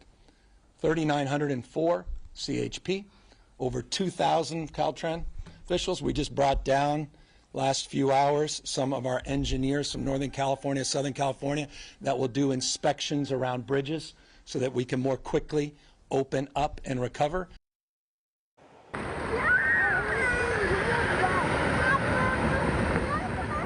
Incredible video here. Some of the heaviest bands of rain hitting our mountain areas. This is Wrightwood, where a mud flow caught on camera at Sheep Canyon Park. That mud, as you see here, carrying logs and all other types of debris with it. That looks really bad. And here's a shot from our Lake Arrowhead live camera tonight, where the rains continue to fall there. Almost looks a little eerie, doesn't it? It sure Almost does. like a ghost setting. A flooded street. All right, back to our other top story. A 5.1 earthquake felt over a wide area of Southern California. It was centered southeast of Ojai, and KCAL's Ross Palumbo is live tonight right in the heart of downtown Ojai. Evening, Ross. Good evening, Pat and Juan. You know, this area has been under a flood warning and watch for most of the day. There is currently a flood warning, so they've been preparing for that, and that is why some of these businesses were closed and empty when a 5.1 quake hit. Look at this. No one inside, apparently, because this place was simply turned upside down, everything falling across the shelves, and this was not the worst of it. Take a look at this place called the West Ridge Market. It's a pretty large market in this area. In fact, there are 2 of them, and inside the West Ridge Market, everything was just thrown off of the shelves. We had wine bottle after wine bottle. Employees telling me at one point, and it was just a sea of red. It took them some 3 hours to get that cleaned up. And just down the street from there, at a restaurant bar called Tres Hermanas, there was the entire quake being caught on security camera. Take a look at that.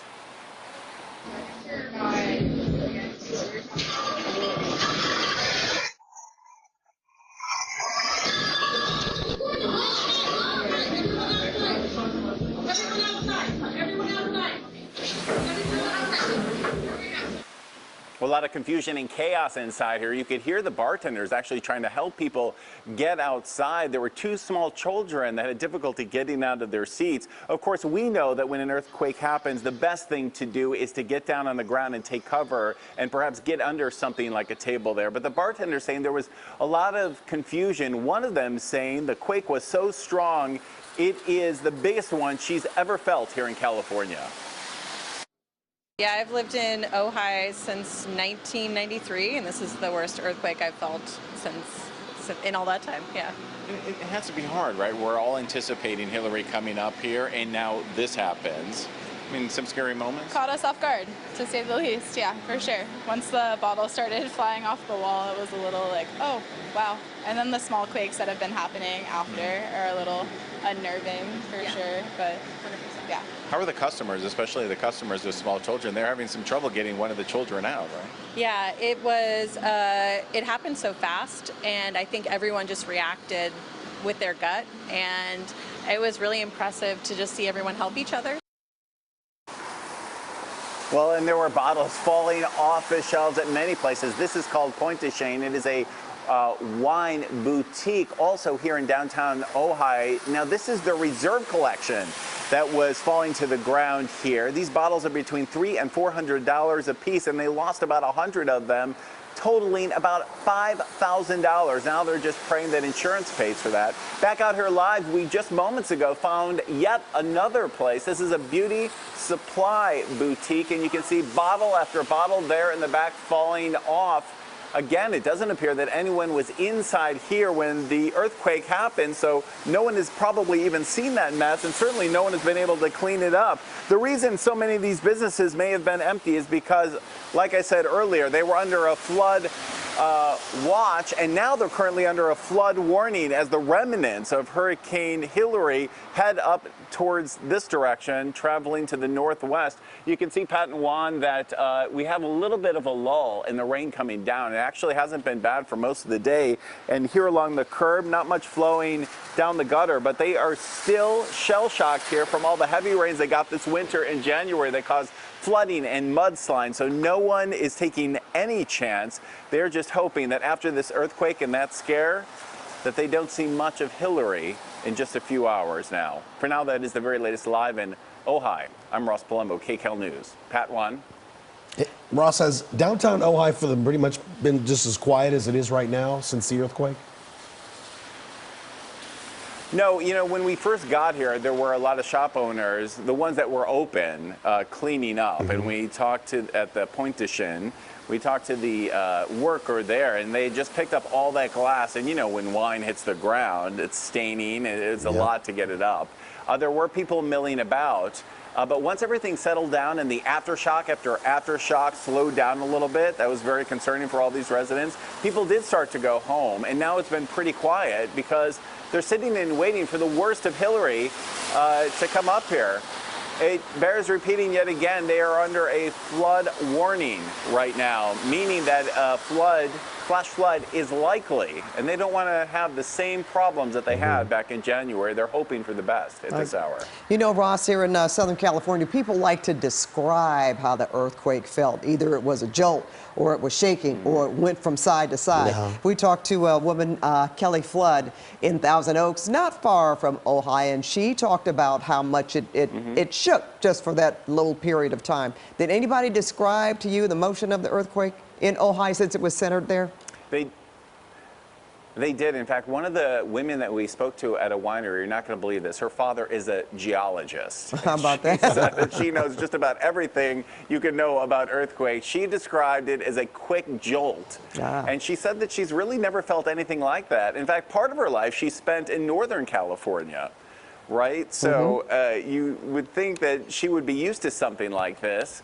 But down here, she says it's been relatively peaceful. That initial jolt was a big shake, and she said it was really concerning because the aftershocks were pretty intense, and there were 2 or 3 immediately after, and then several small ones. You know, throughout the night, we've been showing you that map from the USGS showing all the different points where it was felt. It looks like at least more than 10.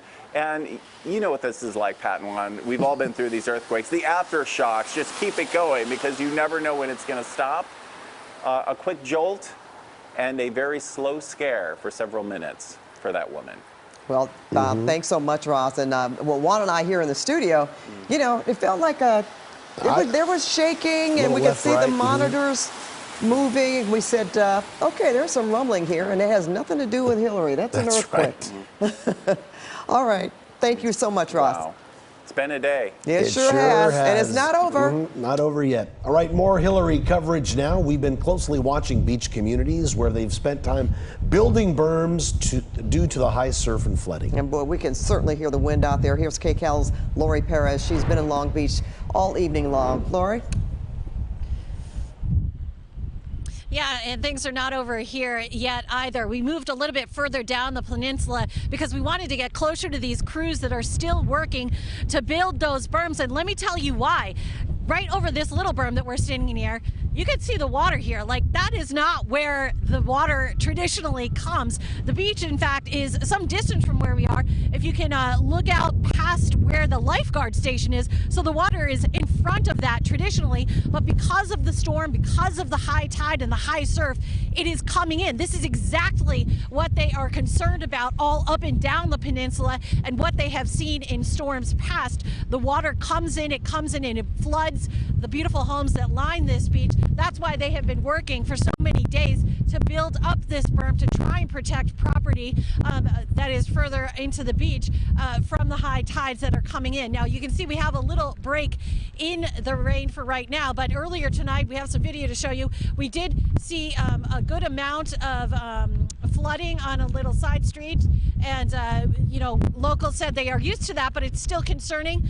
It was about 5 or 6 inches deep when we were there, and so they called Public Works to get crews out there to try and alleviate that. Fire crews came out and were able to divert that water back into the bay. But as the rain continues, and should it pick up again, they certainly know that it could happen again, because that's what they've seen previous times historically here along the peninsula. So these guys have been working all day long. We continue to watch them building the berms, and when we continue to watch, unfortunately, the water coming closer to the homes. That's it for now here. We'll send it back to you. Lori, how much are the winds affecting the berms at all? Have you noticed anything like that? I know the surf will definitely tear down some of those berms, but as you said, those crews continually working, I guess, throughout the night and until the storm passes, right? Yeah, you know, I haven't begun to see the wind affecting it just yet, but I can imagine that if it continues and it continues to intensify, as we have seen over the last hour or so, it will certainly start to take a toll. I made the mistake of kind of wading into this little berm right here next to us, and I can tell you that this is completely soaked, so it does need to be fortified again, because it's just mud, and that water keeps rising. You know, when we walked up here, I thought, wait, are we at the coast? And then, you know, it was only when after I saw that lifeguard station that I said, wow, we're a good distance. And, you know, I mean, again, this is what they're worried about. All right, well, let's hope the crews make it down there to where you are and reinforce those very wet berms there. Okay, thanks so much, Lori. Now let's take a look at the water rushing through Sheep Canyon this afternoon. Wait for it. There it goes. Yeah, this is in Wrightwood in San Bernardino County. Look at that slow move there, because it's so full of debris, wood, lumber. And that debris is from the winter storms that were being swept down the mountain. Logs, as you can see, other pieces of wood just kept coming and coming down that canyon wash. That's right, Pat. And it doesn't even look that deep, right? But look at the power of water, what it can do, how it can move those heavy logs, those heavy boulders. I mean, it's quite a sight to see out there. It is. All right, it's still raining out there, as you see in KCAL Nicole Comstock's shot. She spent most of the afternoon just getting up to Big Bear, but she is there tonight to survey Hilary's raft. Nicole? Yeah, you guys, I was just listening to the story you were talking about before, and it's just crazy how quickly those floodwaters can rise, and you can get in a very difficult, dangerous situation if you're near those locations. Here in Big Bear, we've had very heavy rain all day long. Right now, this is actually light rain compared to what we've been seeing out here right at the village here, which surprisingly had a good amount of people out today. Right now, pretty much a ghost town out here tonight, because people seem to be hunkering down during the heavier part of this storm. But go ahead and take a look at the video that we shot earlier today on our drive up here. That's where things got a little bit tricky. Drivers had to wait for road crews to get them around a tree that came down on the 38 where probably certain that after we passed that, there were other issues on the roadway. They were very quickly staging alongside of the road and getting out and cleaning those things up. We also saw bulldozers pushing small boulders off the freeway, so they were pretty busy when we passed by earlier this morning. They were rolling on down the mountains. 5 to 10 inches possibly of rain we're expecting to see in the San Bernardino Mountains by the end of this storm. Seems like we've already had a pretty good portion of that total there. Of course, that means flash flooding is a huge concern. We've seen some of those creeks filling up and starting to overflow a bit. Heavy winds, strong winds are also a big concern because that means you could have power outages, power poles down, trees down. Those are the things that people are concerned about tonight when they think about when they actually have to get back on the road, if they're visiting and drive out of here, or if they live in town. Take a listen to how people are preparing for this storm tonight as they head back home. Yeah, we're staying home, like putting towels against like the areas we don't want water to get into and stuff like that. And I'm over on the North Shore, so I'm right in the forest. Okay. And they start, moving back and forth to get a little nervous. Are you guys worried about flooding at your shop or anything? You have sandbags out?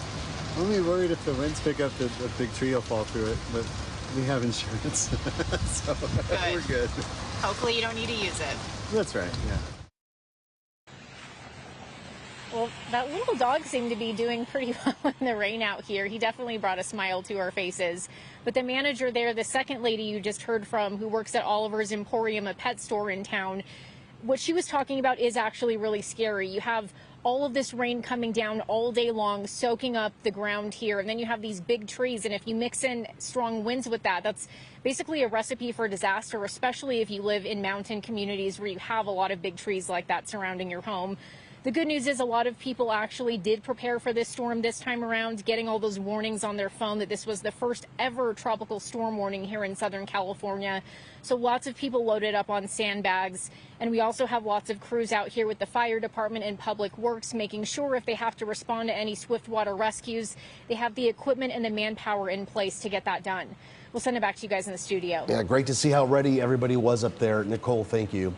3 emergency shelters are open, offering temporary refuge for the homeless.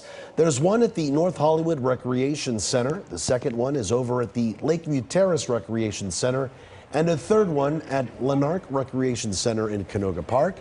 The centers all have food, water, supplies, and even beds. Well, LA County Sheriff's deputies flew over riverbeds yesterday, warning homeless people to get to higher ground before Hilary hits, and those dry riverbeds could turn into raging rivers by tonight, and some of them already have. Indeed, Pat. Not too long ago, we were talking about dangerous conditions in Oak Glen. Well, let's get right to KCAL News reporter Jasmine Beal. And Jazz, have they made much progress out there? No, and even more equipment has shown up, more response here by authorities. Look at this. The wind is just throwing the rain sideways. It's coming in sideways now, and it has not let up. The ground is so saturated. Before I tell you what's going on up the road here at Oak Glen, I mean, look, this is just a muddy mess here, and this has, just continued to fall and flow down Oak Glen Road. We're in the upper Yucaipa area, and as you see, about a half mile up, we're talking about the Casablanca, between Casablanca and Potato Canyon.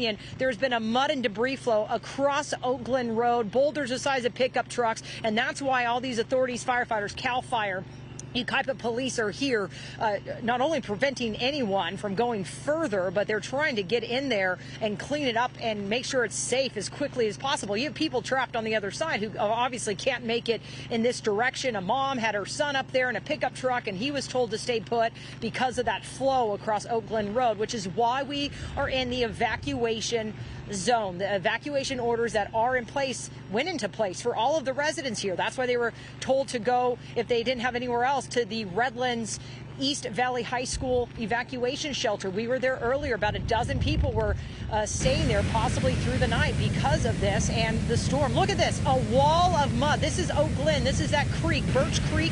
We're also near the Oak Glen Creek, but that is just how much mud and debris came off the hillside, filling up the creek. And yeah, you just see that wave, the wave of mud there, and that is what rushed across the road, essentially trapping everyone on the other side. And so these folks are trying to make their way there. Now, let me show you this other piece of video I just got from Crestline. My friend Julie McDermott sent me this from Crestline. They had all that record snowfall, and now they're dealing with this tropical storm, and this is flooding her road on Altdorf Drive. And she just sent me this. There's like a waterfall, she pointed out, coming down the side of the mountain there, flowing in, luckily, into a ditch and a culvert that she says has been cleared out. So that's the good news. So again, Oak Glen Drive is shut down. Do not try to make it in here. Again, this is under that evacuation order, and all of these authorities plan to be here. I've been talking to CAL FIRE through the night, of course, to keep their eye on this storm. Back to you. I just want to make sure we reiterate again, when you said that it's even gotten worse, the rain looks like it's let up a little bit where you are. Is it because of that necessarily, or a little, other but issues? it's just, yeah, a little, but it's the wind, and it's just blowing the trees and the rain, so it seems like it hasn't let up much, but it's been constant. It sure has, yep. Thank you. Thank you, Jazz. Yeah. Thanks, Jazz. KCAL's Joy Benedict is live along Sand Canyon, where they've been getting heavy rain for several hours now. Joy?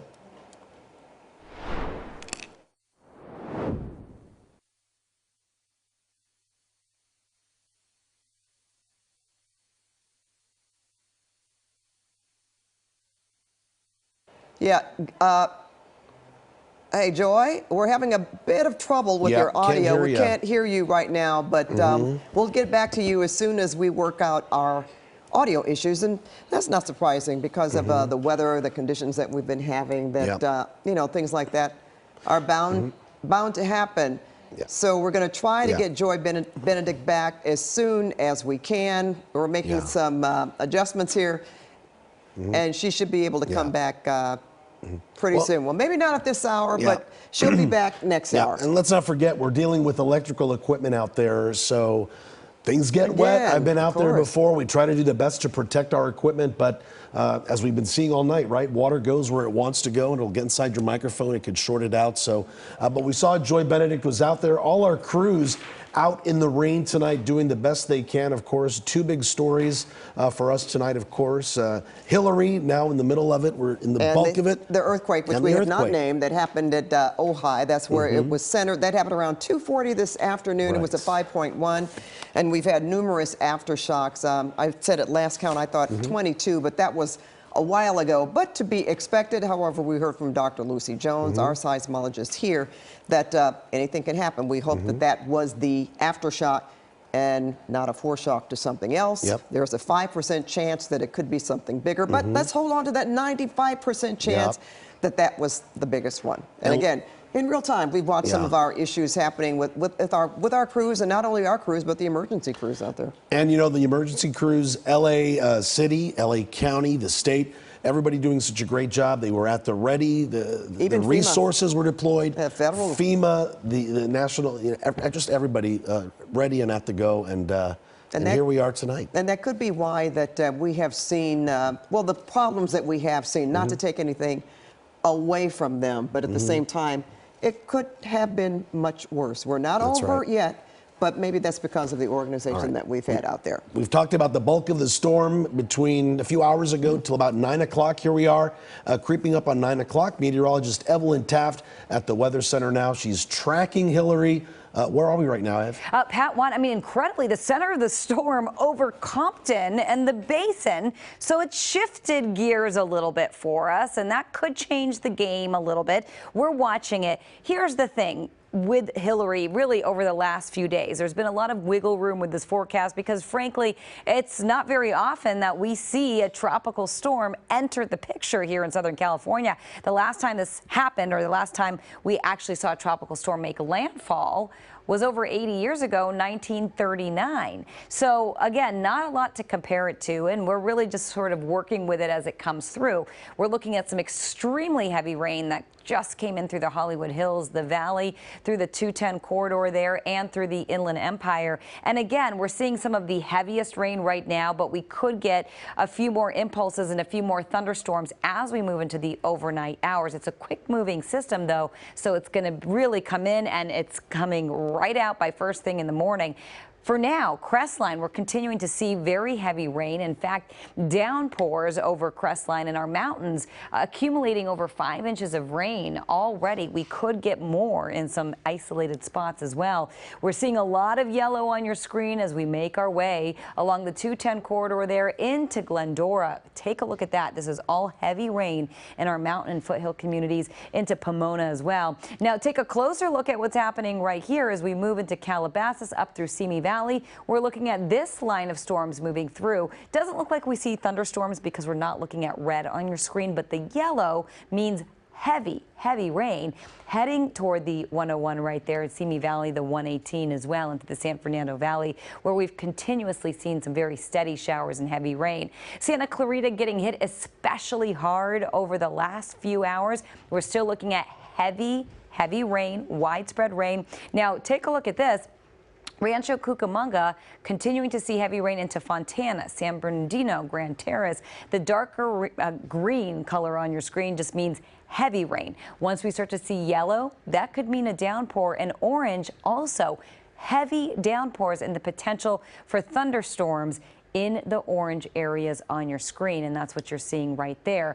As we take a closer look at Glendora, Rancho Cucamonga, San Bernardino, I do want to zoom in, show you exactly what's happening, and I want to track these cells and show you where they are and where they're headed. We do have the capacity to do that on our live radar. So let's take a closer look at what's happening right now in Rancho Cucamonga, in Glendora rather, at Owanda, looking at some very heavy rain. I do want to show you a few more cities that are experiencing the heavier showers. Now we're going to head up to the mountains along the 18. We're going to ride into Arrowhead Springs, Crestline, Twin Peaks.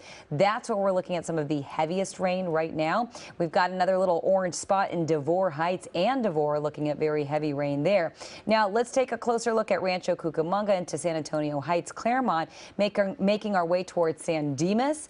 Very heavy rain continuing along the 210. Really, our mountain and foothill communities looking at the heaviest rain at the moment. I do want to take you back to this spot because we are tracking this line, this yellow line of very heavy rain that's spanning all the way from Woodland Hills into Simi Valley. So what I want to do is take a look at your forecast cone right here. Everything moving generally to the northeast. So let's take a closer look at where we could see that rain over the next little bit. So you will see Chatsworth really in the next 12 minutes. Santa Susana Knolls expecting very heavy rain in Lakeside Park as well. As we do one more track for you, looks like in the next 7 minutes, Canoga Park could get hit with some very heavy rain, and Chatsworth as well. So we're continuing to monitor it for you, but I will tell you this really isn't quite it. We don't want to let our guard down quite yet. I know the storm really didn't pan out the exact way we thought it could, which is good. Really, at the end of the day, we are actually looking at much calmer conditions. But again, we're not done yet. There's still a lot of rain. There's still a lot of potential for flooding. We're looking at flooding. We've been looking at swiftwater or watching swiftwater rescues all day. The fire department standing by. So again, we are expecting to see that heavy rain stay with us over the next few hours. Let's take a look right here. We do have flash flood warnings in effect across most of Southern California. A lot of these have now been extended through the 3 a.m. hour. And take a closer look at what's happening right here. The blue on your screen behind what you're looking at, behind these cells. See right there, that light blue that flashes across your screen. That entire area is now under an extended flash flood warning through 3 a.m. Again, that's 3 a.m. So it's really a considerable threat at this point through parts of San Bernardino, through parts of the LA basin as well. And as I take a bird's eye view of the radar with our warnings, I just want to show you everything all at once right here. You will see a lot of yellow as we just went through, our local mountains and really through parts of Agora Hills, Thousand Oaks, Simi Valley. That's where we're looking at that line of storms moving through as we were just tracking them for you. So we're going to continue to track these cells for you as we get a bird's eye view. Just a reminder that we've got more rain left. I do want to zoom out a little bit and show you what's happening to our south. So you will see the brunt of the storm is really moved in. Remember, the center of what is now left of Hilary is over the basin. So we could actually get get a little more rain over the basin than initially anticipated. And also we are tracking rainfall totals. And we do want to take a look at what's happening really over the next few hours, because of course they're still very active these next few hours, and we're going to continue to track what's happening now. But I do want to take a closer look at what's happening as we head overnight and through tomorrow morning. And with that, our Olga Ospina has the latest. Olga. Yeah, and you know, we're still looking at a few more hours of intense rain. So really the intensity of Hilary has been in the afternoon hours of today into tonight. Moderate to heavy rain, heaviest in the mountains, 6 to 10 inches once this storm is through with Southern California. So one of the biggest concerns, of course, flash flooding. That's going to be up in those higher elevations. If you're in the recent burn scars, also there we could be talking about mud and debris flow dangers, and very strong winds also into tonight. Still feeling them as we head into Monday, but by tomorrow really things start to weaken. The rain decreases, and I'll take you through our futurecast, show you what to expect over the next several hours and as you wake up tomorrow morning. So here we are.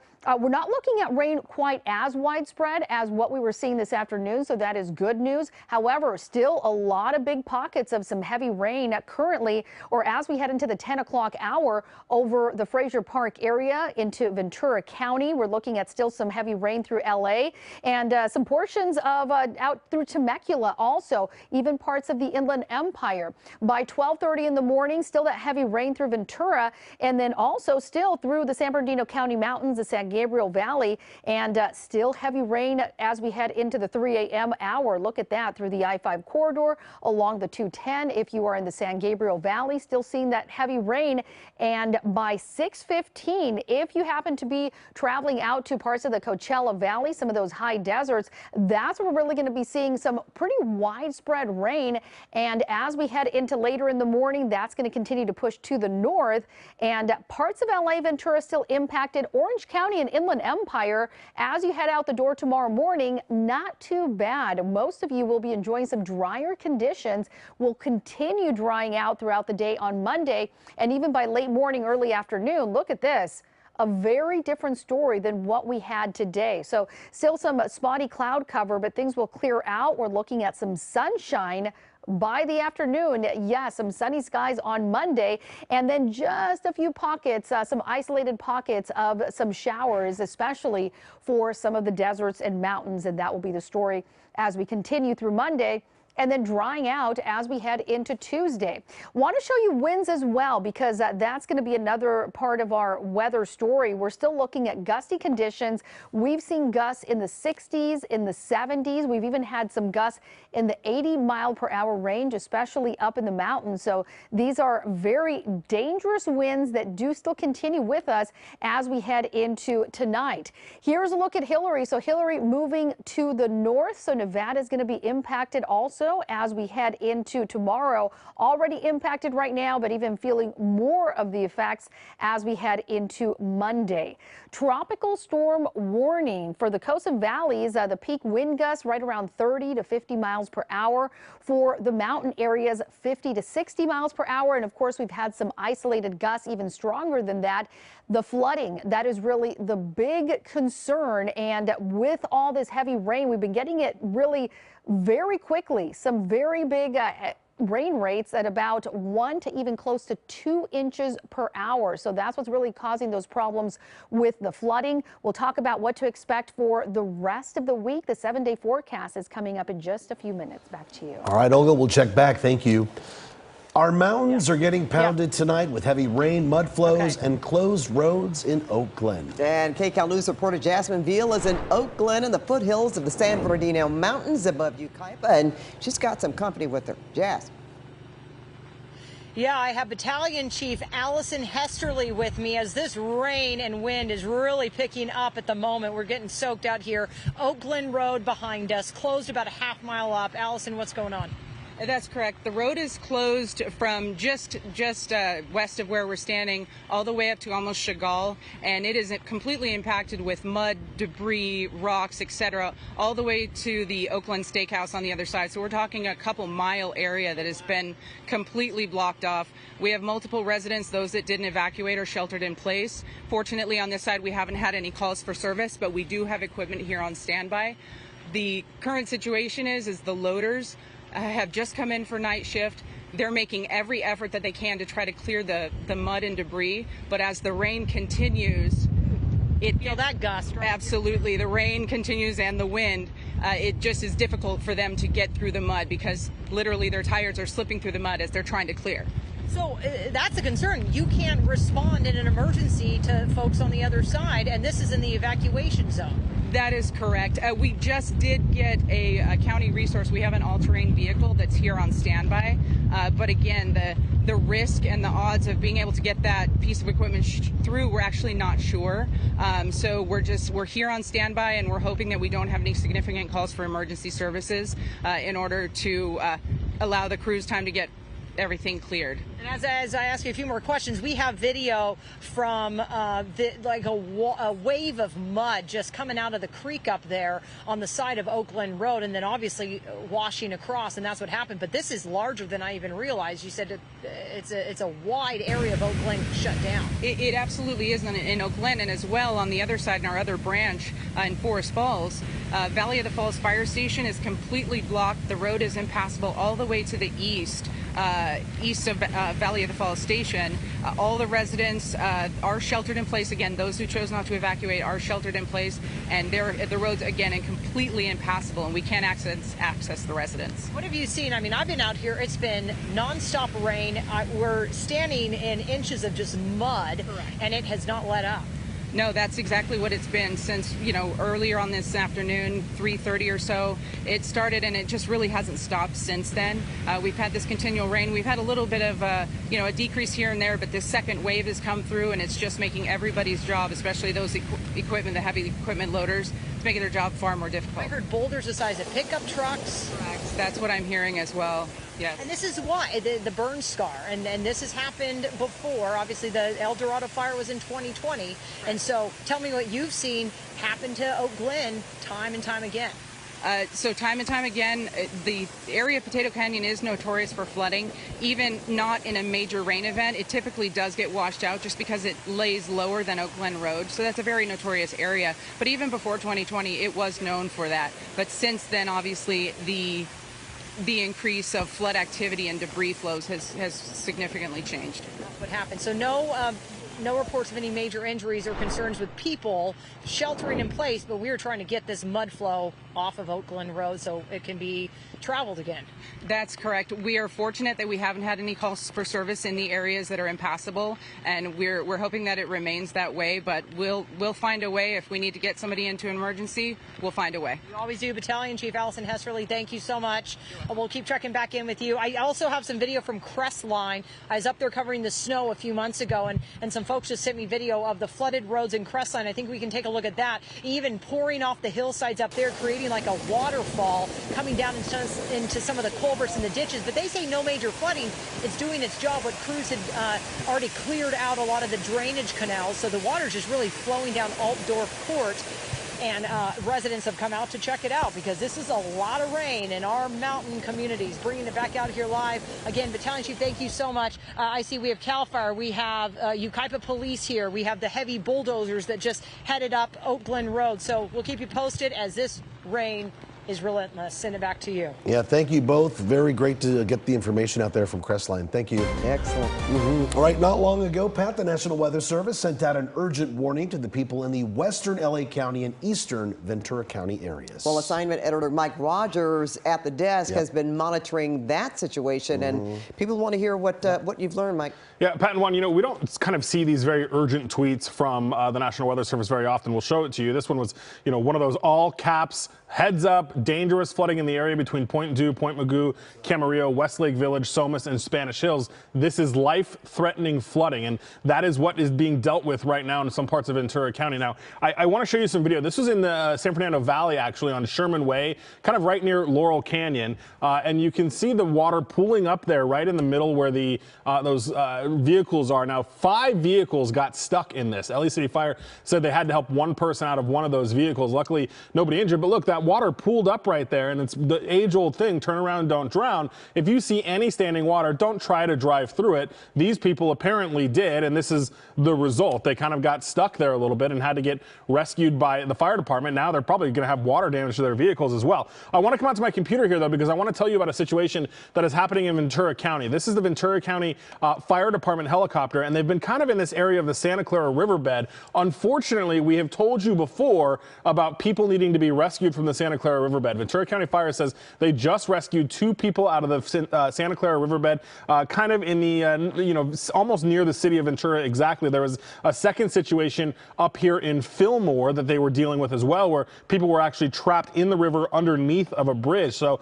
a lot going on here. This is just kind of the monitoring system. Every red dot here is an active call that one of our fire departments are dealing with. You see, this is the water rescue I was telling you about out here in the Satacoy, city of Ventura area. So as we come back out here to the desk, there's a lot going on out there, Pat and Juan, and we're going to continue to monitor it here from the desk. All right, Mike, thank you for that update.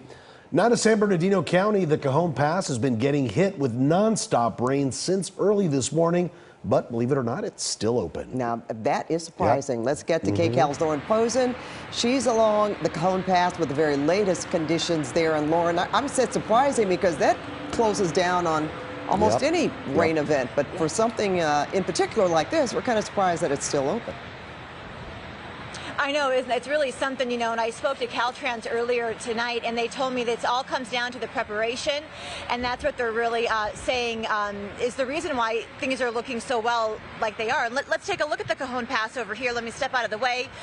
You can see, we've noticed a lot more traffic heading now going southbound than northbound, but drivers are definitely taking it easy, which is nice to see because these roads, it's so dark, you can't see anything in front of you, and as this rain comes down, it makes visibility very difficult. We've also noticed a lot of the drivers putting their flashers on, warning other drivers to slow down behind them as they come down the Cajon Pass. We checked with Caltrans, again, no major incidents. Now, understand this, though, there's debris, mud flow, and rockfall in the mountain communities, but they say everything is minor. And again, another very good sign here. There is still a closure at State Route 138 and State Route 2 over at Sheep Creek Bridge. Water crested over it, and crews are there now working to clean it all up. Now, check this out. This is some fun video I want to show you. We met up with a West Covina resident who came out this way with his family, and they came here to go off-roading. And this is the video he shared with us. He says, he just had to take advantage of this chance to go off-roading in the rain in August. It's just something he and his family had to experience. We were up here at Miller Canyon. We went off-roading from all up Silverwood, from all the mountains all the way up there. It's not too bad. It's just regular rain. It was no wind. Are you worried about heading back down with the roads, or? No, we've been in contact with people that live around. So we have people here in Muscoy, and then we have people in Upland, and they say weather's just rainy, so nothing we can't handle. When we spoke with him, the winds weren't picking up as much as they are now. And I also spoke with another driver about a half hour ago. They didn't want to go on camera, but they told me that they actually pulled over here. They're on their way to Vegas, and they just said, we want to wait it out a little bit. We don't feel comfortable driving. And that really is some good advice. If you don't have to be on the roads, don't. It's windy. You can see the rain, on my face here, and it's been like this since 1:30 this afternoon. So really, if you don't have to go anywhere, stay home. I do want to mention, I've been keeping close track of the schools and what's going on out this way. The Rialto School District has canceled classes for tomorrow. The San Bernardino School District, County School District, classes are still on as of now. We're going to continue to watch that. We're going to continue to watch the roads because things can change on a dime here. So we'll have another update for you in our 10 o'clock hour. Pat and Juan, we'll send it back to you. So very important, those updates. Appreciate that so much, Lauren. And now to the Antelope Valley, where the storm has, look at this, some messy road conditions. This is from earlier today, a small mudslide on the 14 freeway in Palmdale earlier today. Caltrans on the scene. They got out there quickly to clean it up, too. Looks like that's over at Avenue N. Let's get right to KCAL News reporter Joy Benedict live in Santa Clarita with the latest conditions there right now. Joy? Yeah, guys, it is still raining. I mean, it has been relentless all day long, and it just It soaks you to the bone, I'm going to be honest. But where we are right now is Soledad Canyon, and that's because this is where crews are. We've been showing you the last few hours how the hillside came down from a construction project going on here near Sand Canyon. It completely covered the road, but you can see they have been making some progress as crews have been out here now for a couple of hours trying to get all of the rocks and the soot and the mud off this roadway that has now been closed for quite some time. But take a look at the video from earlier today as you could really see just how covered this was with mud, and from up above you can see why. I mean, it's like the fence created a tiny swimming pool here with the big mountain of the hillside above it. Now neighbors tell me what's being built here is some sort of a shopping plaza over the next few years, but it sits right next to a condo community right here, and so they are concerned about the water and the mud eventually flowing possibly into their homes. And so they are glad to see the crews out here cleaning up, but quite frankly, they just really want the rain to stop. The rocks were going on Soledad, and people were just passing by it, and their cars were getting hit by the rocks. There's nothing you can stop the water. So we just wait a couple of days, and I hope nothing, gets serious. Are you worried about all this? Actually, yes. We never expect this weather like crazy, but it's 2 days, so we deal with it. They're dealing with it, and they're hoping that it doesn't make it any worse. Now, this is the same project that around the corner on Sand Canyon has washed away part of the roadway. There are crews up there. Sand Canyon is also closed now in both directions because of that road being washed away. They didn't even allow us up there because they were concerned about just how unstable that road may be. So that's something that we're going to have to check back in on in the morning once the light comes up and they can really assess the situation a little bit more further. So if you do live in this area, Soledad Canyon, Sand Canyon, both of them have closures either one way or both way, so you may want to avoid the area altogether. But guys, the rain is still coming down, so the hope is this cleanup, well, they won't have to do it again in a few more hours when more mud and rocks wash onto the road. Listen, back to you. Yep, fingers crossed. Joy, thank you. The rain flooding a portion of the 101 freeway. This is in Sherman Oaks. Take a look at this. You can see Caltrans worker cleaning up some major flooding on the right side there of those lanes. And our weather coverage continues. Let's get right to Lori Perez. She's live along the coast in Long Beach where some strong winds have picked up tonight, and they're worried about those sand berms holding. Yeah. Lori.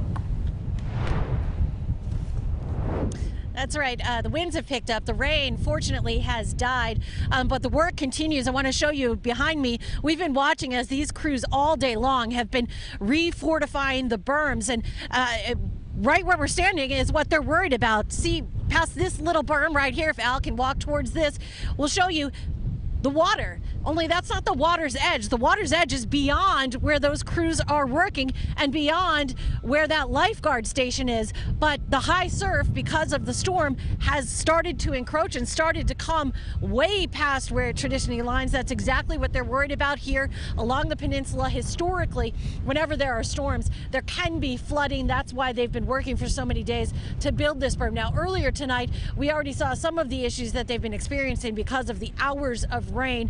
We were on one of the side streets here along the peninsula where they were experiencing about 5-6 inches of flooding on the street there. They say that does happen every time there's a storm because the rainwater is trying to go out through the storm drains, but then there's high tide, so those two forces are competing against each other, and it can be difficult to kind of drain the area. So a homeowner quickly called the public services, who came out, and they were able to divert it to pump out the water back into the bay to alleviate that. You know, the homeowners around here are certainly used to storms and some of the impacts, but this one was certainly a little bit different than what they've seen in the past, and so they were listening to the forecast and bracing for it.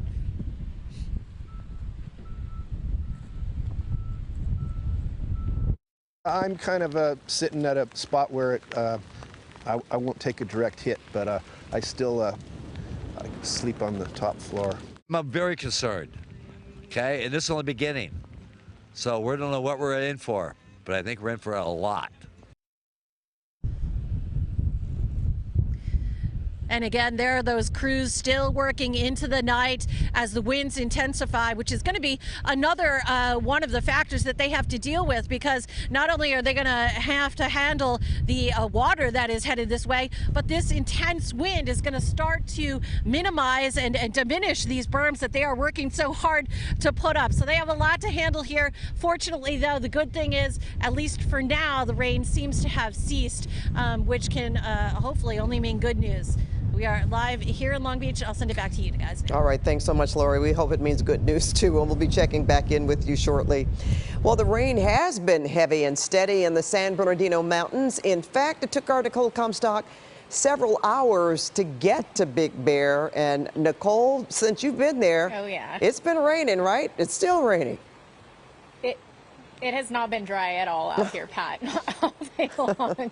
It's pretty heavy again right now. We've been in front of this drainage ditch. Earlier today, it was raging with water. It has died down just a bit. You can now see sandbags out here. Earlier, those were covered with maybe another foot of water. So you can tell that it's slowed down a bit. Hopefully that's a trend we'll continue to see throughout the night so that we don't have any damage out here. But you just never know, because it looks like we're forecasted to get another round of rain out here. And we are now just hearing about some problems on the 38, which is the road we took to get up here. But first, go ahead and take a look at some video of what it looks like in the village here earlier today. Surprisingly, there were actually people that kept their lunch plans today. They braved the rain. They decided to go out and have a nice rainy day with their families. But once the rain started picking up and people could hear a little bit of thunder, they really did start hunkering down. That's when we started to see the town clear out here. We also had a lot of drivers on the road who had to stop on the 38 and wait for traffic control crews to get them around a tree that came down on the 38. As we mentioned, now we're hearing from Caltrans that Highway 38 does have a closure from Forest Falls to Lake Williams on the Big Bear side. CHP says there's some debris flow there. We were seeing some of that earlier, so that's not surprising. This is apparently above Valley of the Falls Drive. We also saw some boulders out there today. Flash flooding, obviously a concern. Power outages and strong winds are big concerns for people. But we talked with a man who said he's been through some major hurricanes before, so he sort of shrugged this whole storm system off. Take a listen. My hair will dry pretty quickly, so shouldn't be a problem. What do you think about this storm so far? It's no big deal. I used to live down in South Florida, so I've been through plenty of hurricanes, and the rain just comes in bands, and it's not much you can do. Pretty much you want to stay in. Staying in is definitely the preferable thing to do tonight. As we mentioned, it's going to be raining out here on and off throughout the night, so the best thing you can do definitely is stay off the roads. People say they'll take this rain out here, though. Anything but snow. They are totally fed up with that after they had this historic blizzard winter weather this year. We'll send it back to you in the studio, Pat. I can certainly identify with that the sentiment. That is for sure, Nicole. Thank you. And as we are tracking Hilary, a 5.1 earthquake was felt over a wide area of Southern California. The quake was centered just southeast of Ojai. And KHAL's Ross Palumbo joins us live now from downtown Ojai with a look at some shaking and some damage that was sustained there. Ross. Well, Pat, earthquakes are a surprise at any time, but today, especially when this area was already under a flash flood watch, this really surprised everyone. In fact, take a look at this business right here. This one was probably closed as they prepared for that watch, which is now turned into a warning, and clearly no one inside when that 5.1 earthquake hit, tossing everything off the shelves here. Look at this mess. The owner most likely, again, has no idea this has happened. And this is not the worst of it. Take a look at this at the West Ridge Market. This is a big outfit here in Ojai. In fact, there are two of them. This one had things tossed off the shelf just about in every aisle. And there were so many bottles of wine that were just knocked over one after another that employees tell me it was literally a sea of red out there. It took them more than 3 hours to clean all of this up. And just a few blocks away from there, the entire quake was caught on security camera at Tres Hermanas when it hit just around 3 o'clock. Take a look.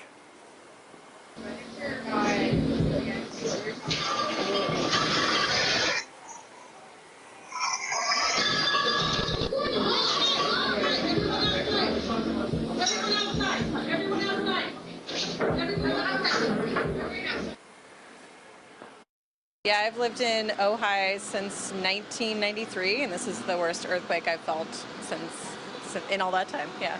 It has to be hard, right? We're all anticipating Hilary coming up here, and now this happens. I mean, some scary moments? Caught us off guard, to say the least. Yeah, for sure. Once the bottle started flying off the wall, it was a little like, oh, wow. And then the small quakes that have been happening after are a little unnerving, for sure. But, yeah. How are the customers, especially the customers with small children? They're having some trouble getting one of the children out, right? Yeah, it was, it happened so fast, and I think everyone just reacted with their gut, and it was really impressive to just see everyone help each other. And that was not the only place where bottles were flying. Look at this wine boutique here. Bottle after bottle flew off the shelf here, and this was their reserve collection. These bottles are $300 to $400 a piece in all. They lost about 100 of them. The total value, probably around $5,000 tonight. They are just hoping insurance kicks in and pays for all of that. Back out here live, this is yet another business that was most likely closed during the quake, and you can see broken glass, broken plates and cups on the ground. This owner probably doesn't even know what they're going to be coming in here to tomorrow. And again, this is all because they were under a flash flood watch at the time. Tonight, that has turned into a flash flood warning. But I got to tell you, the remnants of Tropical Storm Hilary really hasn't been so bad so far, at least. The rain has actually subsided. The worst of it is still on its way up here, moving to the northwest. But Pat, so far, it hasn't hit, and that's a good thing because they are still shell-shocked from the flooding they had out here in January in those mudslides. That's why people are taking Hilary so seriously. Again, though, out here live, look at this. Barely a drizzle, barely anything running along the gutters here. People are still shaken up from what happened at 3 p.m. today. They are hoping actually that that is the worst of it, Pat, and that the rain turns out to be a total fizzle. Fortunately, in all of this so far, no one hurt and no serious structural damage. We'll keep you updated from Ojai. Tonight, though, that is the very latest live, Pat. Back to you. All right, we are hoping for a fizzle, Ross, and we will take every break we can get. Thanks so much.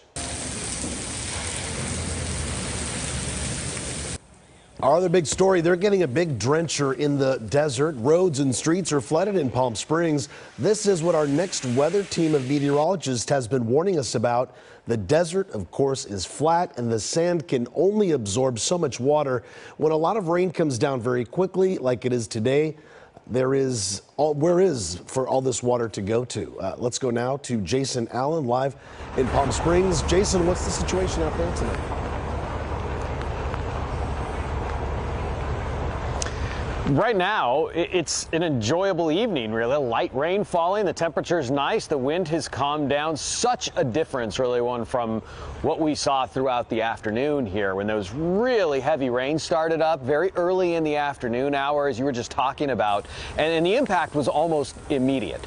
We saw the water start to rise and start to cover streets probably within the first 30 minutes of rain, and then we started getting reports of cars getting stuck and even the first firefighters having to go out for some rescue to get people out of those stuck cars. Then a couple hours later, we started to see some of those washes fill up, and that continued really until maybe just in the last hour or two, we finally start to see some of those go down. However, at the same time, the 10 right now is closed just on the outside of town because that's an area where there is still some flooding that's going across, so the 10's closed in both directions. So here in downtown where things look fairly nice, there's no really major impacts that we can observe or that we have seen here in the old downtown. Some of those spots in the washes, those drainage areas, there's still a lot of water moving through those parts of the area tonight.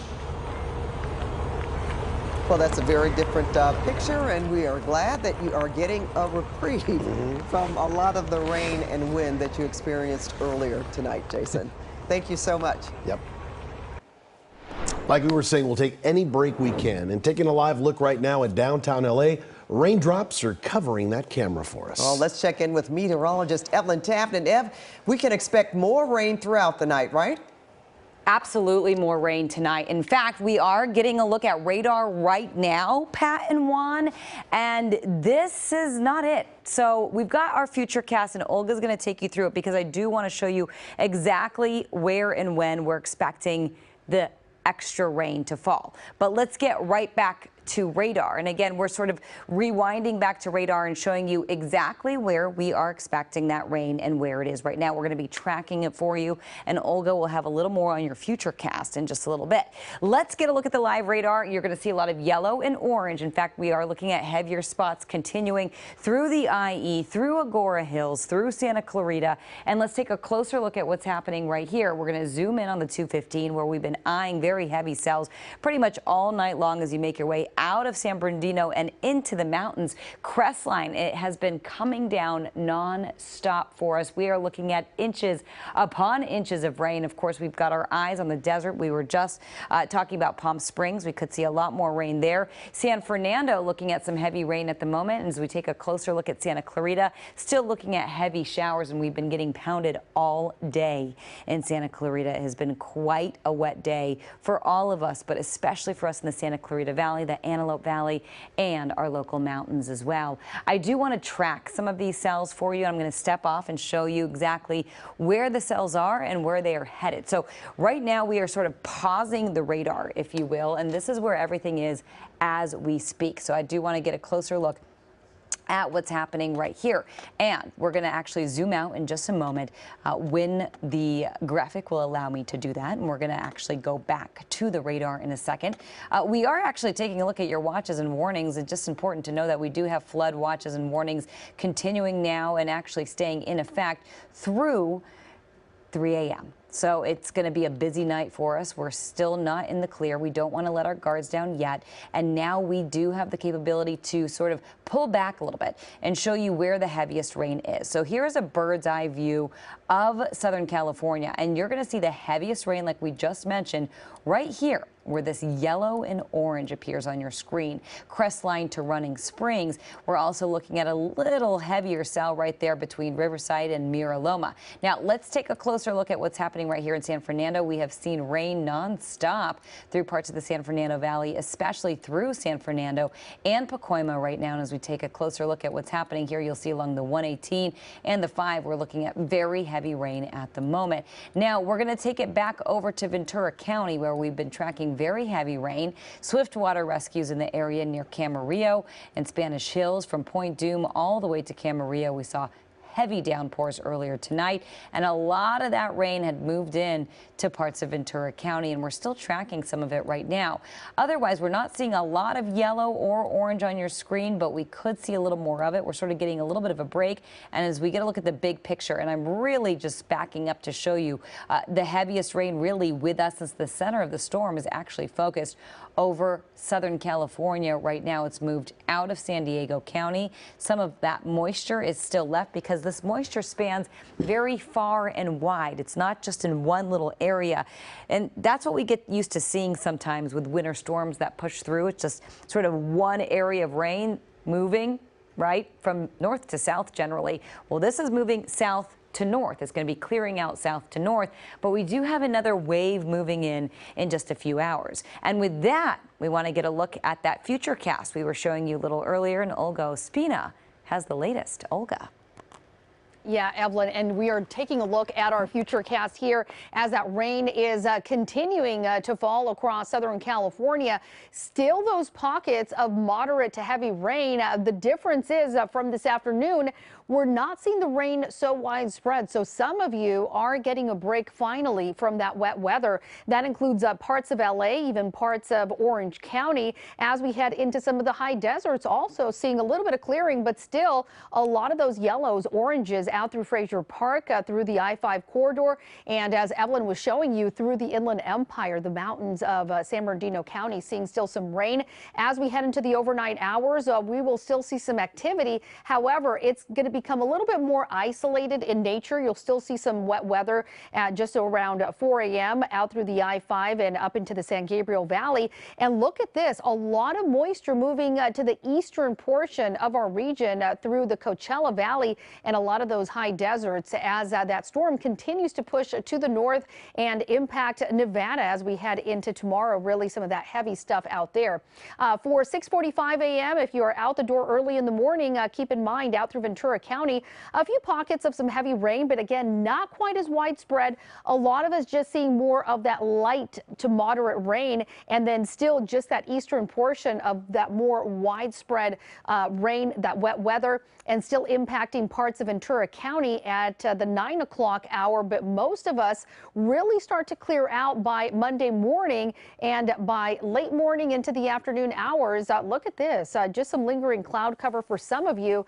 Some of us may even see some sunshine at this point. We'll see more of it as we head into later in the afternoon, and then just a few isolated pockets of some wet weather, especially for the higher elevations as we head into the late afternoon and into the evening hours. All right, winds, that is another part of our weather story. We're seeing some gusty winds across those higher elevations for mountains and deserts. We have seen wind gusts in the mountain areas in the 50s, the 60s, and even some isolated gusts in the 70s and even into the 80s. So some dangerous conditions. We have, of course, very saturated soils as we have been seeing some steady rain and pockets of very heavy rain throughout the day. Once you get those winds, it really creates quite the danger out there.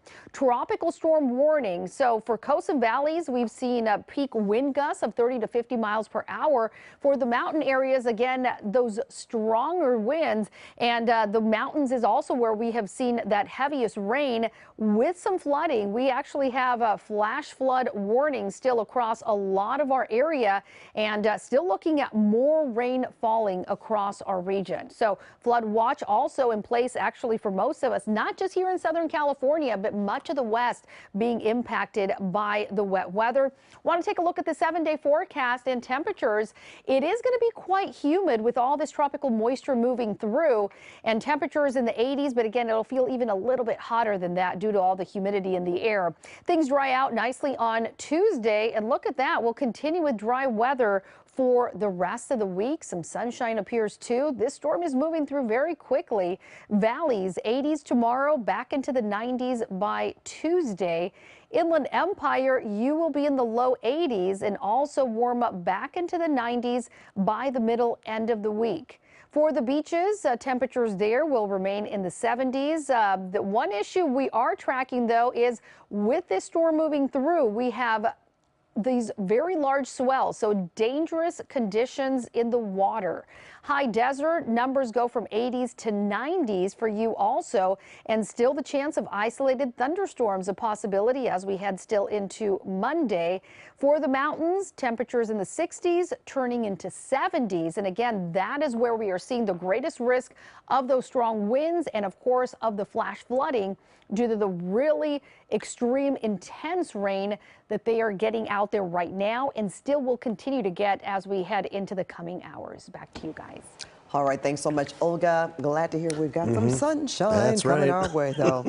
You know what, in the meantime, in the midst of all of this, LA City leaders say that so far there have been no injuries or major damage to report. That is some great news. But LAUSD Superintendent Alberto Carvalho announced that schools will be closed tomorrow because of the storm.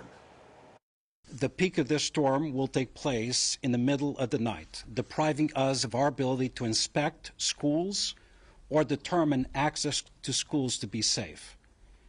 As early as 5:36 a.m., we have students usually walking to school. Without the ability to inspect schools or the access to schools, we cannot determine if there are power lines down or tree limbs down, potentially bringing injury or worse to our students or workforce. So tomorrow there will be no schools active across Los Angeles Unified, all before and after programming inclusive of athletic activities, as well as third-party entities that hold activities within our schools. Everything will be shut down.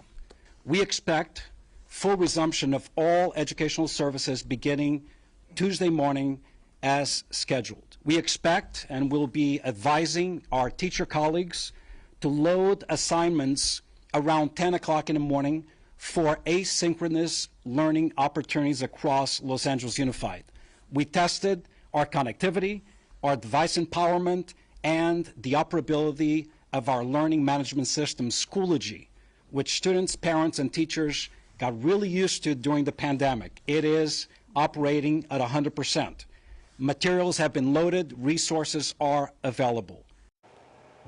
Now, here are some other school districts who cancel classes. Fontana Unified School District, Pasadena Unified School District, Rialto Unified School District, William S. Hart Union High School District in the Santa Clarita Valley, and Bear Valley Unified School District. Schools will all be closed tomorrow. And it's not just the kids. We have important information for all Cal State students as well. Cal State LA and Cal State Fullerton have both canceled classes for tomorrow. The faculty and staff will all be working from home. 3 emergency shelters are open tonight, offering temporary refuge for the homeless. Now, there's one at the North Hollywood Recreation Center, the second one at the Lakeview Terrace Recreation Center, and a third at Lanark Recreation Center in Canoga Park. The centers have food, water, supplies, and beds. And get this, if you need a ride to get to an evacuation center, Uber is offering that for free. The company is partnering with the California Department of Social Services to give people access to those rides. People can get up to 3 free rides, up to $40 in total. To redeem that discount, riders must apply the promo code Hilary23 in the wallet section of the Uber app prior to requesting a ride to the designated location. The promo code is eligible to use on a maximum of 3 trips per rider through August 23rd. Well, taking a live look now at Catalina, where an evacuation advisory was issued for the island, and it's expected to get hit with some strong surf, torrential rain, and I'm sure it already has, whipping winds, and that could knock out power. Right now, Avalon Bay is closed to all incoming boaters. And haven't heard if the power has been off there. Mike Rogers would let us know that if it has. But taking a live look at Huntington Beach now, where we are keeping an eye on our coast, and kind of eerie there. You don't see anyone out. All state beaches in Orange and San Diego counties, in fact, are closed today, and they will be closed tomorrow. A number of inland state parks are also closed. Speaking of, California state parks say all camping reservations for affected areas will also be canceled today through Tuesday. Park staff are connecting with the campers currently there right now. And this is a live look at our LAX cam, where the effects of Hilary are also being felt. You know, when does LAX ever shut down, though, right? You can still see people coming and going.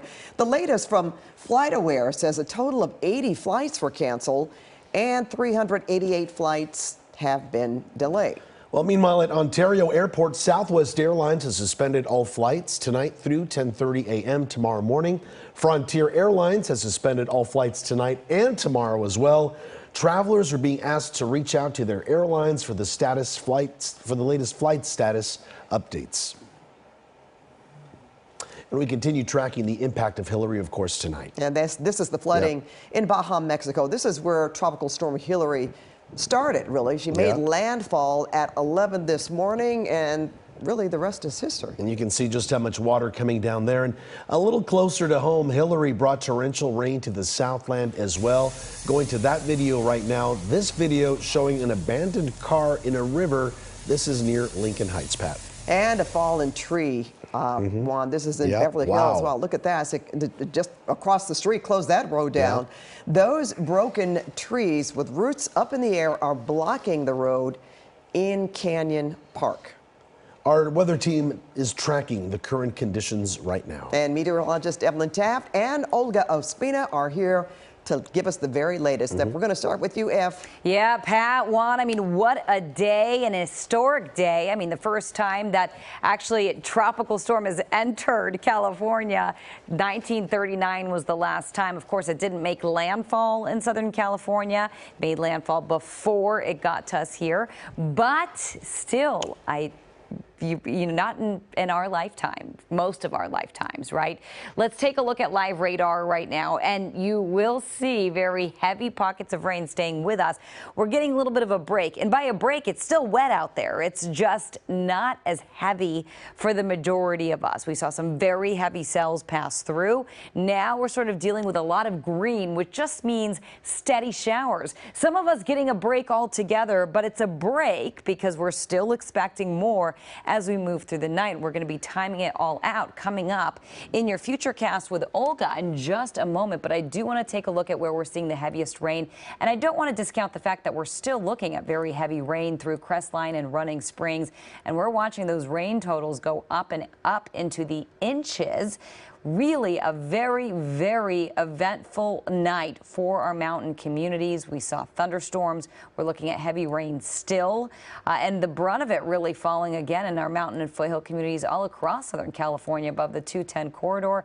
We've been looking at very heavy rain. Right now we're getting heavy rain above Tujunga at the moment, and we're also looking at a little bit of energy right here. Take a look at that as we head toward Castaic and Valencia. Again, very active today for the Santa Clarita Valley. I do want to take a closer look at what's happening offshore. There are a few cells. We will continue to track it all as we move into the next little bit. You'll see this next batch coming in off of Avalon, Long Beach, Anaheim in the next 48 minutes to about an hour 10. We could get more heavy rain. For now, though, we want to check your hour-by-hour forecast with our Olga Ospina. Olga. Hi, yes, and we continue to see that rain falling across Southern California.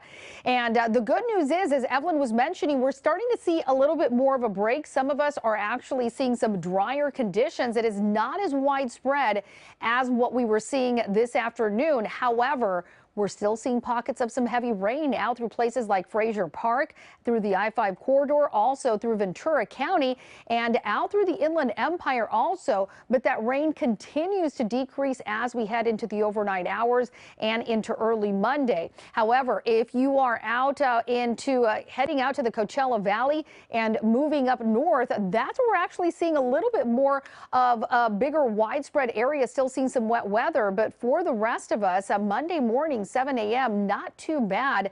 Just a little bit of lingering rain, and even still into the mid-morning hours, especially for parts of Ventura County as you head into the Santa Barbara area along the coastline. If you're in places like Malibu, Ventura County beaches, and just a few light showers through the LA basin. But other than that, we're going to continue drying out. We could still see some isolated pockets of showers through some of our mountains and deserts as we head into later in the day on Monday. For most of us, though, dry conditions, a little bit of cloud cover, but for some peaks of sunshine. So not too bad. This storm moving through very, very quickly. And here's a look at some of the totals that once this is all said and done, we could be seeing. Where we see those reds and oranges, that indicates some higher amounts. We're talking a good 6 inches of rain or potentially more for some of our mountain areas. So we'll continue tracking this for you through the night and into Monday. So stay with KCAL and CBS for the latest. Back to you guys. Olga, thanks so much for that. Flash flooding in the desert areas tonight. This is video from Indio and the Mecca areas in Riverside counties. In some neighborhoods, entire blocks are underwater. You can see cars submerged, water and mud just washing out roads right here. Crews were out. They rescued several people in this area after at least 3 cars got stuck in the mud. That was one of the first places in Southern California that felt the impacts of Tropical Storm Hilary in the Riverside County areas. And as expected, our high desert communities were hit especially hard by the storm. That's right. Assignment editor Mike Rogers at the desk. And Mike, some of that video coming out of Palm Desert is pretty impressive. Yeah, Pat and Juan, you know, the Southern California area, the geography and the topography is so different just on the other side of the hill there in the Palm Desert and Palm Springs. You know, I was talking to one of the fire captains out there with Palm Springs Fire yesterday. Part of the issue out there is everything is just so flat and there's not always room for the water to run, and it's very long, wide stretches of area. Now look at this. This is from the La Quinta area. You can see the water just totally overtook that road, and a lot of it. Lots of flooded here. Now, they had a lot more wind than we did. As I was cutting this video and looking through it, some of these palm trees were just really blowing straight sideways. Look at this video right here, where you see the tops of those palm trees just completely at like almost a 90-degree angle there out in the Palm Desert. So they dealt with it a little bit more than we did, which was expected. That's what our meteorologists had been telling us. The eastern portion of our viewing area out into Palm Springs would be looking like this. And look at this. This is the water. And one of the other issues with Palm Springs is that the water just runs right off the mountains. You can see the mini rivers there on the mountainside pouring right into that golf course there. Now, as we come back here to the desk, I haven't heard of any major river rescues out there. They tend to have them kind of in the northwestern part of the Palm Desert area. And so far, it looks like maybe people are doing what they should have been doing and staying inside, not really getting themselves caught in that area. So, of course, we're always monitoring monitoring all of the situations out there, including in the Palm Desert, but they seem to have gotten the brunt of this, guys. All right, thanks, Mike. Now, the mountains are getting pounded with rain as well. KCAL News reporter Nicole Comstock live in Big Bear with the very latest. And, of course, you know, they're coming off those big snowstorms that happened just a few months ago, Nicole. Yeah, they're totally done with weather at this point in the year. They're like, what else is Mother Nature going to throw at us next? They've had steady, heavy rain out here all day long. And you can see a lot of it coming down this drainage ditch just below Snow Summit here. It's actually looking a little bit better than it did earlier in the day. You can see a couple of sandbags down here right now, but a couple of hours ago, you had at least a foot or a foot and a half of water on top of that.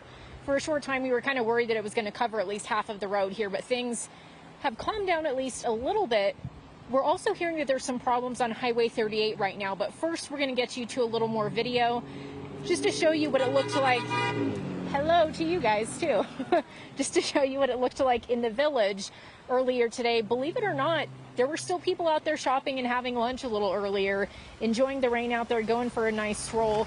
But overall, as the rain picked up, people started hunkering down inside to get away from it. Drivers did have to wait for road crews to do some traffic control so they could take care of a tree that came down on the 38. That's exactly where Highway 38 now has a closure from Forest Falls to Lake Williams.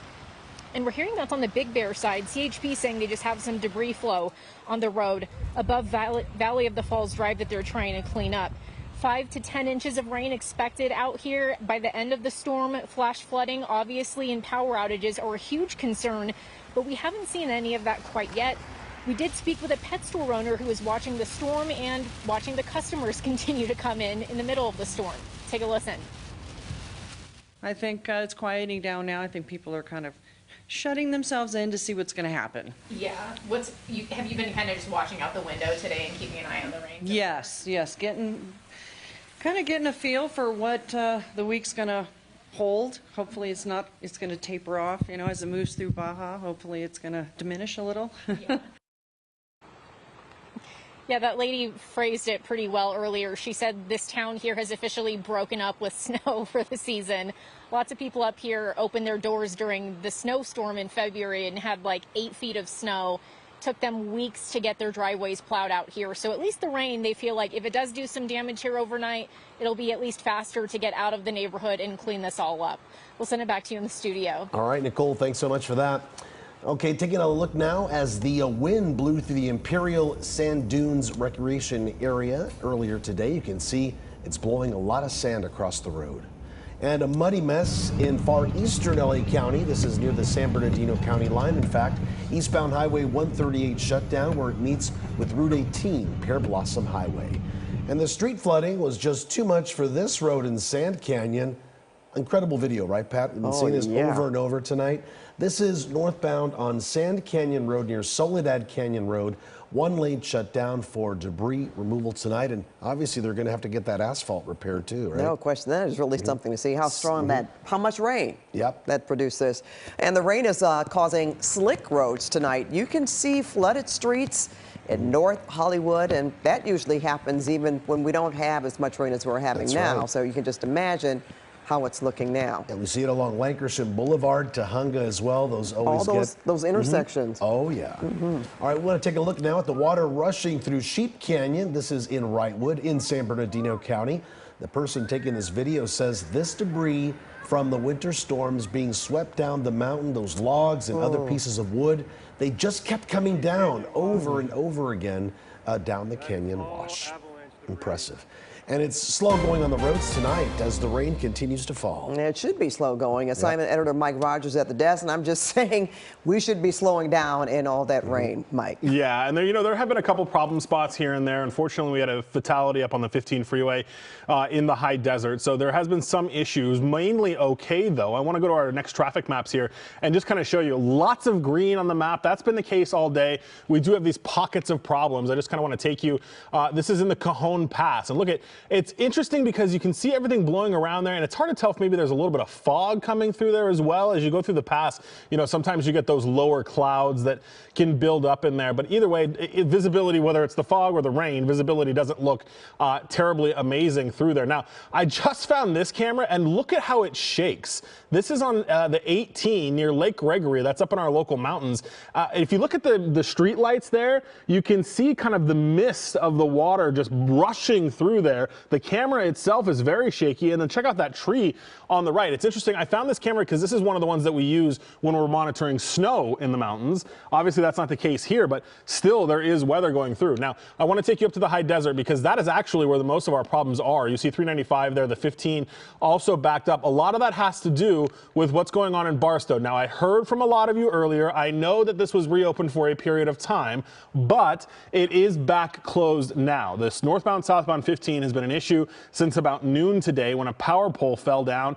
They were able to remove the pole, and that's what allowed them to reopen the lanes for a period of time. But I just checked in with the CHP. What they're doing now is now restringing the power lines that fell down. So before, they were having to close it to remove the power lines. They reopened it for a period of time, and then they got that back open. And I just really want to quickly take you back up to the 18 there so you can just really see the conditions. Pretty intense up there in the mountains. That wind, as we've been reporting, is going to be the problem. As we come back out here to the desk behind me here, you see the roads, wet freeways down in Orange County as well. So we're going to continue to monitor all the situations here. Luckily, not a ton of issues on the roadways, but still pretty dangerous out there. Yeah, it is something to see the fog. And, you know, the 101 in the valley as well, I believe that's where this camera is right now. You can see just kind of how wet it is. So all of those roads are really struggling out there tonight, guys. All right. Thanks so much, Mike. Thank you. And we have this breaking news as we begin at 10. Tropical storm Hilary is still pounding many parts of Southern California at this hour, and incredibly, the center of the storm blew right over downtown LA late tonight, and it's now marching north and west, dumping history-making rains everywhere it goes. The Cajon Pass was slammed for hours tonight. Heavy rain, strong winds, but the 15 still open at this hour. And the record rain triggering massive debris flows in our local mountains. This dramatic video is from Wrightwood. And our deserts also took a beating today. Look at this flash flooding in the Coachella Valley. There's a street under there, under all that water. And in our cities, major street flooding. We're seeing cars swept away and swift water rescues. And Pat, in many places, roads are being washed out in some spots, while others are under inches, even feet of water. And if a history-making storm wasn't enough for us today, we also had a strong earthquake just to make the day even more memorable.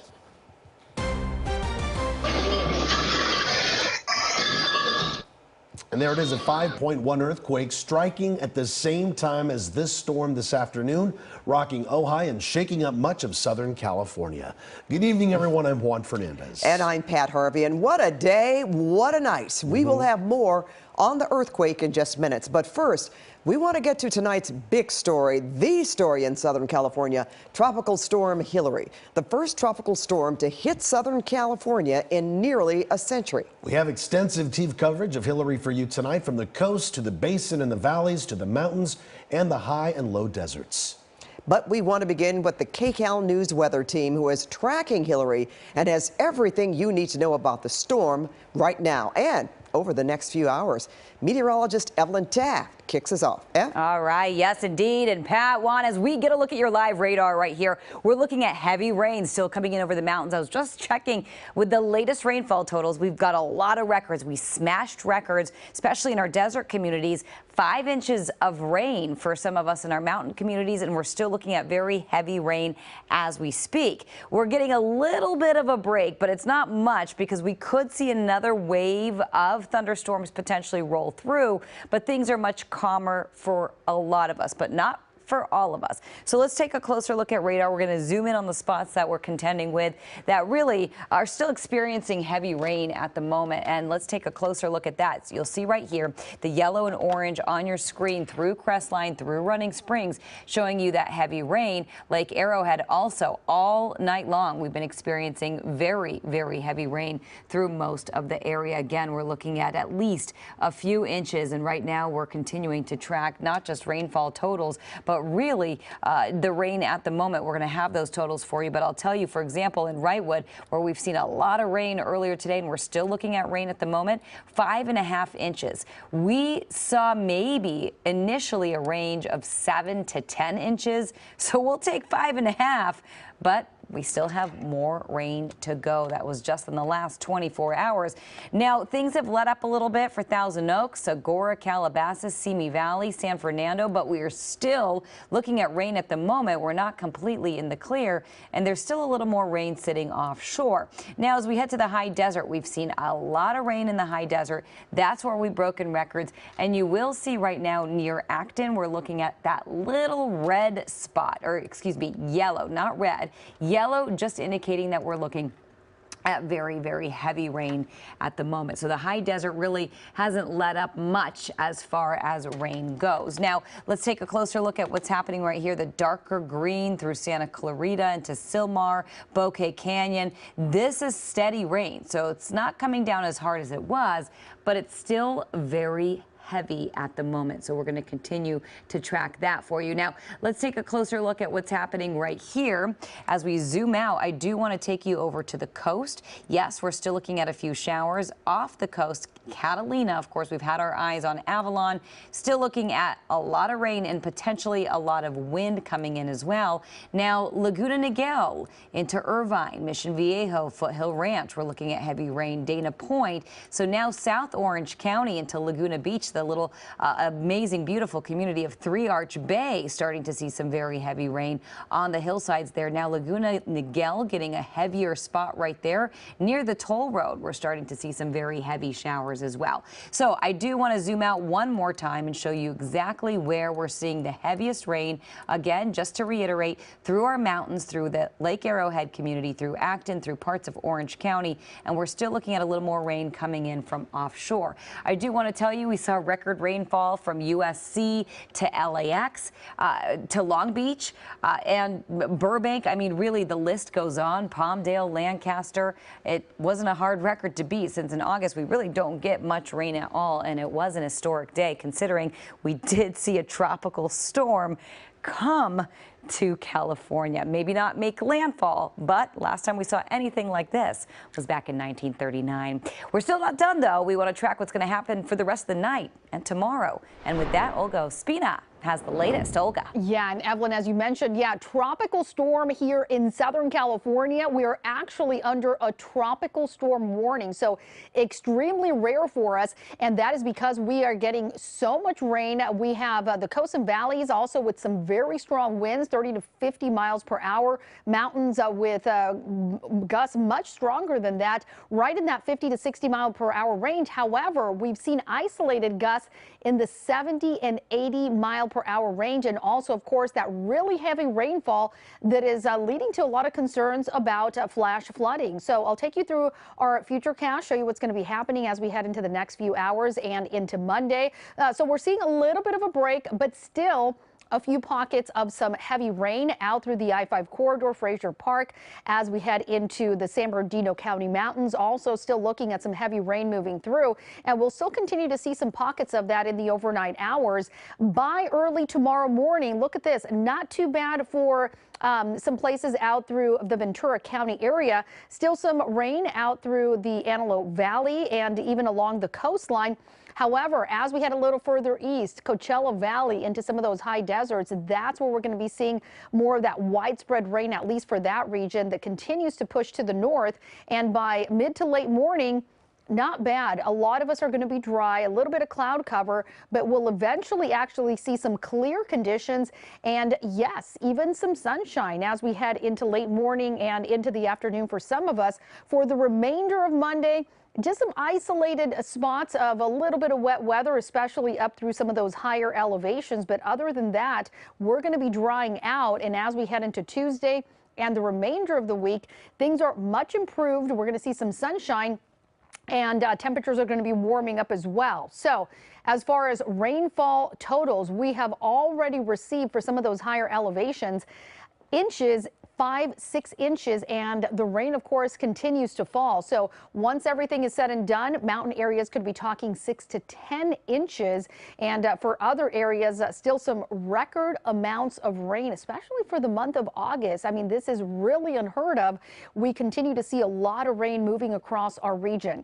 Flash flood warnings in effect, as well as those flash flood watches, and not just here for Southern California, but really across the West is where we are really seeing those impacts, because it has been coming down steady since the morning hours and really intensified in the afternoon and still continued into the evening hours. So again, as we head into later tonight and into Monday, things are going to start winding down just a bit, but I'll show you the 7-day forecast in just a few minutes. Back to you.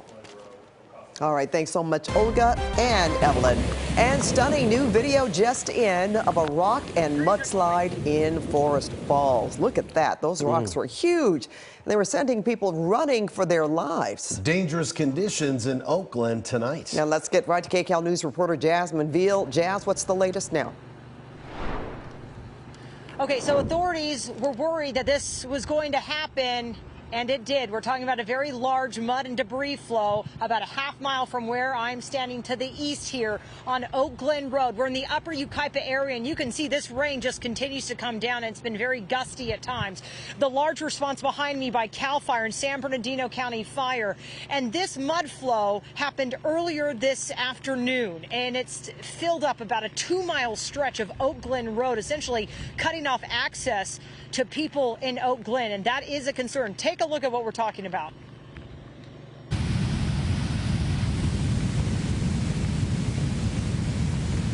So this is just a wave of mud that came across Oak Glen from Potato Canyon Road around the steakhouse area. So you can imagine the work that it's going to take to clean this up with all the heavy equipment I saw, the backhoes going up, but they're slipping in the mud as well. They can't really remove all of the mud fast enough. We have boulders the size of pickup trucks. Again, a 2-mile stretch of Oak Glen Road filled with this mud.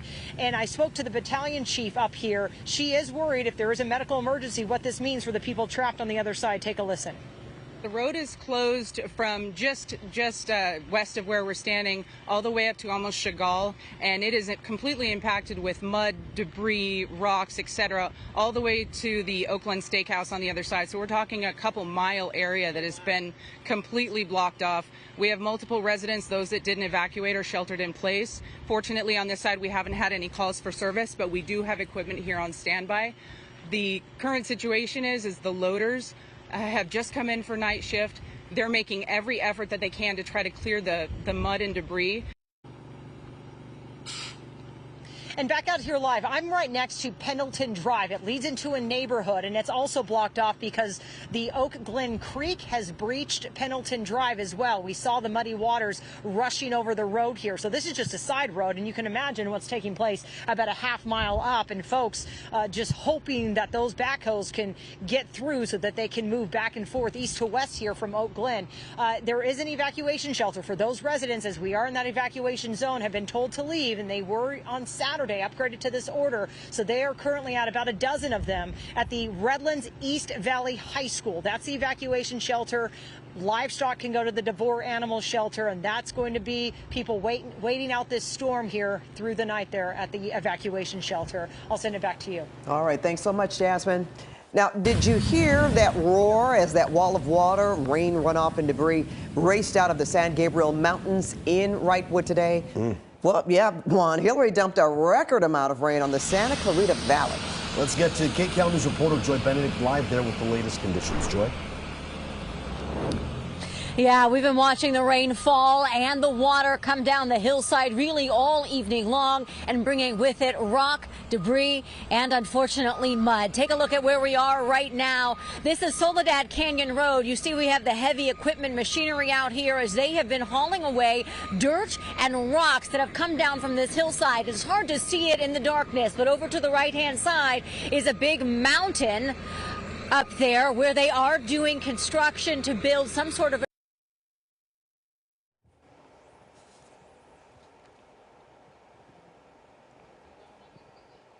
Well, we're having another problem with you've lost getting our Joy's signal. live shot there.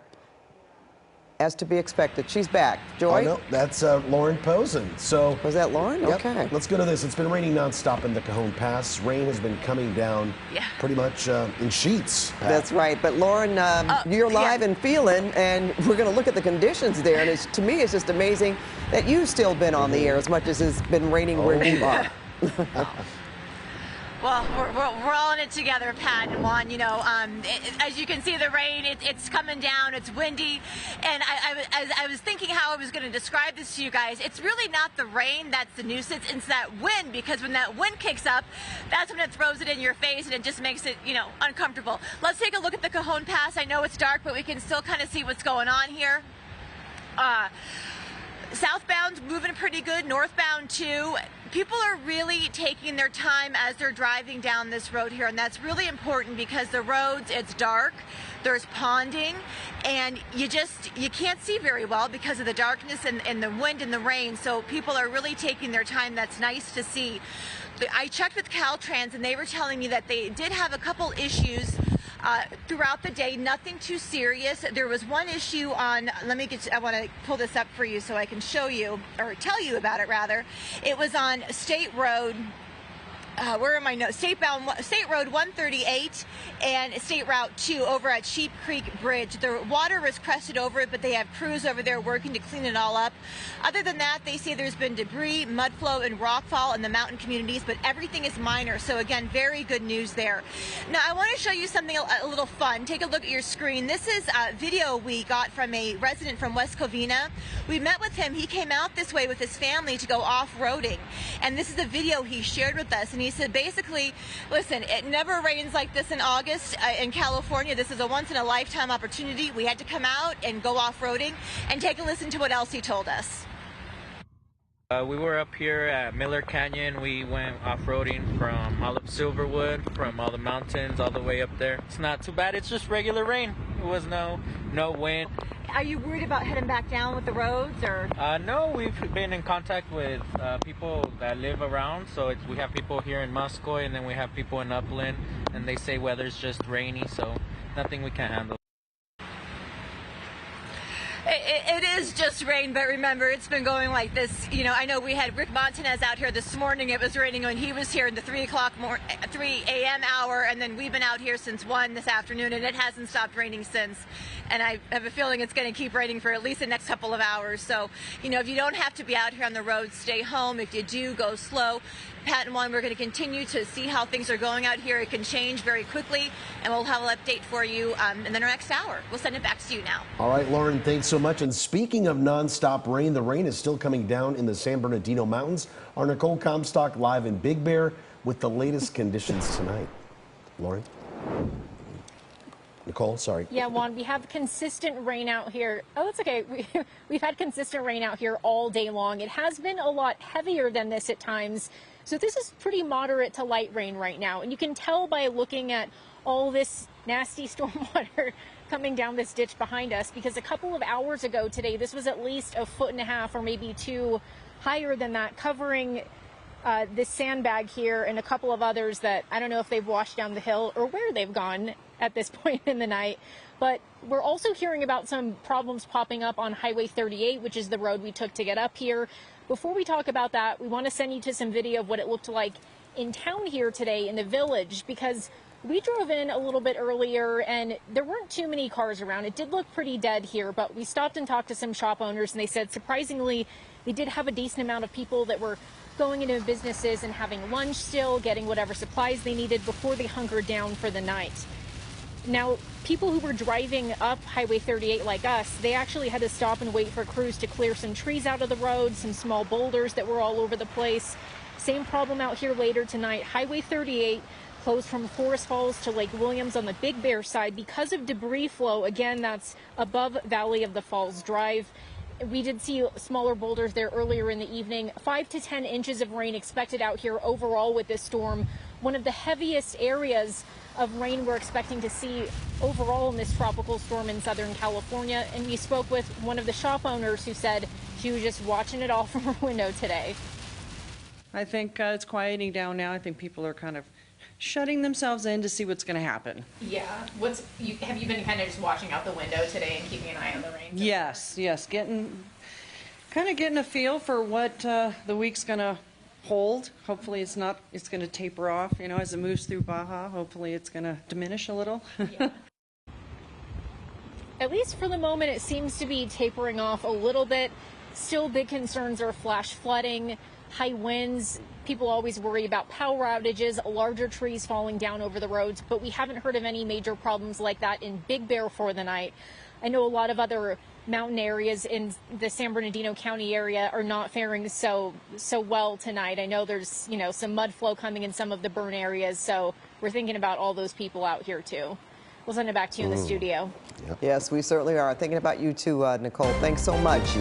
All right, breaking news now. Mike Rogers, a swift water rescue is underway. Crews looking for people in the Santa Clarita River, is that right? Yeah, and this is out in the Ventura County area. Unfortunately, not the first time we've seen the Ventura County fire crews have to go out to this same exact spot, really, to look for people out there. We'll show you some video just into us from the Ventura County Fire Department. You can see they've got their helicopter there. That's a Firehawk down real low with that spotlight on looking for people. And Wanted Pat, this is the situation we have talked about all day long, which is these people get kind of stuck on these islands in these really wide riverbeds, and then the fire department has to come in and rescue them. So far, they have rescued 2 people, and just moments ago, they said that they did not need to find a third. Originally, they thought they were looking for a third missing person. That turned out not to be the case. They did a thorough search of the river there. They don't believe anybody else is up there. Now, I want to show you our next piece of video here, because this is another situation that they've been dealing with all day, and they're cars in the riverbeds. Now, LAFD and LA County Fire have responded to several of these throughout the day,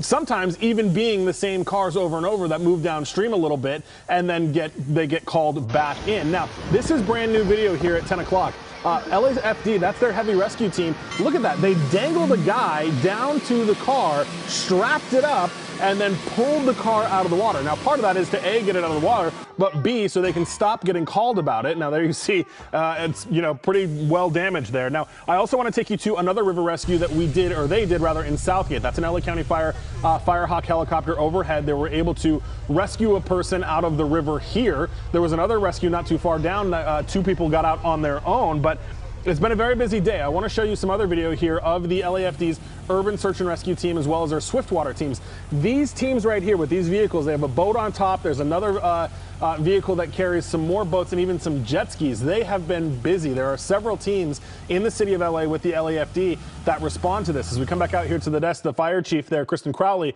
had mentioned all of the swiftwater rescue teams were staffed. They even had a FEMA swiftwater rescue team here as well to be able to help us do what they do. And you guys, the rain got so bad for a period of time, LA Fire was not even able to launch their helicopters to get to some of these reported rescues. And that's when you know the situation is really bad, because those pilots are very talented. They can fly in some very tough conditions, stuff that SkyCal would never fly in, and even they couldn't launch for a period of time today, guys. No, that certainly describes the situation out there, but I must say we were still pretty impressed with them hauling that vehicle when I saw him just kind of dangling on the rope there, I was like, wow, what'd you do at work today? Indeed. All right. Thank you, Mike. Well, keeping an eye on the coast, KCAL News reporter Laurie Perez has been in Long Beach all evening. That's right. What's the latest on the conditions there, Laurie? Well, the conditions here have rapidly improved. I think I'm the lucky one. The rain is no longer falling, and the wind is really just more of a breeze at this point. In fact, so much so that the fire captain came over to me just a few minutes ago and said that they are going to leave this area, pack things in for the night, and no doubt try and get some rest after some very long days. For days now, they have been stocking sand in bags here. Over the last 48 hours, they handed out across the city 50,000 sandbags. Residents really listening to the call to prepare for the possibility of flooding. Let's look at this neighborhood where we are. This is the Peninsula area, one of the most vulnerable spots in Long Beach's 7 miles of coastline. And when it storms, there is always the chance of flooding from high surge and rain. That's why crews have been out along the beach building massive berms to fight the flow. They were working all day right up until the last hour. And it seems to be working. No reports of serious damage or flooding, though we do have some video to show you of some minor flooding on side streets on the peninsula. The rain plus high tide just combined to back things up. Firefighters and lifeguards had to pump it out. As much as locals have seen storms and flooding before, some told us they were bracing for Hilary. I'm kind of sitting at a spot where I won't take a direct hit, but I still I sleep on the top floor. I'm very concerned, okay? And this is only beginning.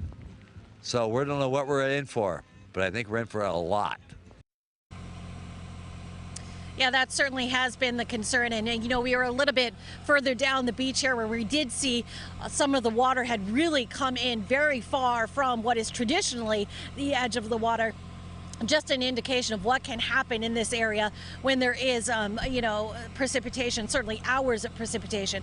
As I said, though, for the moment, no wind, no rain. Fire department has gone home. They're going to get some sleep, but they will, of course, be back out here bright and early tomorrow in case things change. As we have seen throughout the day, things can rapidly change, and Long Beach wants to be prepared. We are live in Long Beach for now. I'll send it back to you. They're doing a great job out there in Long Beach. Lori, thanks. All right, there we have it. We are flooded. They sure are. This is Thousand Palms near Palm Springs, where streets are flooded and water is raging. The desert just can't handle this kind of rain, and communities out there are being hit hard by Hilary. But they seem to be having some fun, at least those guys on that particular video. Where Jason Allen is in Palm Springs with a look now, and Jason, looks like things have calmed down quite a bit, thank goodness. They really have had one, which we needed because it was a difficult afternoon here in Palm Springs with that intense rainfall for several hours. And this, obviously, you see here in downtown Palm Springs, this is a great sign, right? The power is on. You can see traffic moving behind me. Let's take a look down here the other direction. It is pretty quiet out here tonight. Not a lot of people out, which is good. And we saw this during the day as well. Most people really staying inside for this storm. I think there was some uncertainty of what this was going to bring. A lot of people just kind of waiting. Some didn't believe that it was going to happen, and we get this much rain. And then once it started, they really didn't want to be out in it. Now, we're in the downtown area. You can see the streets are clear, no water running, but we're showing you some video of what it looked like this afternoon. And it was flooding here in the downtown area. It was flooding in a lot of the surface streets around the area. And then after that started, then we started to get some reports from the fire department around here about being called out for swiftwater rescues. Most of these, from what we understand, were people who were in their cars. They were out driving. They got caught as that water came up very, very quickly on some of these surface streets. And in some places, the way it just drained. You know how it drains around here.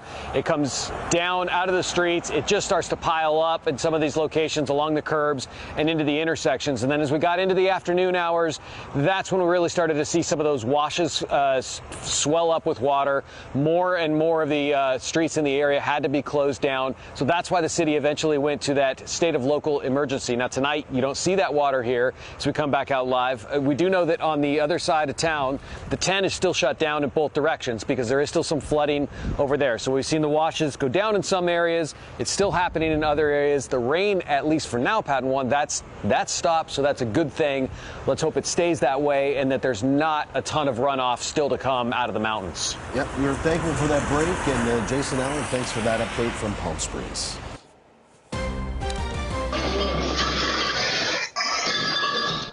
And more breaking news tonight. An earthquake shaking caught on camera, sending customers at a Ventura County restaurant running for their lives. The 5.1 magnitude quake struck about 4 miles southeast of Ojai this afternoon.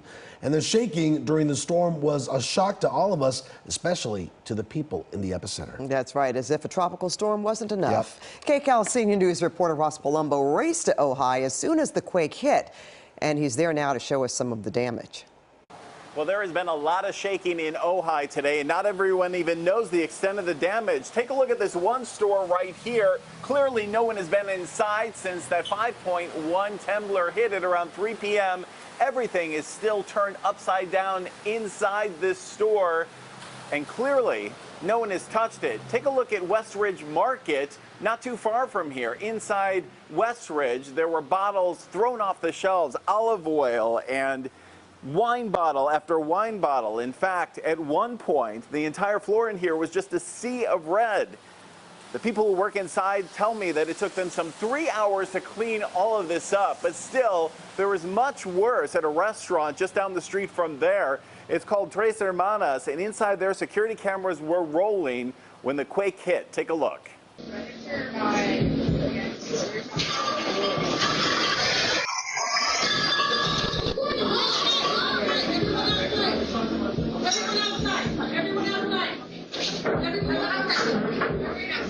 Well, a lot of confusion when everything started shaking inside. As you can see, people tried to get out. In fact, they had some difficulty getting two small children out of their seats to get them outside. Of course, we all know when a quake happens, you should really get down on the ground and seek cover and stay still. But in this case, there was a lot of confusion. In fact, one of the bartenders just trying to help said that she's lived here for years and years and never felt a quake this strong. Yeah, I've lived in Ojai since 1993, and this is the worst earthquake I've felt since in all that time. Yeah. It has to be hard, right? We're all anticipating Hilary coming up here, and now this happens. I mean, some scary moments. Caught us off guard, to say the least. Yeah, for sure. And this was not the only place where bottles were falling. Take a look at this. This is called Point du Chien. This is a wine boutique, and they had about 100 bottles fall off the shelves, and this is the reserve collection. These wine bottles cost between $300 and $400 a piece. In all, they estimate that they may have lost as much as $5,000 worth of wine. Back out here on the street of downtown Ojai, in this boutique here, again, we see things thrown off the shelf, and clearly no one has been inside since the earthquake happened. You can see just how much got tossed about. Out here on the street at this hour, there is really no one walking around as they wait for the remnants of Hurricane Hilary to hit this area. We'll have the latest on that throughout this newscast as well. For now, though, that is the very latest in Ojai. I'm Ross Palumbo, KCAL News. This breaking news as our coverage of Tropical Storm Hilary continues here on KCAL News at 10. On the hardest, or one of the hardest hit places, of course, was our local mountains.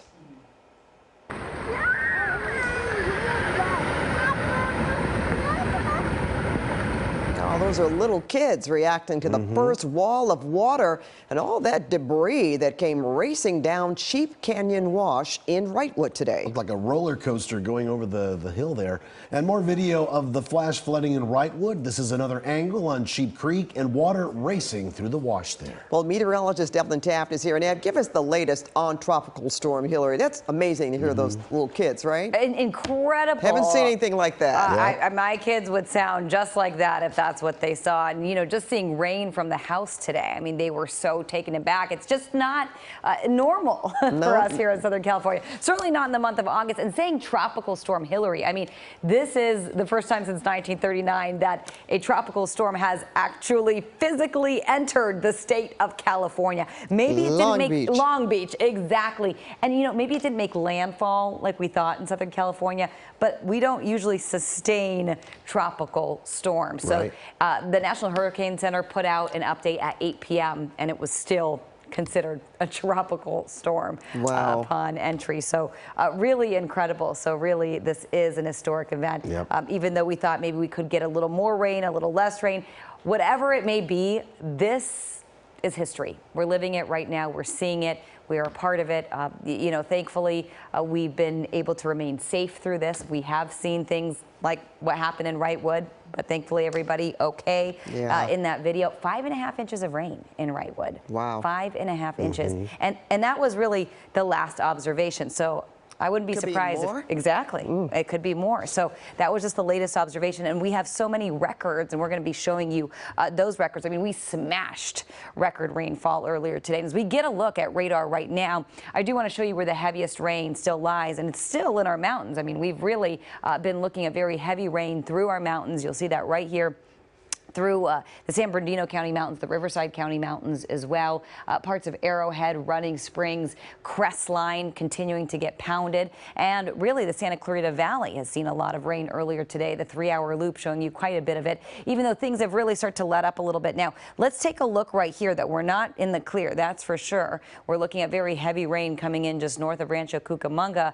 As you make your way along the 210 corridor, still a wet commute, a slick commute. Calabasas and Kissimmee Valley, San Fernando, we've seen very heavy rain. It's let up a little bit, but again, roads still slick along the 118 and the 27, the 101 as well. The Santa Clarita Valley continuing to get hit, and as you make your way along the 14 into the high desert, into Palmdale, into Lancaster, we're still looking at steady showers and still looking at very heavy rain, as we mentioned, in our local mountains. So I'm going to step off and zoom in a little bit for you just to show you exactly what we're contending with. And you'll see Running Springs, I mean, it has not stopped. Take a look right here, all of the yellow right there in Running Springs, really showing you some heavy rain. Green Valley Lake also looking at very heavy rain. Arrow Bear Lake, again, this is between Lake Arrowhead and Big Bear. We're looking at just nonstop rain, and that's been really the case all night long. This is the other cell we were just referring to. And this is just north of Etiwanda, and we're really looking at some heavy rain as you make your way into Devore Heights, and just really steady showers continuing to stay with us overnight. So the heaviest rain, well, it's passed through, but there's still some showers coming. There are some showers coming. We could get some heavier rain. You'll see some heavier cells just sitting offshore, and we could potentially start to get more heavy spots through Laguna Niguel in the next hour or so. And speaking of the next hour or so, really the next few hours, we want to get a better handle on that. And with that, my colleague Olga Ospina has the latest. Olga. Hey, Evelyn. Yes, and you know, we continue to still see some heavy rain across some regions.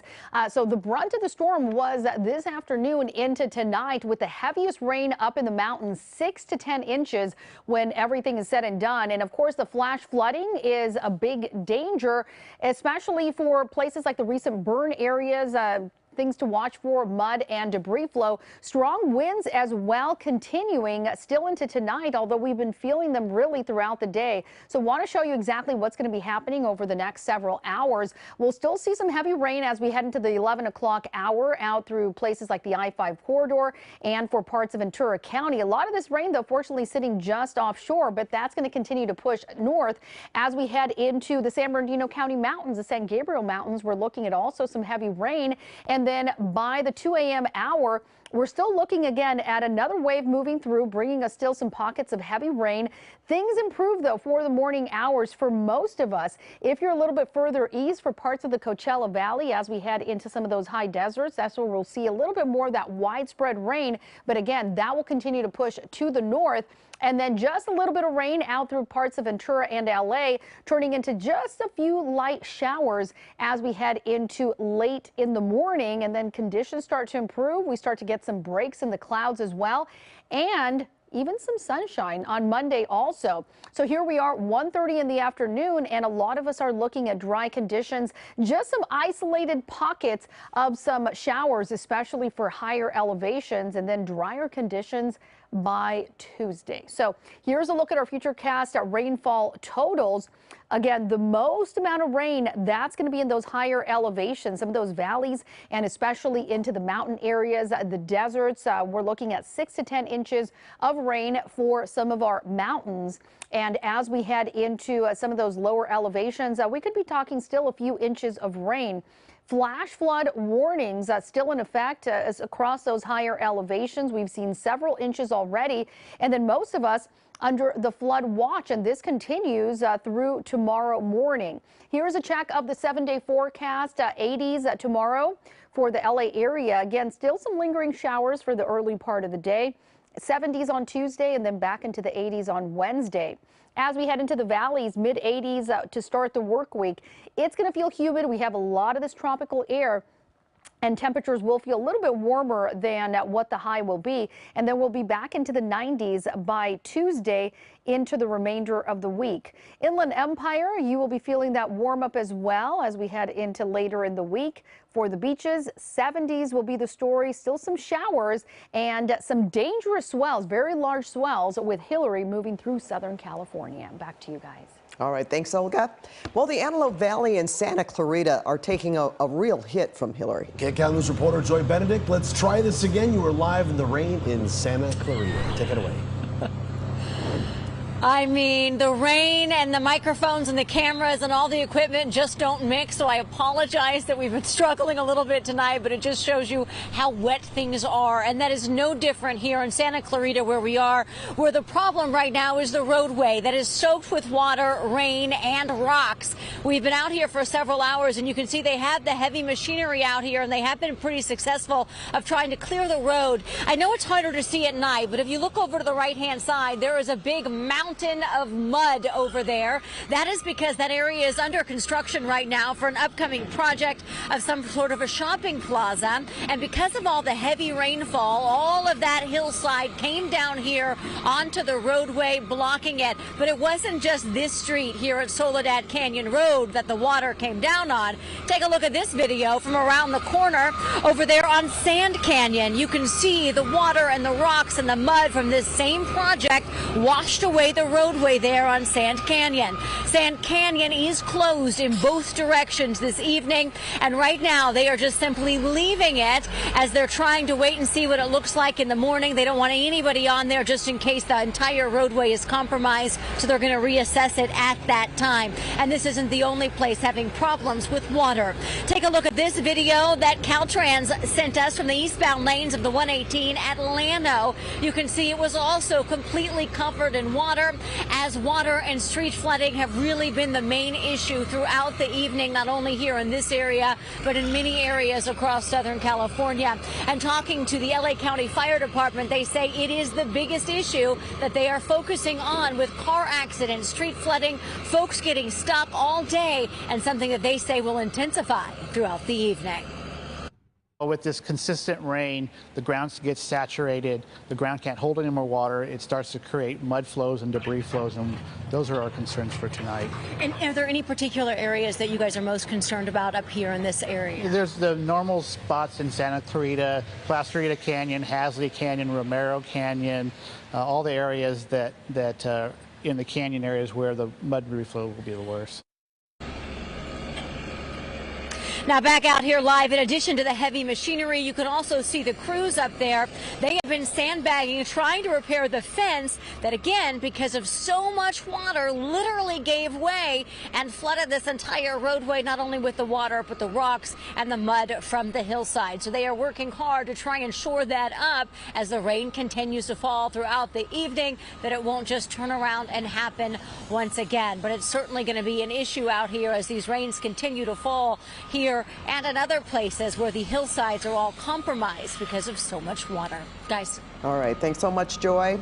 And no surprise here, Hilary is forcing a lot of school districts to close tomorrow. Mike Rogers is at the desk. Mike, take us through this list. Yeah, Pat, it seems like the list keeps growing a little bit every time we talk about it. Now, the major one, of course, is the LAUSD Superintendent Alberto Carvalho said at a press conference this afternoon that he's going to keep the schools closed tomorrow. That includes before and after school programs. And one of the big reasons about that, he said, is because the brunt of the storm originally was supposed to happen overnight, and it simply just didn't give them enough time to check the roadways and to make sure that everyone would be safe. So he mentioned some of these kids have to get to school really early, and that could be dangerous if they don't know the conditions of the roadways. Now take a listen to what he said. Without the ability to inspect schools or the access to schools, we cannot determine if there are power lines down or tree limbs down, potentially bringing injury or worse to our students or workforce. So tomorrow there will be no schools active across Los Angeles Unified, all before and after programming inclusive of athletic activities, as well as third-party entities that hold activities within our schools. Everything will be shut down. Of the other schools that are around our region that will be closed as well: Fontana Unified, Pasadena Unified, Rialto Unified, William S. Hart Union School District, that's up into the Santa Clarita area, as well as Bear Valley Unified. Now, there are also some colleges that said they won't be open tomorrow either. We have a list that we can show you of those too. Cal State LA said that they'll be closed tomorrow. Cal State Fullerton said they'll be closed. Now, as we come back out here to the desk, UCLA actually sent out messaging saying they will be open tomorrow. So we've heard from a bunch of school districts that said they'll be closed. UCLA will resume classes as normal tomorrow. Guys? Okay, Mike. Well, SkyCal was over a flooded 101 freeway at Van Nuys and Sherman Oaks this afternoon. We saw flooded streets, roads, and freeways all across Southern California as storm drains just clogged up and then the rain backed up traffic.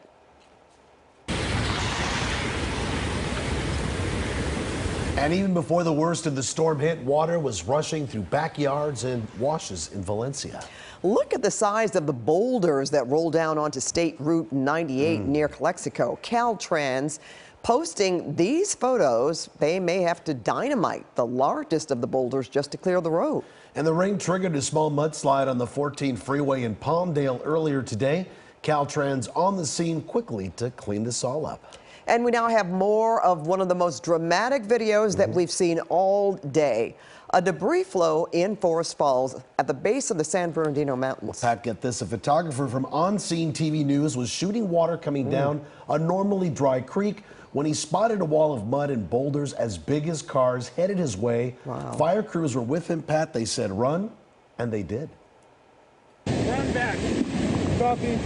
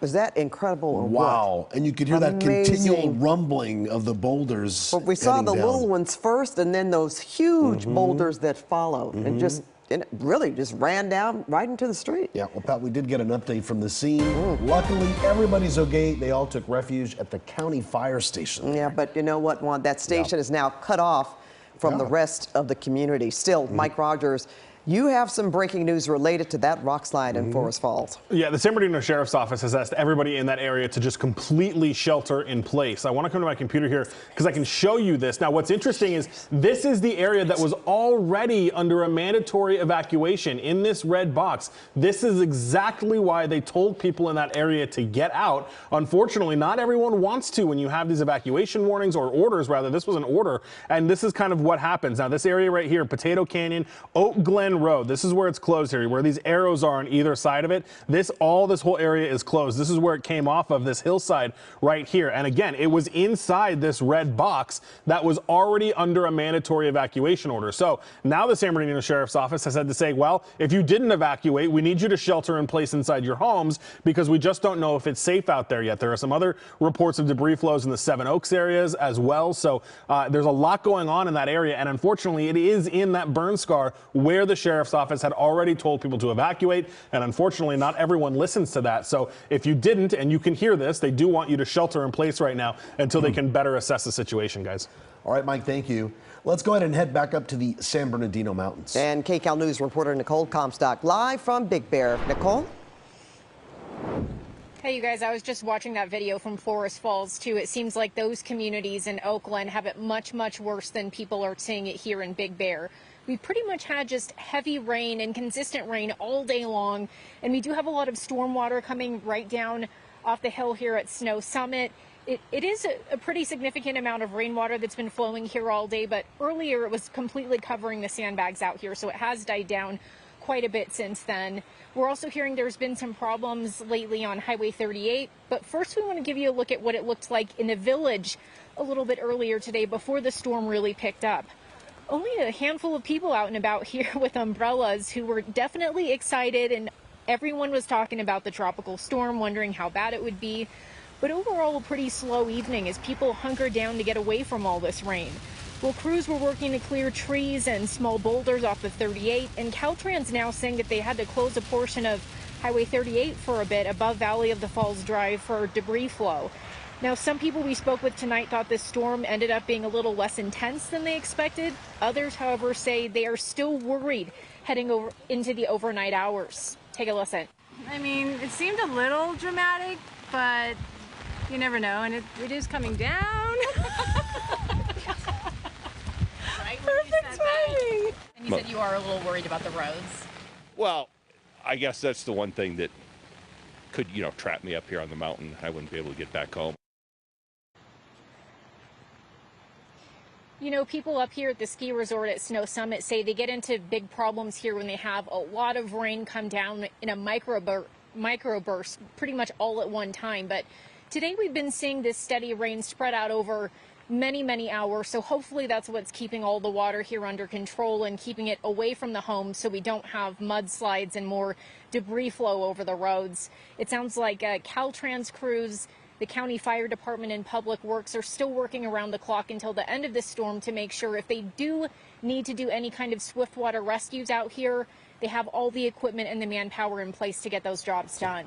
We'll send it back to you in the studio. Nicole Comstock reporting live. Thank you. It's been raining nonstop in the Cajon Pass. Rain has been coming down in sheets. And KCAL News reporter Lauren Posen is out there and feeling. Yeah. She's been taking it all in. And what are the conditions out there now? Well, just about the same, Lauren? Pat, exactly right. More of the same. It's still windy. It's still rain is still coming down, and again, really the rain isn't the problem. It's that wind that really makes this. It intensifies it a lot more. Let me get out of the way so we can see the Cajon Pass because that's really important tonight. We've been saying this all night. Amazingly, there's been really no significant issues here. The roads are still open.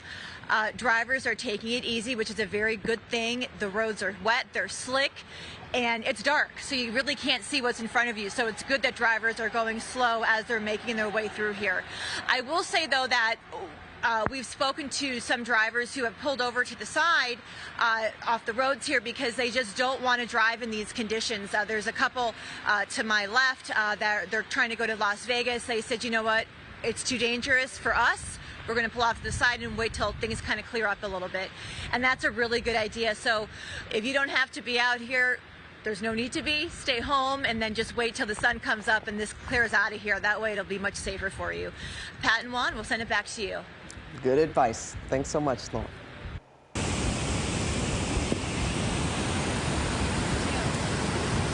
Wow, look at this. This is some serious flooding tonight. This is Indian Wells Country Club. The golf course sits at the base of a steep mountainside. Storm runoff is pouring off the mountain and it's filling up those low-lying spots on the course like they're swimming pools. And more storm video coming to us from the desert. Plenty of rain and runoff in the streets of Cathedral City this afternoon. That's water pooling in this backyard, and that's the big problem in the desert. Nowhere for the water to go when it comes down really fast, like we've seen today and tonight. And Pat, the waterlogged roads causing spinouts and wipeouts on roads all over Southern California throughout the day and night as well. The CHP responding to dozens and dozens of accidents. So many, in fact, we don't have an exact number right now. Well, we want to get another check on Hilary from the KCAL News weather team. Evelyn Taft will start us off. Ev. And let's get right to radar. Pat and Juan, you will see right here a lot of green, so that means steady showers. And we're still looking at a little bit of yellow and orange. This is your 3-hour radar loop. So this is what's transpired over the last 3 hours. We're going to take a look at what's happening now, though. And as we zoom in, take a look. Our mountains continuing to get very heavy rain. It's It's let up a little bit in Crestline. We were looking at a lot of yellow and orange, now sort of a darker green, which means a steady rain. So it's not a pour, it's more of a rain. Rancho Cucamonga along the 210 right there, still looking at very heavy rain, and we're going to continue to see more as we move into the next little bit, because take a look at this cell that we're tracking just below it. You'll see that right there. And we actually want to take a look at what we can expect over the next few hours as we head into the overnight hours. And with that, Olga Ospina has the latest. Olga. I want to get to some rainfall records. These are, of course, just a few because we shattered records across Southern California, and the rain, of course, keeps coming down. Burbank, nearly 3 inches of rain. Downtown Los Angeles at just about 2 1/4. LAX also nearing 2 inches of rain, as is Long Beach, and just about 1.5 inches for Oxnard. But again, these numbers are just the latest and will continue to rise as we head into tomorrow. Once we get those final totals, they will certainly be a little higher than that. Want to get to our futurecast as well and show you what to expect as we head into the overnight hours and into Monday. So rain is decreasing. It is not as widespread as what we were seeing during the afternoon hours, and the rain continues to decrease in the overnight hours. Still a few pockets of some of that moderate to heavy rain out through parts of Ventura County into LA, and look at that, especially out through the eastern portion of our region, through the Coachella Valley and a little further north into some of those deserts. We're seeing some pretty widespread rain there that continues to push to the north as we head into the morning hours. And then things really start clearing out nicely. By 11 a.m. late morning, most of us are going to be dry. We will still keep in the forecast a chance of getting a few showers, especially for those higher elevations as we head into the evening and into later in the day. But look at this, 1:45 p.m. Some of us even have some clear skies. We will see some sunshine tomorrow afternoon. And there's a look at Barstow by 5:15. There is one of those isolated cells bringing potentially some showers across that region. But things are drying out Tuesday into the rest of the week. The good news is dry conditions expected. Here's a look at our futurecast rainfall totals. So those highest amounts up in the mountains, 6 to 10 inches across those areas. So very significant rain. And of course, we've seen it coming down very heavy. That intense rain really making it very dangerous for that flash flooding. So we'll continue tracking this for you as we head into tomorrow. Back to you guys. All right. Thanks, Olga. A historic day and night here in Southern California as Tropical Storm Hilary hit us. Our storm team coverage will continue at the top of the hour on KCAL News on Channel 2. We'll see you there.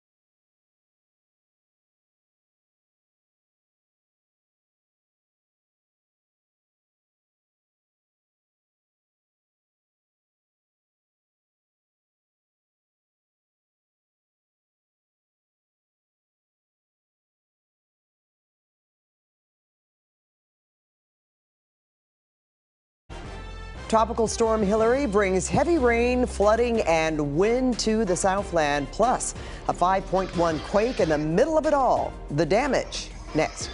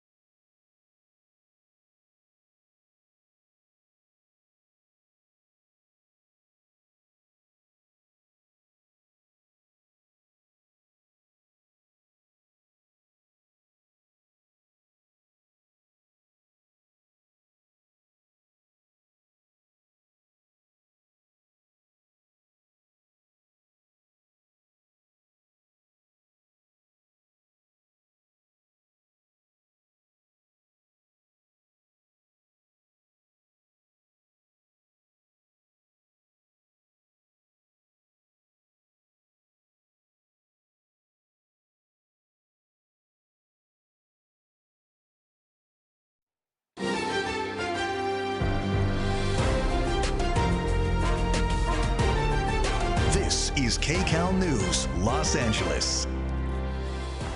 Now at 11 and streaming on CBS News Los Angeles, all eyes on Hilary. The historic tropical storm lashes Southern California tonight, bringing heavy rain, flooding, and wind.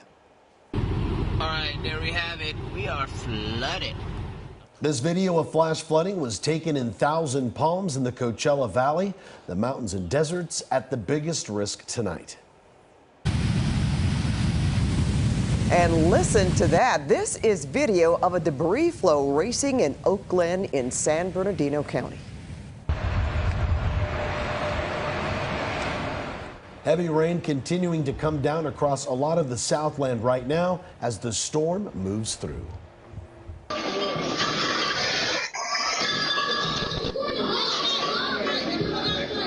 And guess what? If Hilary wasn't enough, the Southland was also rattled today by a 5.1 earthquake.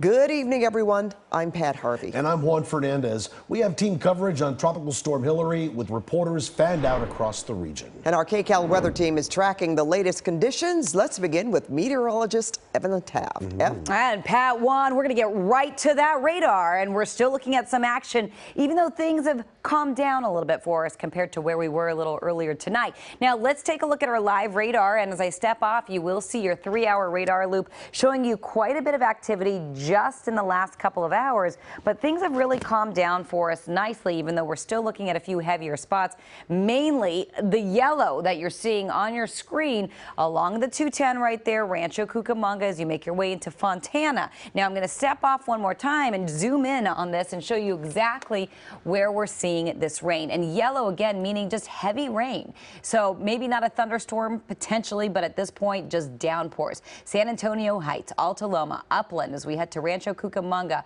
as we head to Etiwanda, we're continuing to see very heavy rain, and a lot of these cells continuing up toward the mountains. So let's take a closer look at where this could go potentially next if things are tracking somewhat to the northeast. So Wrightwood has been getting hit a lot, really continuously all day long, 5.5 inches at last check of rain.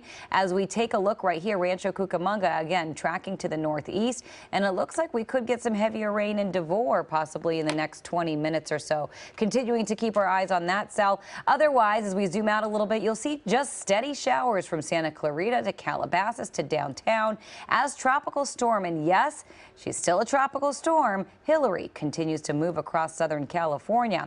Now, a closer look at these cells. Again, nothing nothing major, just light rain at the moment, but we don't want to let our guards down quite yet because there's still a little more rain to come.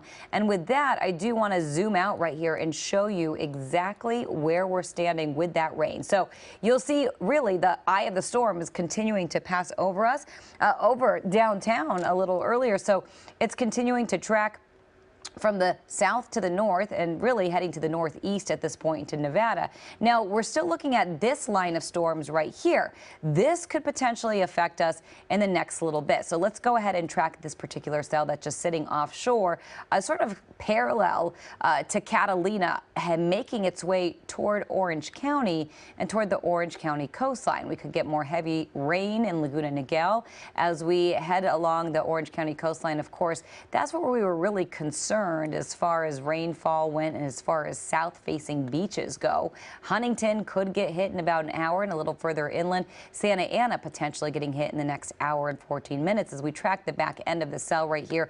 San Clemente, and of course, that's a big concern for us tonight with Casa Romantica. You'll see 43 minutes from San Clemente, 53 minutes from Laguna Niguel, and Mission Viejo just a little over an hour away, and so we could get some heavier rain in South Orange County in the next hour. We'll continue to track it, but for now we are tracking rainfall totals so far, and we've smashed some records. Olga. Oh, absolutely. We have smashed a lot of records, and wait until you see these numbers. I mean, these are really incredible. So especially for those higher elevations, look at places like Upper Mission Creek. So over 13 inches of rain, and of course it continues coming down. Mount San Jacinto, over 11 inches of rain. Leona Valley, that's going to be near the Antelope Valley, just west of that, nearly 7 inches. Nearly 7 inches also for Lytle Creek. Saugus at over 6 inches, and just about 5.5 inches in Newhall. And this is just a taste of what we have received. We have seen widespread rain, but again, especially up in the mountains, really those higher amounts. So I want to take you through our futurecast, show you what we can expect as we head into the overnight hours and into Monday. Still some rain moving through Ventura County, moving up into some of those mountain areas through the I-5, impacting parts of the Antelope Valley, at least the western portion, and into some of our high deserts also. But it's not as widespread as what we were experiencing this afternoon. So things are going to be winding down over the next several hours. Overnight hours, again, still seeing some pockets of some heavy rain where you see yellows, oranges, and reds. By 5:15 a.m., not too bad. A few small pockets of that moderate to heavy rain, but we're seeing it a little bit more widespread as we head further east into the Coachella Valley and moving up into some of those deserts. And we'll continue to see the rain for that area pushing up to the north, all that moisture moving in from the south. And by late morning, look at this, 11:15 a.m., just some very light rain through the Ventura County area. But for most of us, we are dry. We're also going to be clearing out as far as cloud cover. We'll see some sunshine also. Hard to believe after a day like today. And then by the afternoon into the evening hours, most of us continue dry, not ruling out the chance of just some isolated pockets of some wet weather, especially for higher elevations. But other than that, we're going to continue dry, and Tuesday is definitely looking a lot better as well. So there's the good news. Rainfall totals, highest amounts, not surprisingly, up in the mountains. We're talking 6 to 10 inches when everything is done. But again, some isolated amounts even higher than that. We saw one area already with 13 inches of rain, and it keeps on falling, of course, in the overnight hours. Here's a look at the tropical track. So yes, that tropical storm still over our area, and that's going to continue to push to the north. And as we head into Monday, really Nevada is going to be one of the most impacted areas with that rain that's still pushing through. Tropical storm warning in effect across most of our region. The winds also a big part of our weather story, 30 to 50 miles per hour for coasts and valleys, and of course much stronger across mountain areas, the peak of it through tonight. So we'll talk about the 7-day forecast and what is in store for us for the rest of the week when we come back in just a few minutes. Pat and Juan, back to you. Well, look at this stunning new video just in of a rock and mudslide in Forest Falls. There is also now a shelter-in-place order from the San Bernardino County Sheriff for that area because of mud and debris. And that order goes for people on Oak Glen Road from Casablanca Street to Harris Road.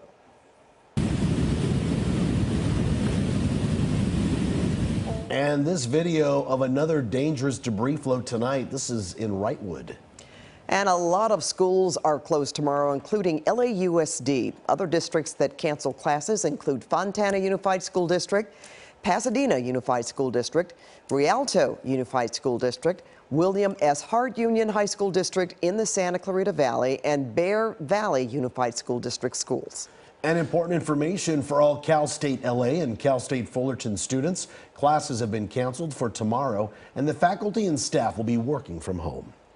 In the Cajon Pass, it's not just the rain, but the strong wind making for driving conditions. That's right. Well, look at that wind. KCAL News reporter Lauren Posen is live in Phelan to show us the road conditions along that 15 freeway. Lauren. Well, Pat and Juan, you know, it's much of the same we've been saying throughout the night. It's windy, and, you know, to us it's a little cold out here now, too, because the rain, it's been raining all day long, and it hasn't stopped, so it's definitely making things a bit colder out here when that wind hits us. Let's take a look at the Cajon Pass and see how it's looking tonight. Pretty good. Not a lot of cars out right now, which is a good thing to see because it's dark and there's a lot of ponding already happening on the roads. We saw that earlier today, a lot of cars with their flashers on warning drivers to slow down behind them because when the sun went down, it made visibility very difficult to see out on these roads here. I did check in with Caltrans and they told me they've had no major incidents up this way, which is really amazing. This is always a stretch of road that gives us a lot of problems when we have bad weather. But so far, so good. Caltrans telling me the reason why they think things have run so smoothly is because of the preparation that they did before this storm made its way here. I want to show you something fun now. If you take a look at your screens, we met this gentleman. He's from West Covina, and he and his family came up here to go off-roading. He said, you know, when does it ever rain in August in California? And with this warm kind of rain that we're having. And so he said, you know what, we got to go off-roading. So take a look to what else he told us here. We were up here at Miller Canyon. We went off-roading from all up Silverwood, from all the mountains all the way up there. It's not too bad. It's just regular rain. There was no wind. Are you worried about heading back down with the roads, or? No, we've been in contact with people that live around. So we have people here in Muscoy, and then we have people in Upland, and they say weather's just rainy, so nothing we can't handle.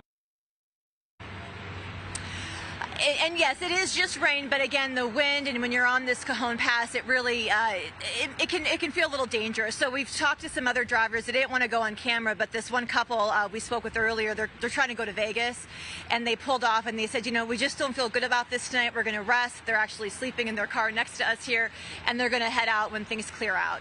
So, you know, if you don't have to be out on these roads, stay home. If you do need to go out, take it slow.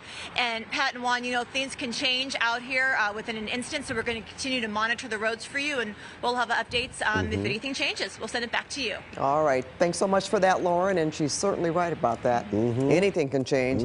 Well, Hilary dumped a record amount of rain on the Santa Clarita Valley. Let's get to KCAL News reporter Joy Benedict live there. Joy. That's right, guys. I think for the first time in hours, the rain has let up a little bit.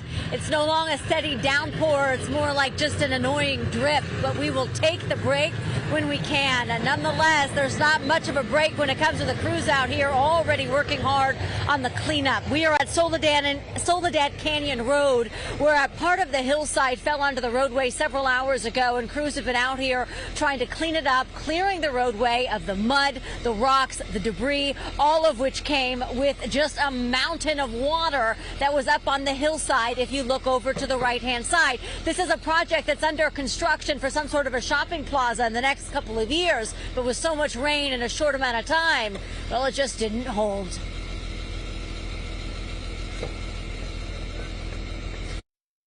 The rocks were going on Soledad, and people were just passing by it. And their cars were getting hit by the rocks. There's nothing you can stop the water.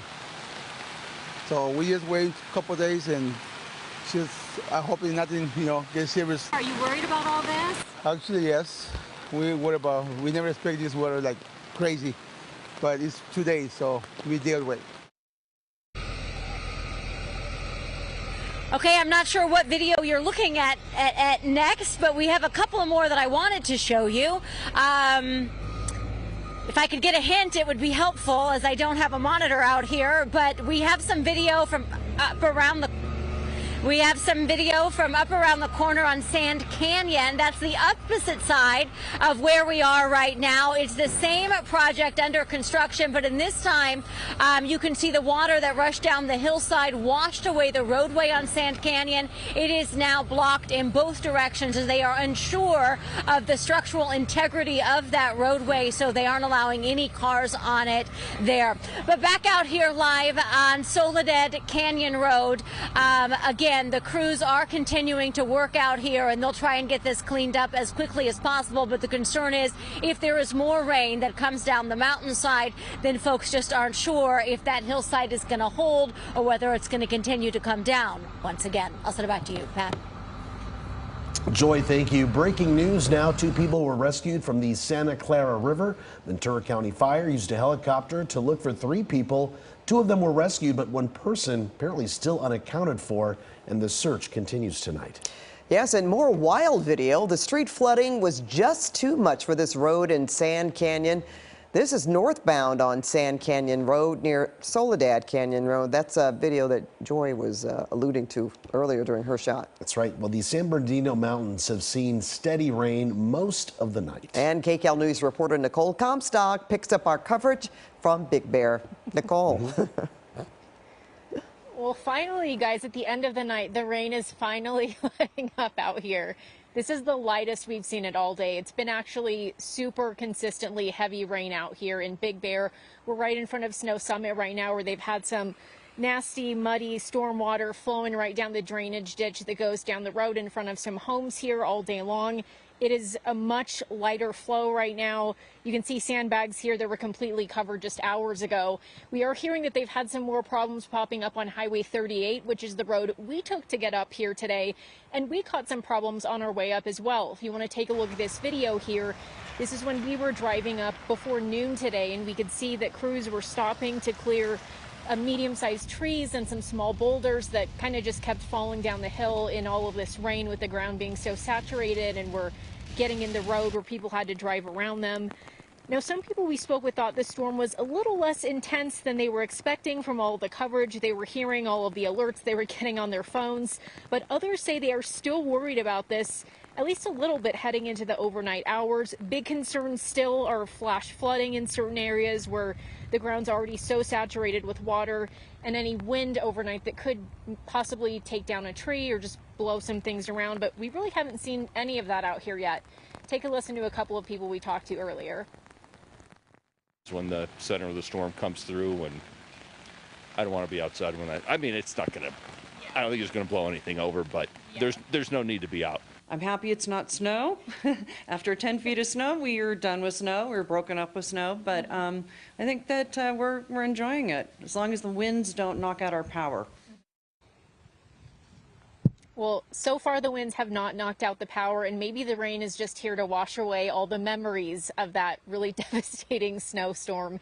People we spoke with up here tonight said they really get in trouble in Big Bear when they have a whole bunch of rain coming down in a very short amount of time, but this has really been spread out through the better part of the day and night. So looks like the coast is clear, at least for now, out here in Big Bear. We'll send it back to you in the studio. Let's hope it stays that way. Nicole, thanks for that. Our other big story tonight, the 5.1 earthquake that rattled the Southland. The epicenter was Ojai, but it was felt across the region, and there have been many, many aftershocks. Oh, assignment editor Mike Rogers at the desk now with a look at those. Mike, you know, I don't know. How many?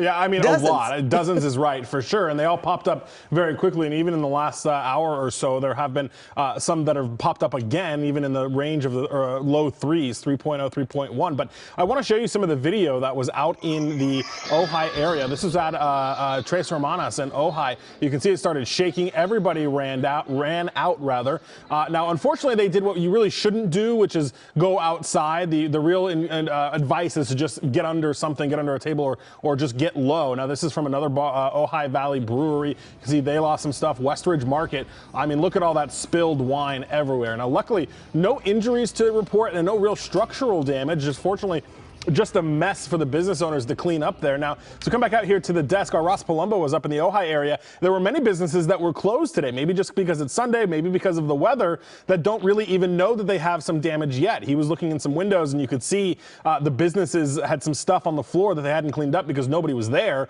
which is probably a good thing because that's less of a chance for anybody to get injured. Pat and Juan, we talked to Dr. Lucy Jones earlier today, and she said there's a very, very thin chance, not no chance, but a thin chance this is a precursor for a bigger quake. That's something we saw back in Ridgecrest in 2018 or 2019. I believe it was 2018, and that's what happened. You had that 6.1 on July 4th and then the larger one the next day. I hope that doesn't happen tomorrow, but there's a very small chance. Yeah, we all hope that. Yeah. Okay, thank you, Mike. Well, let's get another check of your next weather for the overnight hours and when we will get sun again. Meteorologist Evelyn Taft and Olga Ospina are here with us. And Evelyn, let's start with you with the areas seeing rain right now. Yes, we're taking a look at those areas, and you know, Pat said starting with the sun, and I'm pretty excited about it because you know what? Tomorrow in the afternoon, we could see a lot of it. We could see a lot of sunshine start to peek out. It's going to be a wild feeling when we start to feel warm temperatures after a storm like this. And we're going to remember that we are in the month of August. It's very easy to forget, even for me today. When you walk outside, you realize it's actually a little muggy out there.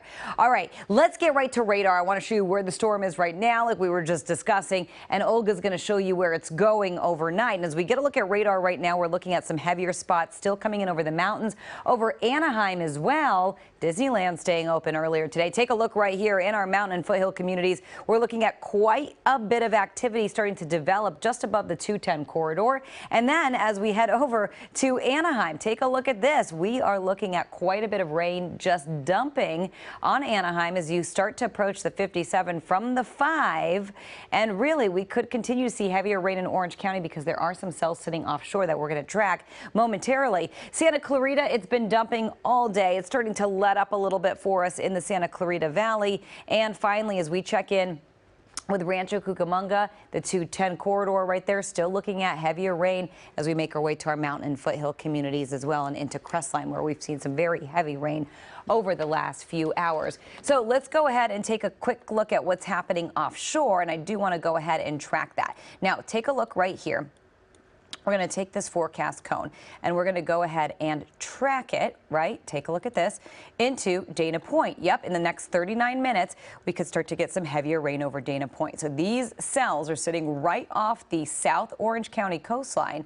And in a matter of just a little bit, we could get heavy rain in San Clemente. That's going to be over the next 35 minutes. And of course, we've had our eyes on San Clemente. And of course, we do want to keep our eye very close on the area. Huntington Beach in the next 42 minutes, we could potentially see some heavier rain move through. So again, we're tracking heavier cells sitting off the Orange County coastline, could move in the next 45 minutes or so. We will continue to track it. I do want to get a closer look though at your hour-by-hour forecast. My colleague Olga has the latest on that. Olga. Yeah, and we are looking at, look at this, a lot of rain still coming down, but again, not as intense as what we were experiencing just a few hours ago, especially this afternoon. We do have a few pockets of some drier conditions across our region, but also some pockets of still some heavy rain as we head into the overnight hours. So that's going to start clearing out as we continue into Monday morning.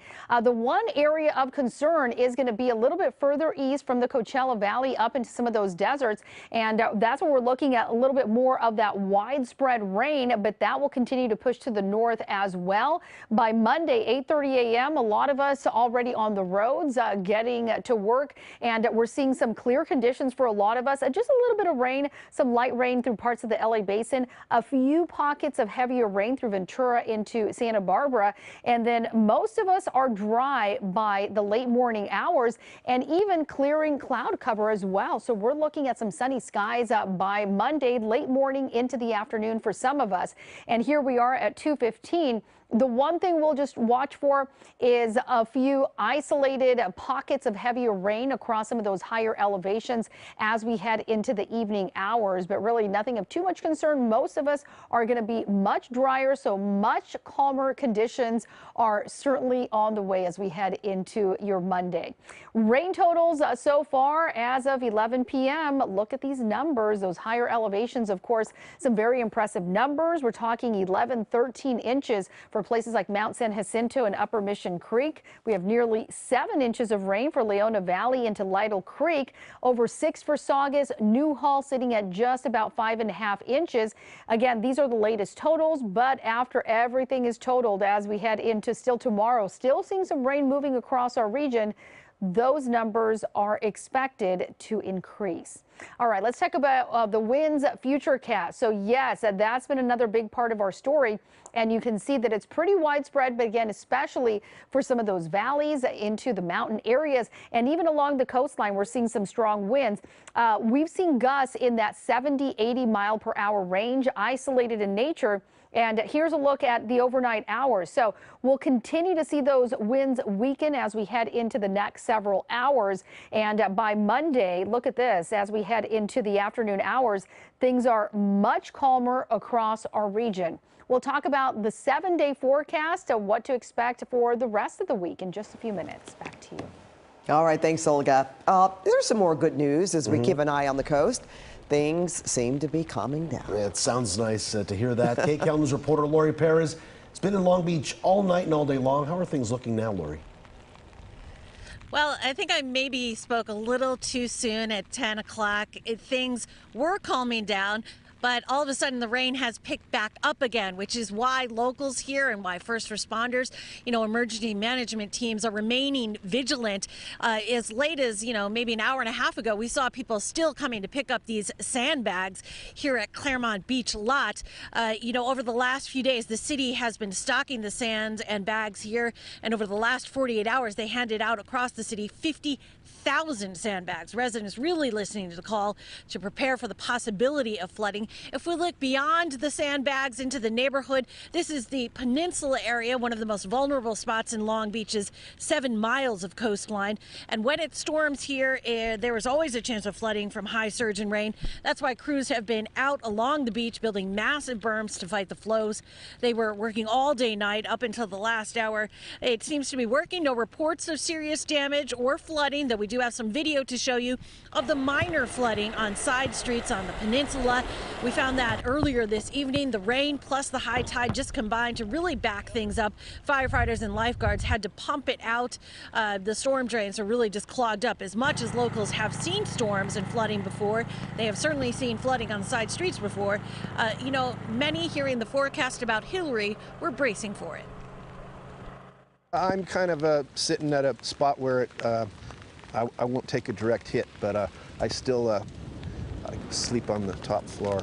I'm very concerned, okay? And this is only the beginning. So we don't know what we're in for, but I think we're in for a lot. And that really remains to be seen. The conditions just so changing rapidly here. An hour ago, it was kind of a nice night. No more wind, no more rain. We thought we might have been through the worst of it, but just as quickly, the rain is back at it. And we've already been seeing a lot of the water really coming up closer to the neighborhoods here as quickly as crews have been trying to build up those berms. The rain just keeps coming down. We are live in Long Beach. Guys, back to you.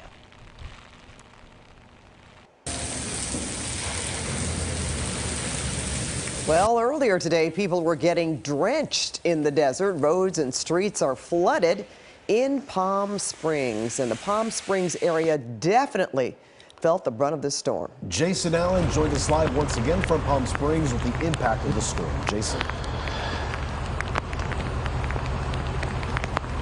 Yeah, Pat and Juan, very similar situation here in Palm Springs to what you were just hearing about, where we haven't had any rain really, or it's kind of been a light rain for a couple of hours, and now it's started to come down really at a moderate pace again here in the downtown area, enough to where I've started to see some of the runoff coming down the streets again and flowing back down to those gullies. Now, it is not in any way like what we saw earlier today. When you look at some video of this downtown area, some of these downtown streets that really filled up extremely fast. When that rain started to pour today, just after the lunch hour, and it came down hard and fast, and it filled up not just the downtown area, but a lot of these neighborhood streets really within a few minutes. This caught a lot of drivers off guard. The few people who were out today, they're just rolling right along, and many of them just got caught right in the middle of this.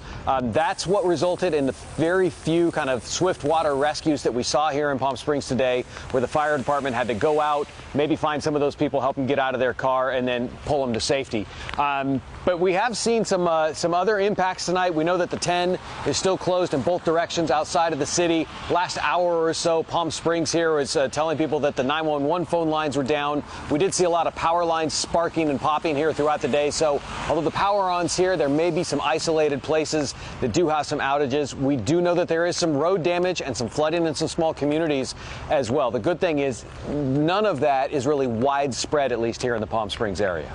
Jason, any indication on what the plan is overnight? We know the rain is still percolating there on the hillsides, making its way down. What's going to happen until we see daybreak?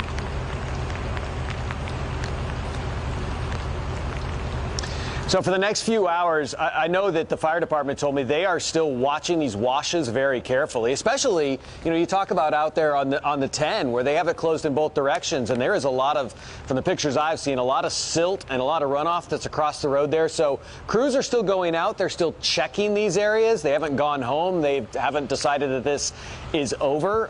They're going to keep a lot of those roadblocks in place until the sun comes up and they can really make a better assessment of things here. Jason, what about, let's talk about the schools or any other businesses that you know that could possibly be closed tomorrow. Do you have any information?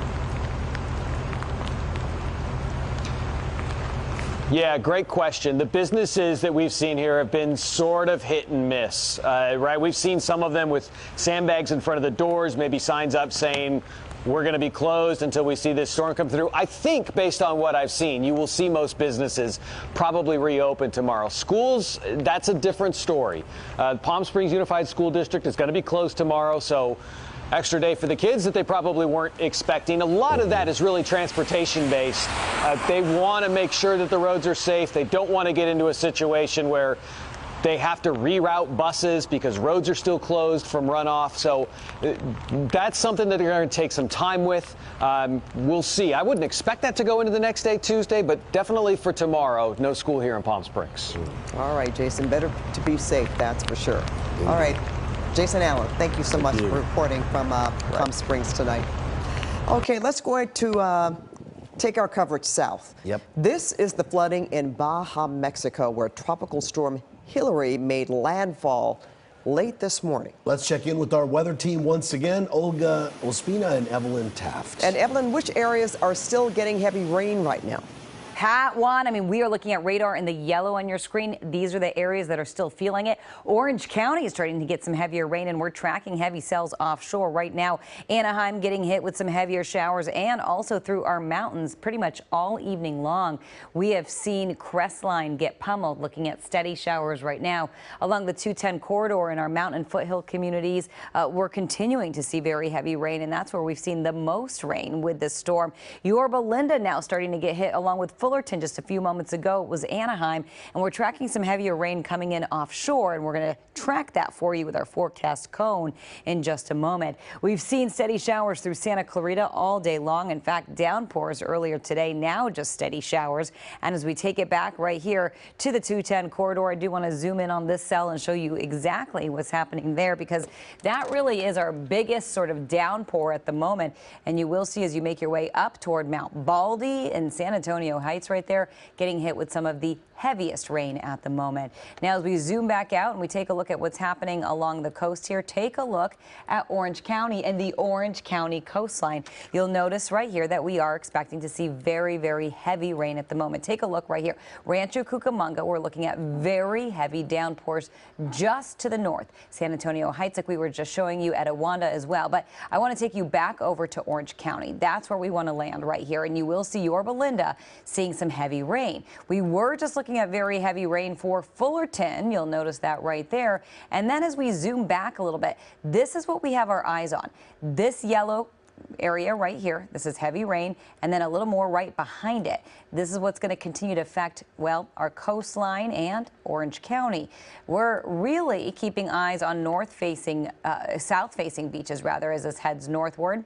Long Beach, Seal Beach, certainly an area to keep in mind. We do have some history there, and we could see very heavy rain come in over the area. And of course, we are particularly concerned about south-facing beaches as the wind and as the rain comes in. So Seal Beach, we've got our eyes on you. We're about 13 minutes from maybe seeing some heavier rain. And then as we take a look at this cell right here, we're going to continue to track it, and looks like we could get some heavier rain over Huntington Beach in just a few moments as well. Now take a look at this larger cell that's just sitting offshore here. I do want to show you that we are looking at some very heavy rain potentially coming into both Costa Mesa and Santa Ana. So we're continuing to track that for you. I do want to take a closer look at record rainfall as well. This is very impressive. Sunday's record August rainfall, Palmdale, over 3.5 inches. The old record was 1.5 inches set back in 1968. And Lancaster, over 3.5 inches. The old record was just under 2 inches. So we smashed the records in the high desert. And I do want to get a look at, well, numbers, rain records for Burbank, downtown, LAX, Long Beach, Oxnard. It's a long list. About 1.5 inches of rain already for Oxnard, LAX, just under 1.75 inches, and downtown 2.25. I mean, these are incredible records for August 20th. We're going to remember this day. Pat, back to you. Indeed we are, Ev. Thank you.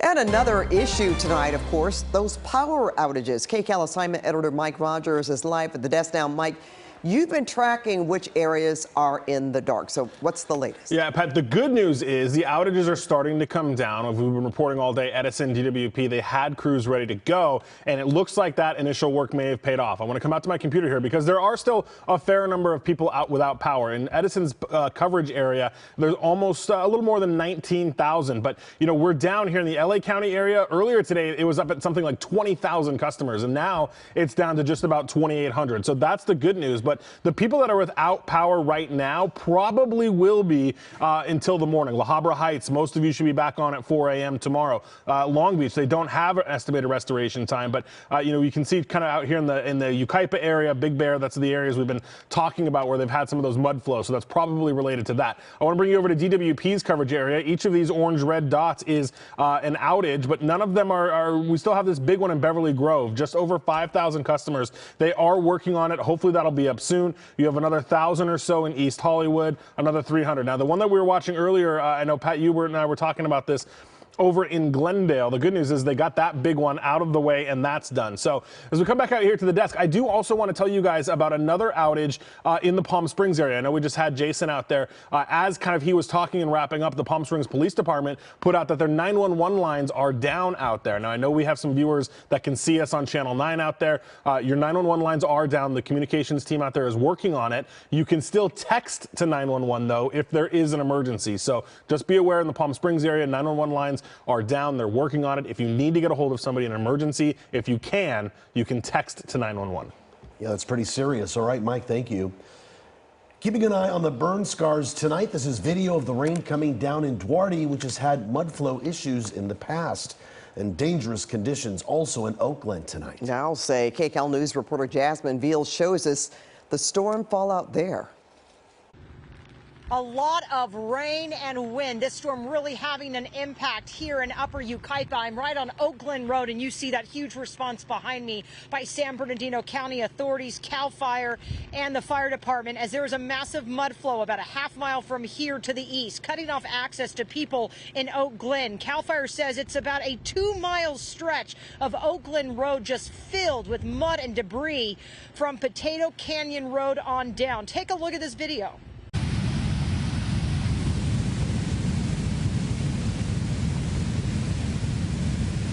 That is just a wave of mud that came roaring down the mountain, filling up the road. This is where the burn scar left from the El Dorado fire is, and that is the concern, that this would happen, that these mud and debris flows would come down with all of this rain. Backhoes, heavy equipment have been trying to clean it up. Emergency crews are worried about getting to the people on the other side if there was a medical emergency as this rain and wind continue from the tropical storm. I spoke to a CAL FIRE battalion chief who is closely watching the situation and said this is why the evacuation order was in place, because of something like this happening, warning people they had to get out. The road is closed from just west of where we're standing all the way up to almost Chagall, and it is completely impacted with mud, debris, rocks, etc., all the way to the Oak Glen Steakhouse on the other side. So we're talking a couple-mile area that has been completely blocked off. We have multiple residents. Those that didn't evacuate are sheltered in place. Fortunately, on this side, we haven't had any calls for service, but we do have equipment here on standby. The current situation is the loaders have just come in for night shift. They're making every effort that they can to try to clear the mud and debris. So even the crews, the bulldozers, are slipping in the mud. They're having a tough time cleaning up this mud flow as all of this rain just continues to come down. People here who did evacuate went to the shelter at the Redlands East Valley High School. About a dozen people are there waiting out this storm. Here in Yucaipa, Jasmine Beal, KCAL News. All right, thanks, Jazz. Well, LA City leaders say so far there have been no injuries or major damage. And here's more now from LAUSD Superintendent Alberto Carvalho about his decision to close schools tomorrow. The peak of this storm will take place in the middle of the night, depriving us of our ability to inspect schools or determine access to schools to be safe. As early as 5:36 a.m., we have students usually walking to school. Without the ability to inspect schools or the access to schools, we cannot determine if there are power lines down or tree limbs down, potentially bringing injury or worse to our students or workforce. So tomorrow there will be no schools active across Los Angeles Unified, all before and after programming inclusive of athletic activities, as well as third-party entities that hold activities within our schools. Everything will be shut down. We expect full resumption of all educational services beginning Tuesday morning as scheduled. We expect and will be advising our teacher colleagues to load assignments around 10 o'clock in the morning for asynchronous learning opportunities across Los Angeles Unified. We tested our connectivity, our device empowerment, and the operability of our learning management system, Schoology, which students, parents, and teachers got really used to during the pandemic. It is operating at 100%. Materials have been loaded, resources are available. Well, here are some other school districts who canceled classes. Fontana Unified School District, Pasadena Unified School District, Rialto Unified School District, William S. Hart Union High School District in the Santa Clarita Valley, and Bear Valley Unified School District schools will all be closed tomorrow. And some important information for all Cal State LA and Cal State Fullerton students. Classes have been canceled for tomorrow, and the faculty and staff will be working from home. Well, President Biden also released this statement saying he's deployed FEMA to California. He also says, quote, "I continue to be briefed on our preparedness efforts and the storm's potential impact, including flooding. My administration stands ready to provide additional assistance as requested. I urge people to take this storm seriously and listen to state and local officials."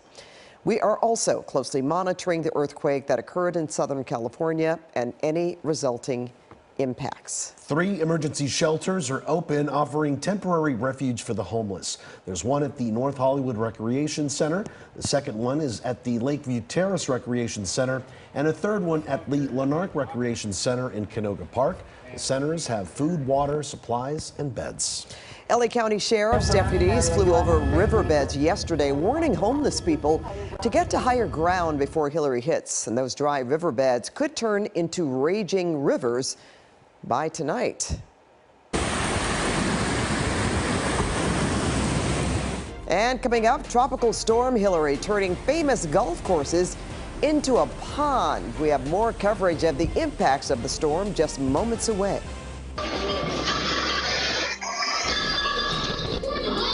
And continuing coverage of our other major story, the 5.1 quake that rattled a lot of SoCal.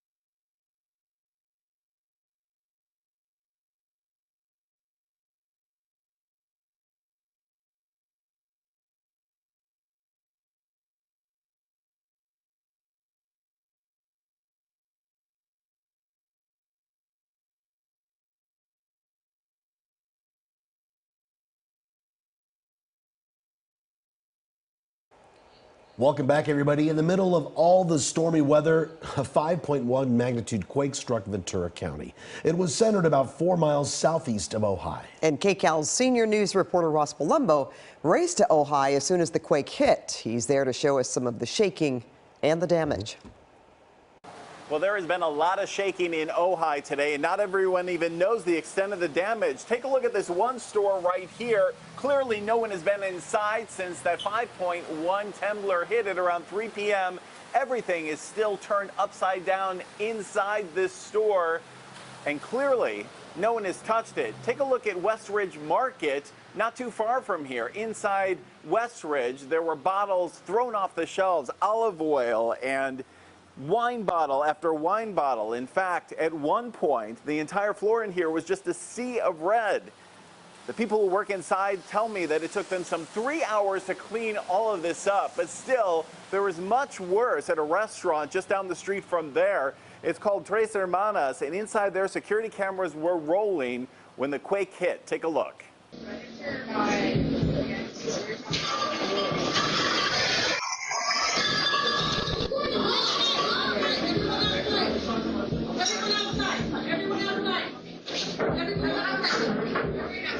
Well, a lot of confusion when everything started shaking inside. As you can see, people tried to get out. In fact, they had some difficulty getting 2 small children out of their seats to get them outside. Of course, we all know when a quake happens, you should really get down on the ground and seek cover and stay still. But in this case, there was a lot of confusion. In fact, one of the bartenders just trying to help said that she's lived here for years and years and never felt a quake this strong. Yeah, I've lived in Ojai since 1993, and this is the worst earthquake I've felt since in all that time, yeah. It has to be hard, right? We're all anticipating Hilary coming up here, and now this happens. I mean, some scary moments? Caught us off guard, to say the least, yeah, for sure. And this was not the only place where bottles were falling. Take a look at this. This is called Point du Chien. This is a wine boutique, and they had about 100 bottles fall off the shelves, and this is the reserve collection. These wine bottles cost between $300 and $400 a piece. In all, they estimate that they may have lost as much as $5,000 worth of wine. Back out here on the street of downtown Ojai, in this boutique here, again, we see things thrown off the shelf, and clearly no one has been inside since the earthquake happened. You can see just how much got tossed about. Out here on the street at this hour, there is really no one walking around as they wait for the remnants of Hurricane Hilary to hit this area. We'll have the latest on that throughout this newscast as well. For now, though, that is the very latest in Ojai. I'm Ross Palumbo, KCAL News. And some damage to show you. Wow. Giant boulders, look, falling onto the road. This is in Calexico. That's pretty unbelievable. Just north of the border in Imperial County. Rock slides and mudslides are a major concern in the mountains. Now, that's a boulder one. The size comparison between the trucks says it all, right? Take a look at the water rushing through Sheep Canyon this afternoon. This is in Wrightwood in San Bernardino County. Look here. The person taking this video says this debris is from the winter storms and it was being swept down the mountain. Logs and other pieces of wood just kept coming down the canyon wash. Well, tonight in Beverly Hills, trees are down in Franklin Canyon. As meteorologist Evelyn Taft has told us in the past, trees can fall for days after heavy rain, so you'll want to pay close attention to your surroundings when you're walking and driving this week.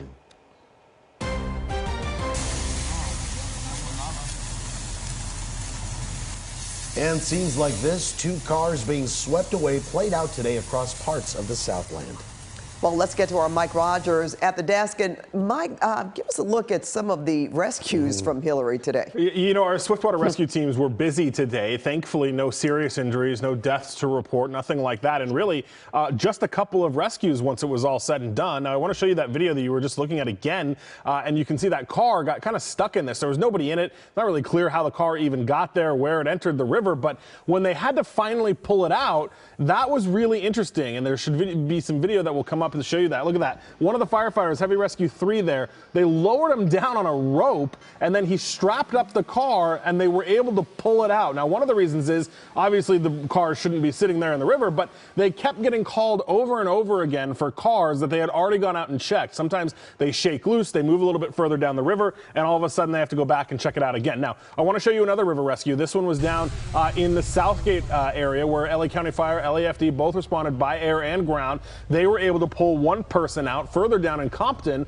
same situation, but those two people were able to get out on their own. I want to show you the video here of the LAFD's Swiftwater Rescue Team, and they're a very well-equipped team here. They've got the boat on the little raft on top of the truck there. They have several of these teams. They even had a FEMA team out and about today, helping them with whatever they needed. Some of these guys will also have jet skis, other types of boats they can get in there, and it's a very coordinated effort. Now, as we come back out here to the desk, I think, remember one of these water rescues during the day today, guys, was somebody that was just fishing in the middle of the LA River for God knows what reason, and they had to go out there, and they do. Every time somebody calls, and rightfully so, anytime you see somebody that looks like they may be in distress in the middle of a tropical storm in the river, it's rightful that you would call 911, but unfortunately, by the time the fire department got out there, the guy was like, no, I'm just fishing, everything's fine, and we had those really tremendous amount of resources coming out to check on that person who really wasn't in any distress at all. So luckily, nothing terribly major in our riverways, and hopefully that stays through the night as the water kind of filters out, guys. Yeah, and fishing for what? I'm curious about that. I mean, license plates, bumpers, there's all kinds of stuff in the LA River. Including fish, apparently. All right, thanks, Mike. And a tree down in Culver City as well. Witnesses tell us a wind gust caused this one.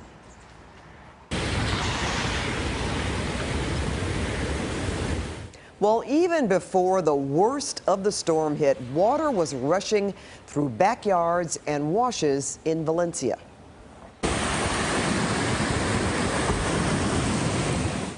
And no one was playing gold today at the Indian Wells Country Club. This video was posted on Twitter. The famous golf course is built at the base of a steep mountainside, so all that rain was flowing down the course. All right, there we have it. We are flooded.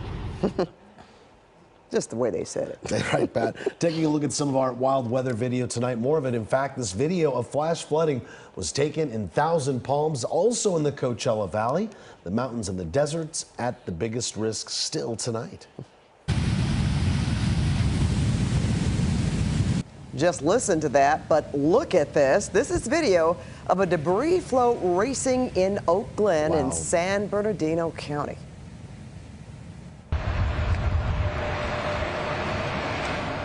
And heavy rain is still coming down across a lot of the Southland right now as the storm moves through. And this new dramatic video shows a rock and mudslide in Forest Falls. That's why they tell people to evacuate when they do. But there is now a shelter-in-place order from the San Bernardino County Sheriff for that area because of mud and debris.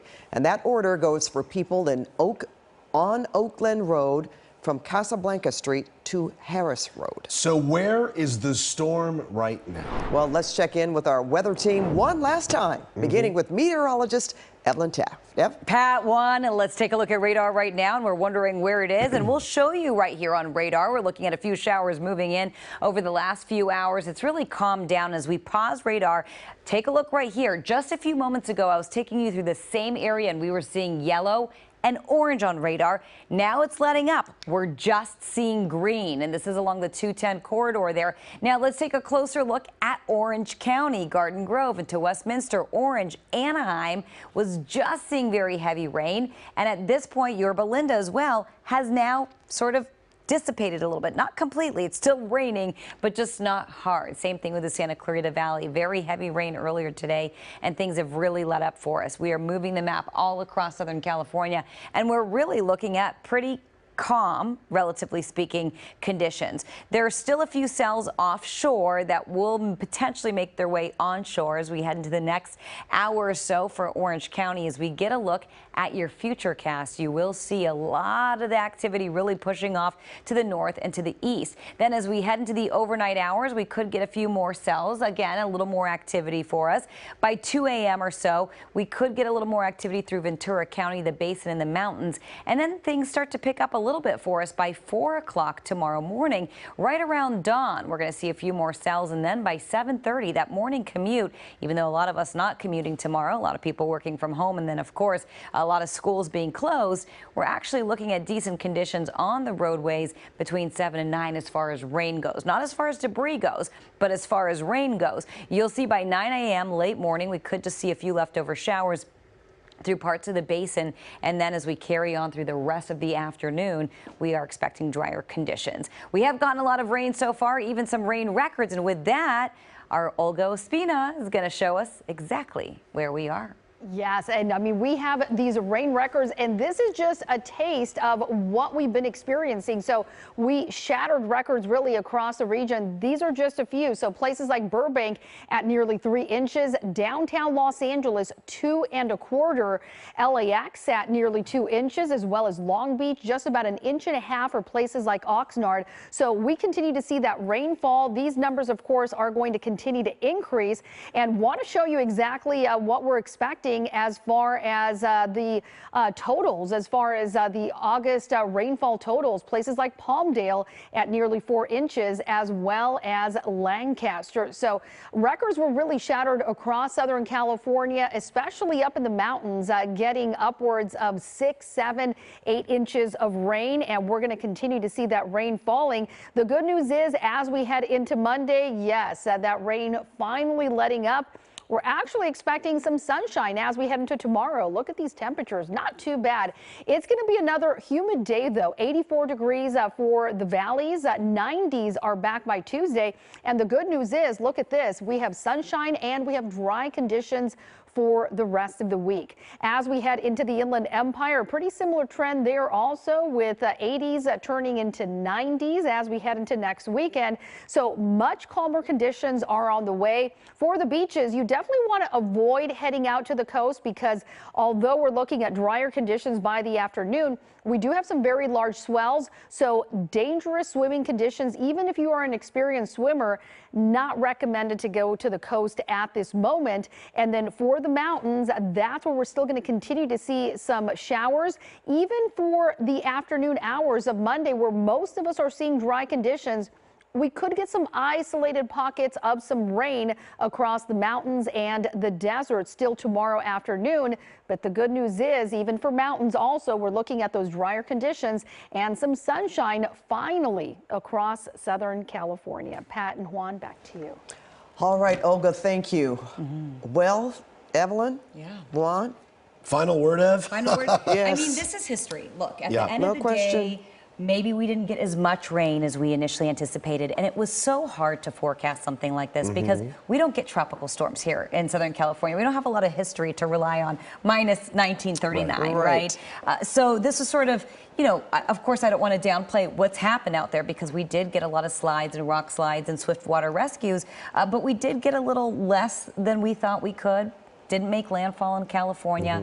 It's good. This is good news. So it's really the most we could ask for. And you know what? Just want to give a shout out to all of our services. Yes. Yes. They were really on point today. Incredible. You know, they were organized, and because of how we talked about this, they were ready in terms of helping people, getting the roads clear, and they're still out there working, you know, overnight. Tirelessly. And that's amazing. For something we're not used to, right? Exactly. Everybody seemed to have had a plan in place that worked. Right. Yeah, that's for sure. And I do want to say, let's not let our guard down, though. Right. So, you know, I know so far so good, right? But there's still a few more cells that could move through. Everybody's in place. Everybody's kind of stationed, so that's good. And we had an earthquake. We On did. top of everything else. We've been on the air for 10 hours. Guys, 2 p.m. Mike Rogers too. So listen, we want to thank you for joining us. And just as a reminder, we are streaming 24/7 on CBS News Los Angeles. And we will continue to monitor Tropical Storm Hilary overnight and into the morning and bring you weather updates. KCAL News Mornings is back with comprehensive